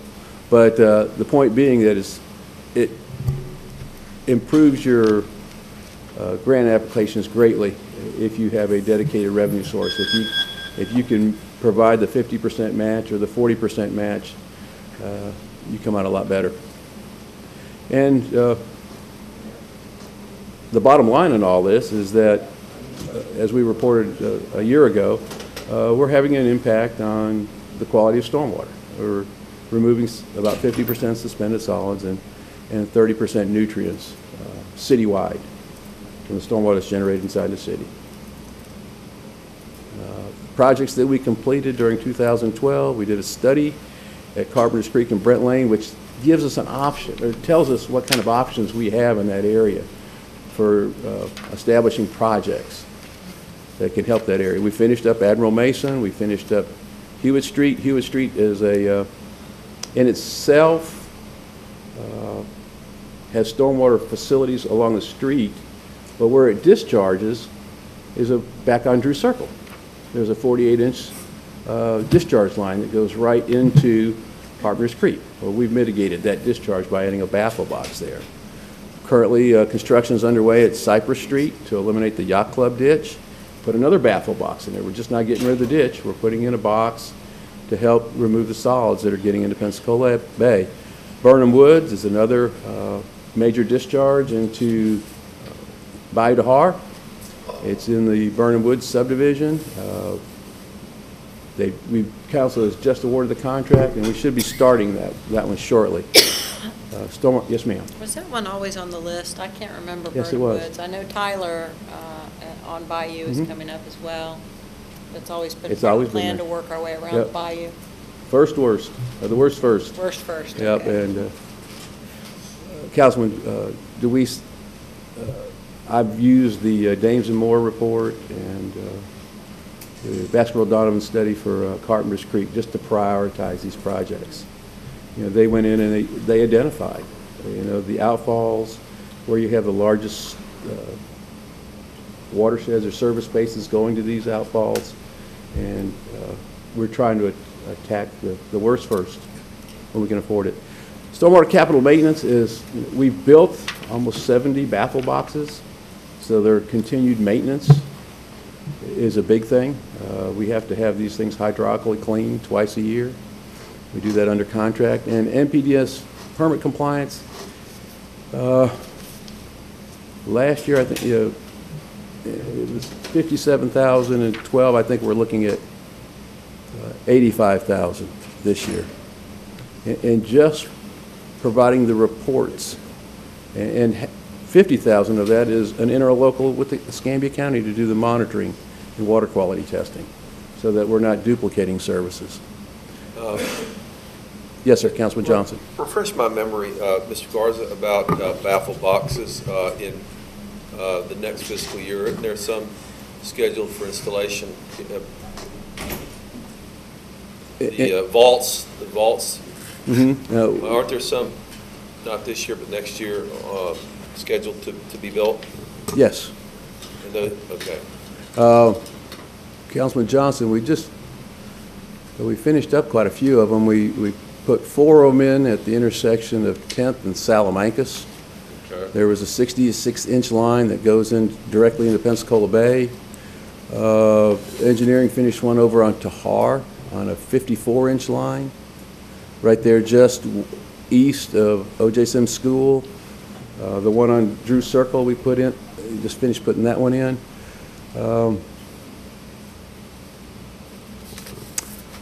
Engineering has got a plan for the Global Learning Center. We've got a couple of, a 24 and a 36-inch outfall there that we want to mitigate. And we're, again, the large one at Cypress Street. So we probably completed about 5 or 6 this year. So we're right at 70 units in the ground. Right. I shared with council when we had the real heavy rain there a month or 2 ago, whenever that was. I think it was the day we had the event scheduled across the street. That I went up and down by Tahar and near Carpenter's Creek, and it was just a mess. Just a mess. Depressing, but so thank you. Mr. Garza. Yes, sir, Councilman. While we're on this subject, last week I believe we had a brief downpour, and after about 15 minutes I received a call from a very excited constituent indicating that she wanted me to call the engineers so that they could come out and turn on the pumps. Katie. And, Miss Katie. Well, no, it was Miss Jefferson. Okay. And, of course, I called her back, but she let her answering machine pick up, but I left her a message to call 311. Exactly how does that system at 11th Avenue and Fisher work? Because I did drive down there, and it was only about half full, probably leftover rain from previous downpours, but having flooded on, I believe it was June 7th. 9th. June 9th. They became very excited, and I guess they didn't want to flood again in July. But how does that system work? Does it pump it out of there to another location? Councilman Gerald's, the 12th and Cross retention pond is referred to as a closed drainage basin. That pond is designed to take, 8 to 10 inches of rainfall. And once it fills, there are 2 limited discharges that can take water off. One takes it back to the northeast, one takes it back to the southeast, but they're very limited. Okay, so the pond has been designed to deal with the average type storm.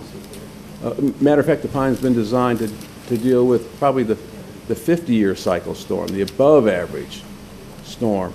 And the way it typically gets rid of water is that it percolates the water.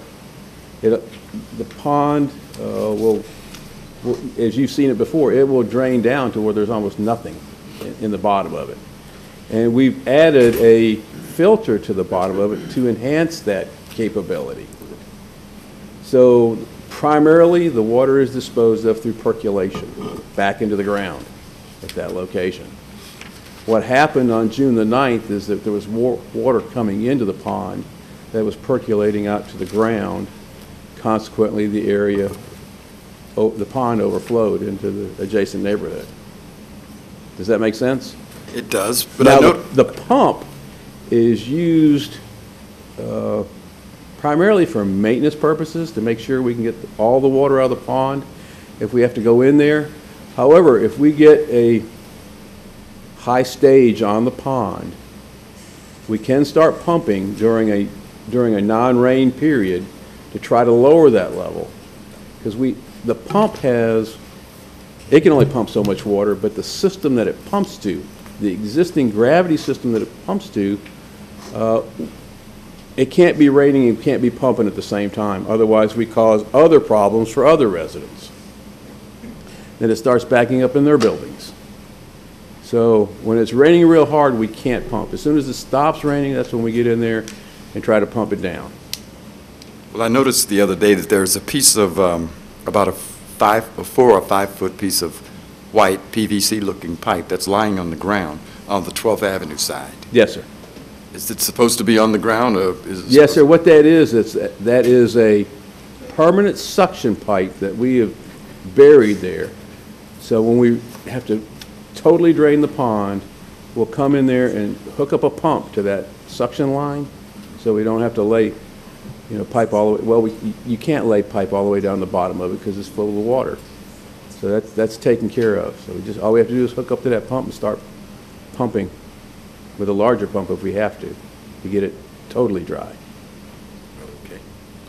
Okay, thank you. The long-term solution, Councilman Gerald, is if we're going to try to mitigate the storms at even higher frequency, is that we've got to be able to get more water out of the pond. We've got a limited discharge primarily to the northeast down Haines Street. We've set the base work for that new line down there at 16th and Tahar. We've started a 42-inch line coming up. Okay, let's move it on. We're talking stuff that we should be doing in other committee meetings now.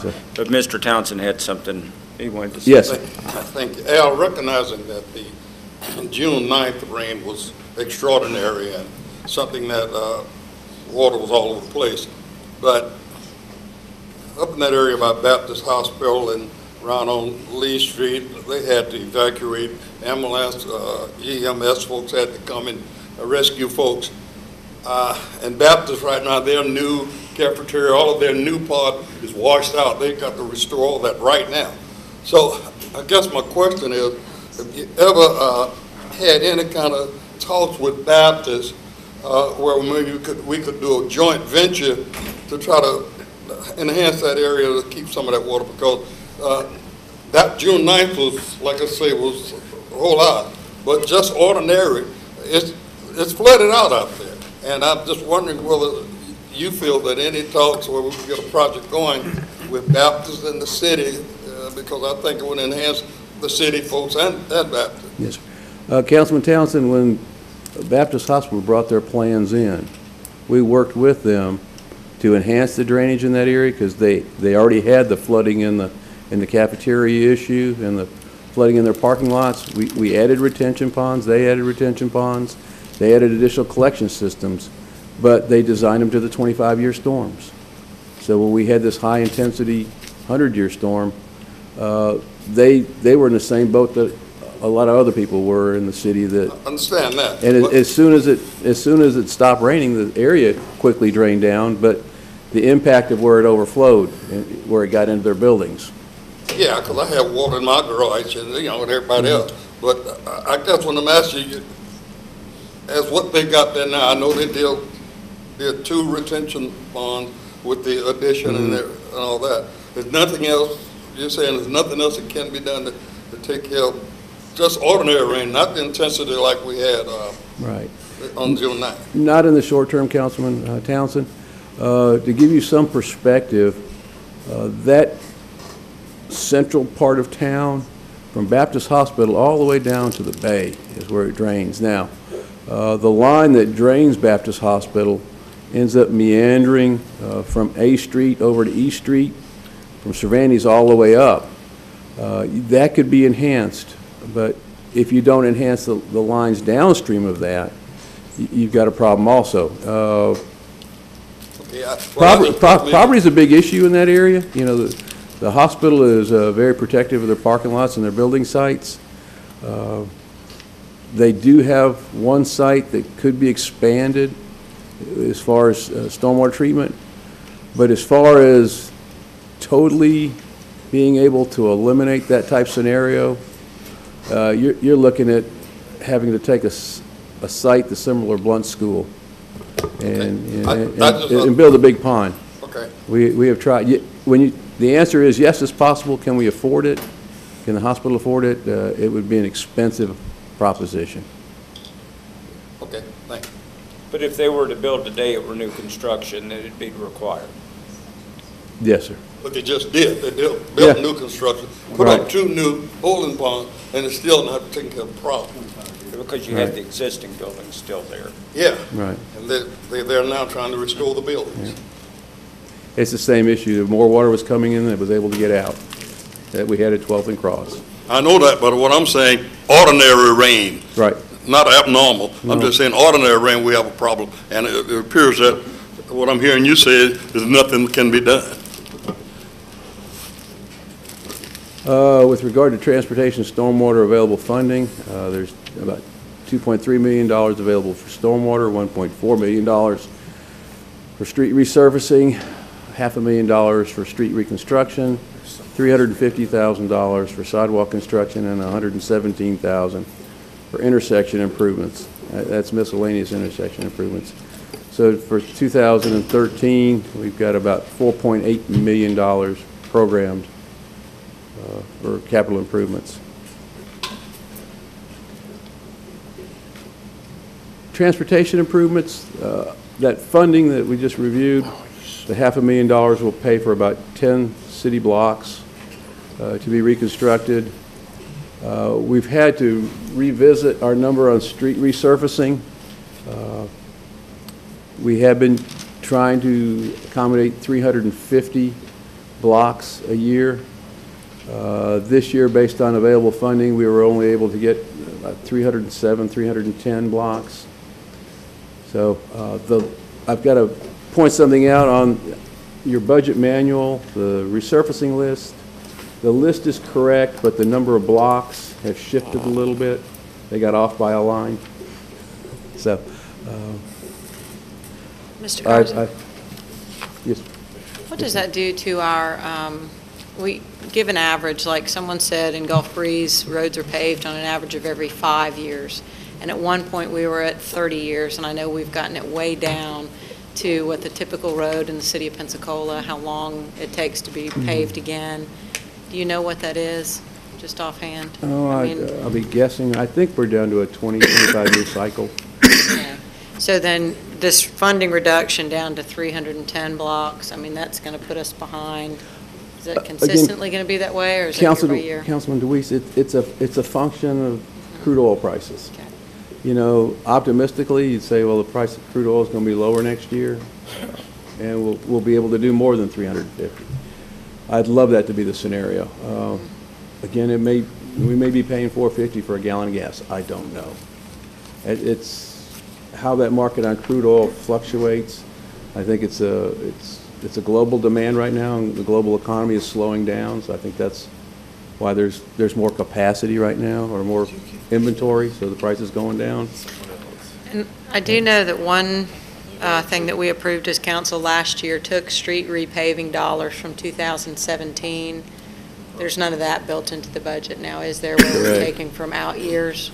No, ma'am. 2017, you'll see a decrease in street rehabilitation. Now, another thing I need to point out about FY13 is that we deferred 43 blocks from the FY12 program to 13. When we came up with a budgetary shortfall for this year's program, we said, okay, well, council's direction was that if we didn't pave them this year, the 43 blocks that were deferred will go to the top of the list for 13. So what that does, it knocks off the bottom. We had prepared a listing of 350 blocks for FY13 prior to that project being bid. So what we've done now is we've prepared a list that says, okay, we've got the ones we have to finish from 2012. We've got the next 300 that had the highest priority in 2013. In here. And we've got the bottom 43 that, subject to funding availability, how many will we be able to do? We're not certain. Yes, ma'am, Councilman Myers. Getting back to street resurfacing, I noticed that Joy Street is on the list of streets to be resurfaced. That one block of Joy Street. Okay. And I found that really amazing. That's a new street. There is absolutely nothing wrong with it. It doesn't warrant being resurfaced. It shouldn't be the new block that's being resurfaced. Well, it says, well, there's only one block of Joy Street. There's a little bit of Joy north of Burgess, isn't there? Yeah, about maybe, but it's not a whole block. Yeah. It's maybe about A half a block or something.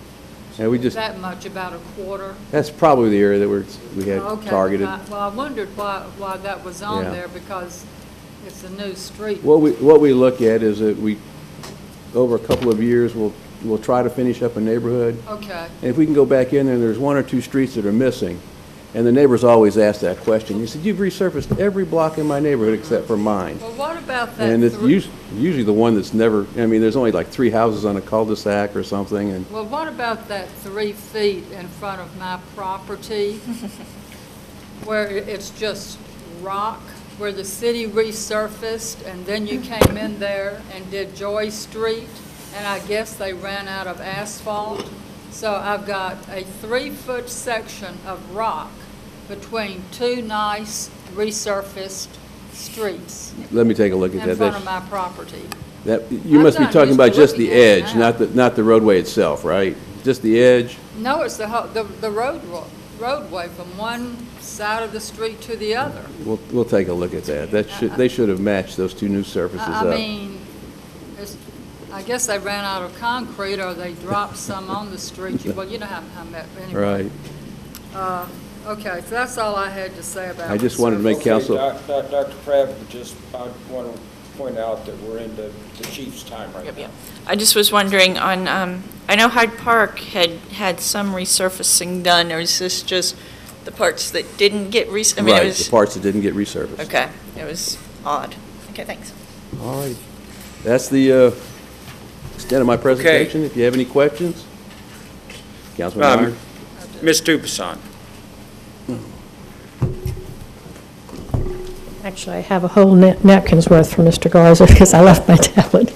I'm curious, you talked about the park facilities now being under your maintenance, and so things like the Henry Wyman Park, when the fountains are not being cleaned, even though they're being used as the only body fluid containers that are available in that park, who would be responsible for monitoring that? Where is this at? Henry Wyman Park. It's on the corner of Belmont. Roos and Belmont. There are 2 water fountains there. It's a children's park primarily, but it is currently the escape daily living room for those who were displaced from downtown. And so the water fountains have become the general hygiene providers for that area. And they used to be really frequently cleaned, and we had a crew that would stop there almost every other day to make certain that the garbage was picked up. Very frequently now, I go by and the garbage is not emptied even weekly. So would that be under you, or do we report it to the parks? Yeah, it would be under me. We're trying real hard to service all those areas on a daily basis, our trash crews. Okay. And, but no, the parks facility maintenance people should be going by and checking on those fountains. Okay. It used to be done very methodically, and I'm just concerned that we're losing the pattern of who was doing it, and so some of the smaller parks are being lost. I also was wondering, in terms of the utility consumption at facilities, is that something that you folks monitor and try to reduce when outside groups have the use of it? Do they get charged according to what they use, or are they just given free utilities when they use the space? When someone elects to rent a park, that operation is still through neighborhood services. and there's a fee for doing that, and that one fee normally covers typical utilities. You know, if there's a 110 outlet there, if there's a water spigot there, you know, that'll cover that. If you have a large festival like the Crawfish Festival or the Seafood Festival, we'll have to impose a surcharge for utilities because they'll burn up $500 or $600 worth of power that weekend. So depending on the size of the program that's taking place, if the normal park fee, rental fee covers that, we don't charge an additional fee, but again, if it's a large activity, we have to look at it. Yes, ma'am. Okay, and for instance, the places where you have memorandums of understanding with groups to basically have use of a space where they then sublet it to others. I'm thinking Scenic Heights, Long Hollow, some of the others where groups have come in and you've given them control of the building. Do they pay a separate utility fee? If they have control of the building, they've got the utility bill. Okay. All right. In terms of trash can, litter, and bike racks, is there any opportunity to see an increased litter patrol, additional trash cans being placed available for the public, and bike rack locations anywhere? We're working on the bike racks downtown. That's become a topic of discussion with regard to artistic opportunities. Okay. And, so I've had to be a little bit more open-minded about that. Okay. The only reason I'm asking, it has come up repeatedly at community meetings, and I don't think it's just downtown. I think people are looking at, they can become a biking, citizen if they have a safe place to secure their bike wherever they go, but if they can only bike downtown, then that's the only place that they'll use their bike. So I would just encourage you if there are any creative opportunities there.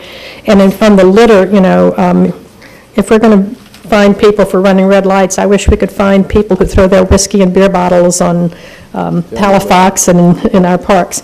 And two more quick questions, then I'll sit down. In terms of parades, do we recoup all the costs that Public Works puts out in providing the barricades, the cleaning up, the rearrangement, the sign stuff, all of that?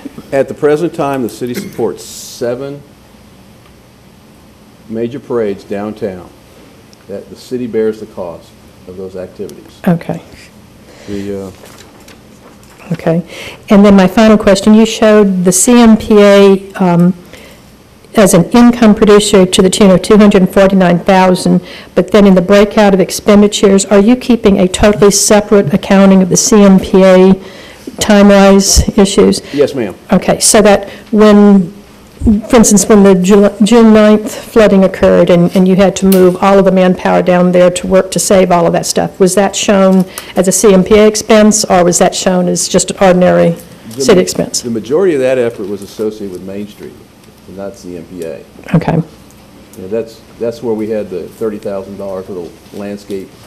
There was only about a $5,000 expenditure related to CMPA with regard to sod and landscaping repairs. I'm more concerned with the hours and the employees. I know we have contracted out a lot of services, and my concern is this, and I just don't know where it's covered in your budget. If we are outsourcing a lot of our maintenance activities when there is a catastrophic, situation like that, if we don't have personnel who are on the city payroll who understand what's going on, how do we handle it? Because there are those who think that the reason their homes were flooded were because the city workers were down there keeping the CMPA from being flooded. Can you show us that in the budget that is covered and we have plenty of manpower if there's a hurricane or whatever? We have sufficient manpower, and that the floods of June the 9th are a good example of that. We had, as soon as the rain let up, we had a crew of 6 men down there working in the roads to clear away the debris from the inlets so that it would drain down. And the beauty of having the city as the maintaining agency for CMPA is I've got those resources, that if there should be a broken water main in the park, I've got someone that can respond to it quickly, that can help get the valve shut off and to minimize that impact, but then get the right people in there, the contract people in there to fix it. Right, but I think you're missing my question. There was a woman who showed up at City Council a couple of times back who talked about her drain was not unclogged, whereas her neighbor's drain was unclogged because no manpower was there to do it. They did one side of the street and not the other because they had to rush back or whatever. And the conversation that came up following it was that there wasn't enough manpower to go and unclog all of the drains. And that's why some areas got clogged and flooded and others were kept flowing. So that would be the concern. Do we have enough manpower for you to keep the drains unclogged, I guess? You know, we didn't have all the people we would like to head out that day, and we had areas all over the city that we were trying to address. As Councilman Townsend said, we had areas around Baptist Hospital, we had areas around 12th and Cross, we had areas along 9th Avenue, Gilmart Street, Main Street. Government Street was flooded. Right there along 9th Avenue by Aragon was flooded. Okay. So, you know, we had to put the barricades out. We had to get in there and address those inlets as quickly as we could. Right. The question for me is, do we need to give you more money to have more standby manpower during emergency times and to keep the secondary flooding that maybe we could avoid if we could keep the drains going? And I understand that's a larger thing. I just ask you to look for that and let them know if there's some budget adjustments. And then the final question would be regarding the Milleflores building. Is that something that your department would be maintaining and supervising, or how does that work? We maintain it now. The repairs that were made to the building most recently were directed by Neighborhood Services. And we're working right now to transition capital improvements from Neighborhood Services to Public Works. Okay. And in terms of the damage from the rain at Osceola, Long Hollow, and any other neighborhoods that I don't know about where water was an impact, I understand Osceola has been decided it's an act of God, so the refrigerators, the freezers, the air conditioners are not covered by insurance. Is that reflected in this year's budget for replacement? Or we're working on defining those costs. The concern there is that repairs have been made, but keep in mind that you've had this refrigeration equipment underwater. And you know, circuit boards have been underwater. They've been dried out. Currently they're functional, but you never know. That flooding has probably accelerated the corrosion process. You know, are the compressors going to short out? Are the circuit boards going to fail? We don't know. Okay. Building maintenance is currently looking at mitigating that situation where we can move that equipment out of the basement, but then you've got an aesthetic situation where currently we've got a clubhouse sitting on a knoll that's very attractive. Do you want to put a mechanical, support facility right next to it and take away from that? So there's a lot of things you have to consider. But is it reflected currently in the budget for doing the repairs or the switch out? Now, the golf course is one of those enterprise functions I was talking about earlier.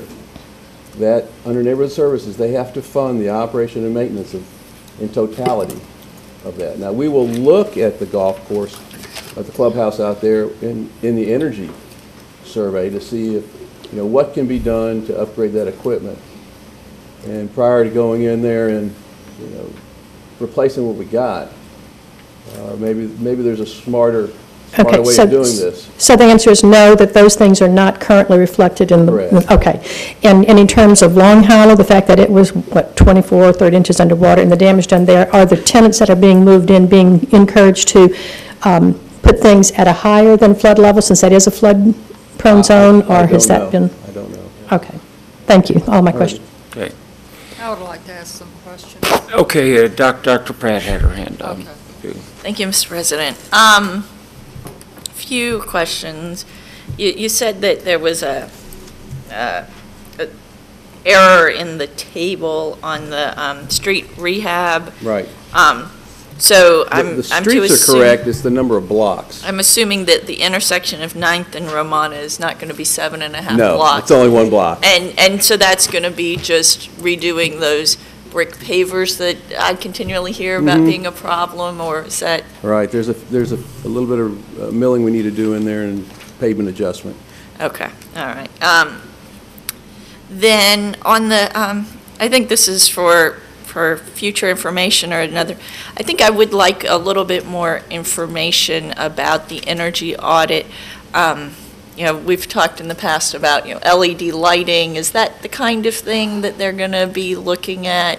You know, how much would it cost to switch out our streetlights to LED? Right, that would be one of the topics.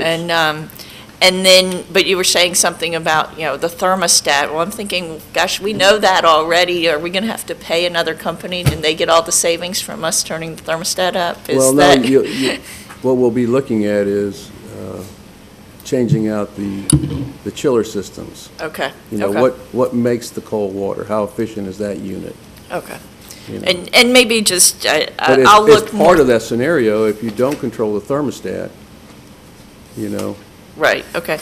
Well, I might follow up with you later about employee it. training is a big element of part of these energy-saving programs, that not one person's going to solve the problem.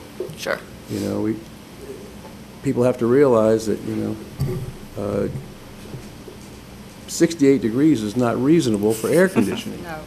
You know? Yeah.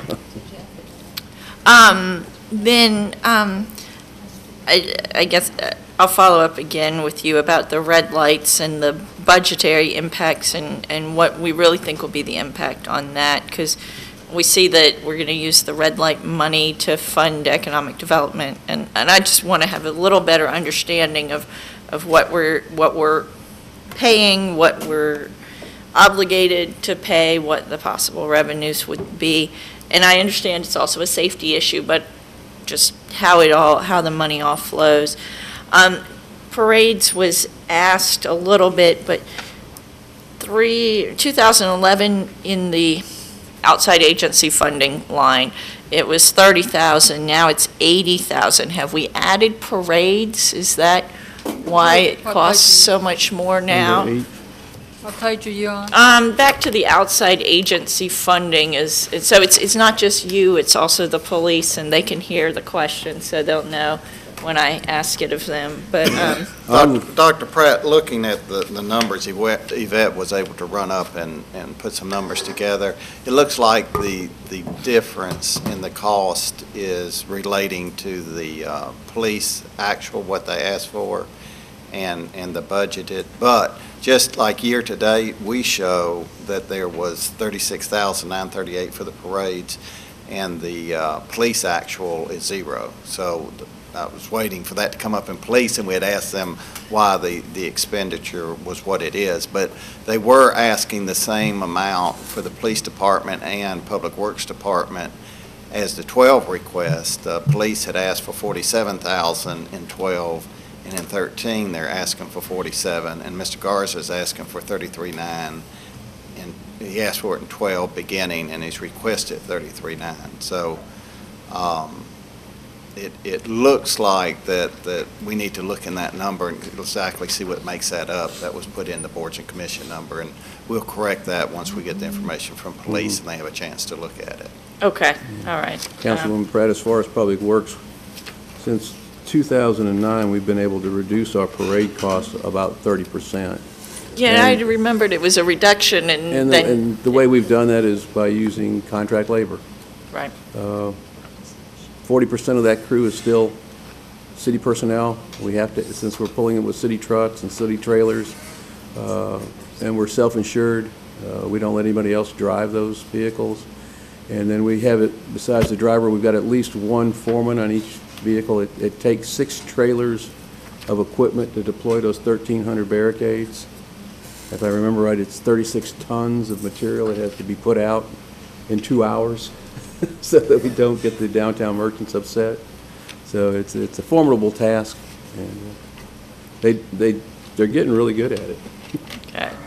I also have, I'm flipping, trying to find it.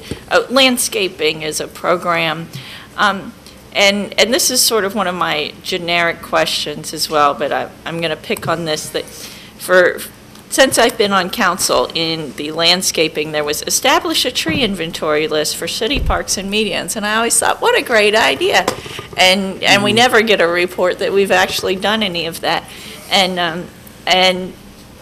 I'm perfectly willing to be told that we don't have the labor to do it, or, I'd be curious, have we counted the trees while we were mowing the grass? But I also think it would be valuable for us to know, with the landscaping, I know somewhere in your world you have a mowing frequency for the parks. There's a street sweeping frequency. And those are things that I think would be nice to have in the program descriptions. We sweep every street Once a month. once a month, and the downtown streets every other, or the growing season, or whatever, that kind of stuff, it is in there for the street sweeping. But then also for the parks. Those are, I think, helpful pieces of information. Now, with regard to trees, I think the city received their Tree USA designation for the 22nd consecutive year. Yeah, no, I know we do good, but I keep looking for that tree survey that it keeps being promised, and I'm like, it's not happening. I've come to terms with it, but it keeps appearing in the budget. Yeah. Engineering is now in Public Works, and surveys got cut in half. Have we? Surveying crew was totally eliminated, not just cut in half. Well, the budget was survey operations coordination went from 200 to 260 to 100. The position for city surveyor is still there. It's vacant. Okay. The survey crew has been reassigned to other positions in Public Works. Okay, so we don't have a survey program anymore, is that? Correct. Okay. Any surveying related to a capital function will be outsourced and be a cost to that capital operation. Okay, so then that line should be zero, we just have that position vacant, unfilled, is that? Currently, that position is vacant. Yes. Okay, all right. Along with 5 other positions in Public Works. Okay. Then I think this is my last question for you, which is, and it might not be, a few months ago, we were asked to move $100,000 from engineering to open Government Street. And I was wondering where that magic pot of money is in the budget, and is that just fund balance that hasn't been spent this year that'll carry over to next year until we spend it? I'll take a crack at it, but Mr. Barker can correct me at any moment. My understanding that the funds that were reallocated to the Government Street project was a fund balance from engineering allocations associated with local option gas tax. Okay. What that meant is that we basically have been overcharging ourselves under local option gas tax for their functions. Am I correct, Dick? Or? That's correct, Dr. Pratt. The money that was approved to move, a total of $500,000, was the excess money. You did it in fiscal 11 and fiscal 12, and the remaining funds there would provide any reconstruction or whatever determines that to be, as far as the Government Street project there. But those funds, if you're looking for those, you would be looking in local option gas tax carryover if that project is not completed this year. Okay, so we have moved it into the local option gas tax. Yes, ma'am. And so there's some fund balance in there that can be spent on any kind of asphalt, basically. It could be spent for whatever the council had desired, because it was a total of 500 last year and 500 this year. And then whatever the remaining is when we close out this year would be left for any project. Okay, but it's restricted to asphalt kind of things. We can't, throw a party. Well, local option gas tax can be used for operations also. We've historically used it for the last several years just for construction type thing, your resurfacing, your reconstruction, intersection improvements, those type of things. Okay, so it's not restricted by the state? Right, it's different than local option sales tax. Sales tax, different than Okay. Yeah, gas tax is more versatile than sales tax. Okay, thank you, that was good to know. That's all. Okay. Ms. Myers. Yes. Councilman Myers, I got a question for you. Did they put in your signs? You knew I was going to get around to asking about that, didn't you? Well, no, they should be in. They received the material and they were directed to put them up as quickly as possible. Well, they're not up yet, and I noticed that traffic calming is one of the things under traffic miscellaneous. So I was wondering, how many interactive speed limit signs do we have now? With the set that we've just purchased for Burgess Road, I think this is the fourth set. The fourth set? I think we've got one on 17th Avenue, there's one on Langley. One on 12th, I think. Marcia. Barcia, yeah. And Barcia. then Burgess Road, I think, was the fourth one. Now, we've just taken one set down to have it retrofitted for solar panels. So. Okay. Of course, I'm sure, as you know, you've been to enough neighborhood association meetings that traffic calming is usually the most consistent complaint I hear every meeting I go to anyway, so I would really like to see us become more aggressive with traffic calming. Okay, I saw somewhere in your presentation that you mentioned lighting enhancement. And I just wanted to bring to your attention Sanders Street and Joy Street. Sanders Street only has one light, utility light, and it's at the corner of John Carroll and Sanders, basically. When you get up to Burgess Road and Sanders, there's no street lights. There's only one street light on the whole block, and it's down at John Carroll.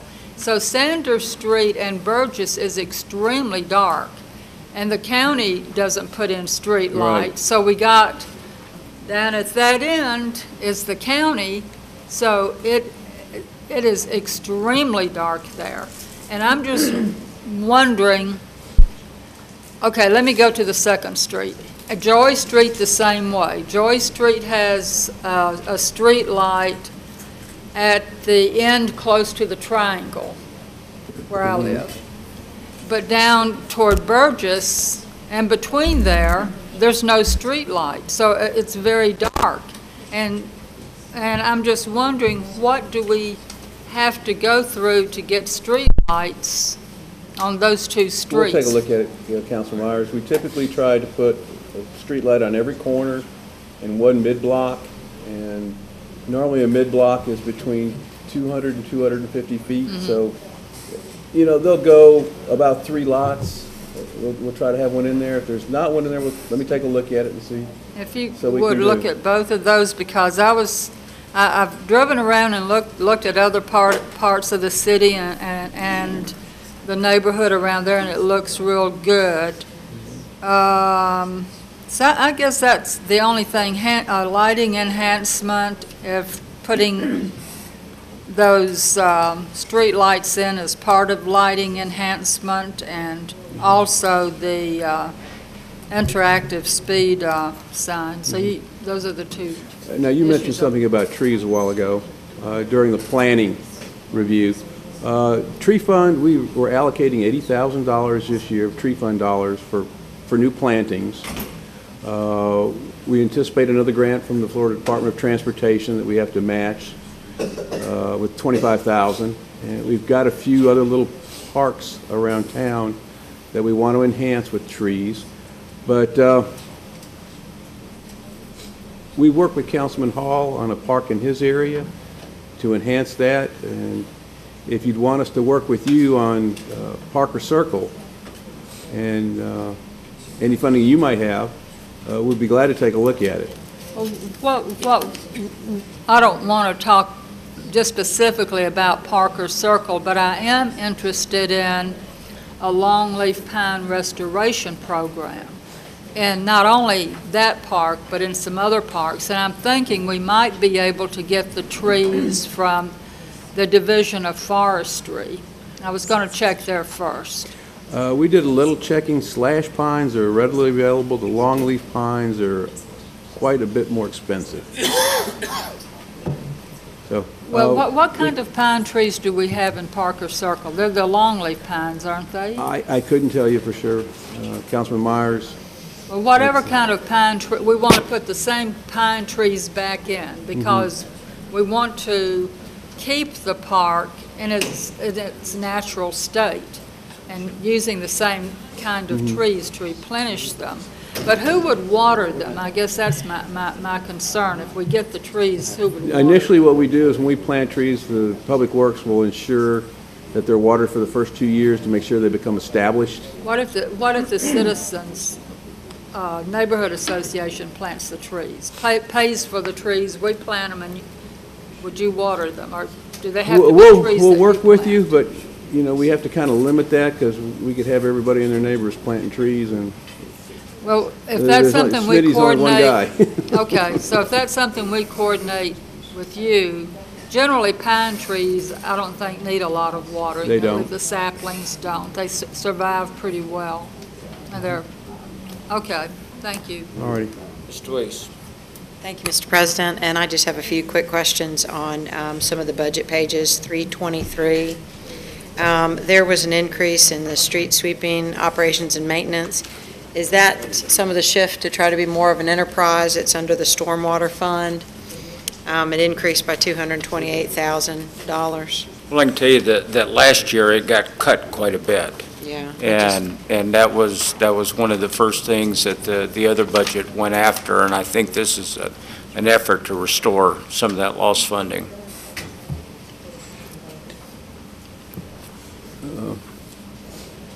Councilman DeWeese, the only thing I can, to add to Councilman Hall's comment was that fuel is a big issue with street sweeping. Not special events, we contract out for special events, but Yeah, I read that, the cleanup after them. Yeah, we make sure we implement cost recovery on that, so our costs are covered. We can't give away street sweeping. And, Okay, and then the only other two that I noticed had increases was other contractual services. This is on page 342, line 9357. And it was a 240% increase, or $300,000. And then in the stormwater fund as well, it went up $50,000, but that was over a 200% increase. right, Councilman DeWeese, that's in the area where we've eliminated staff and gone out to contract. And is that for the park quadrants and stuff that you have, the different quadrants? And stormwater ponds. And stormwater. Who are we contracting for stormwater? Stormwater ponds, it's a firm called Source One. They're also one of the vendors that was successful on providing us pricing for the parks. All right, that's all I had. Thank you, Mr. President. Okay, thank you. And just real quickly. Yes, ma'am.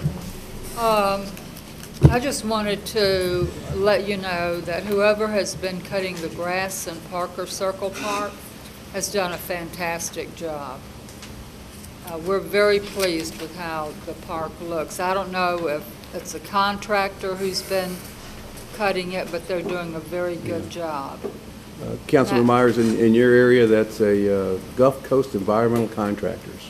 Gulf Coast, would you let them know that? I sure will. That we're very pleased with what they're doing? Knock on wood, we've only been using them now 2 months, but we've been getting very, very positive comments from a lot of the residents that the parks are looking better. It's going to take us 3 or 4 months to get the landscaping caught up, to get the ground cover caught up, but you know we're working towards making all city parks better. Okay. Well, they certainly have done a good job. How are we doing on the stormwater grass cutting? Are they leaving that at the 6 inches we decided on? Yes, ma'am. In the pond that you had a concern about, we've raised the grass height to 6 inches to see if that would make a difference. Okay. Thank you, Mr. Garza. All right.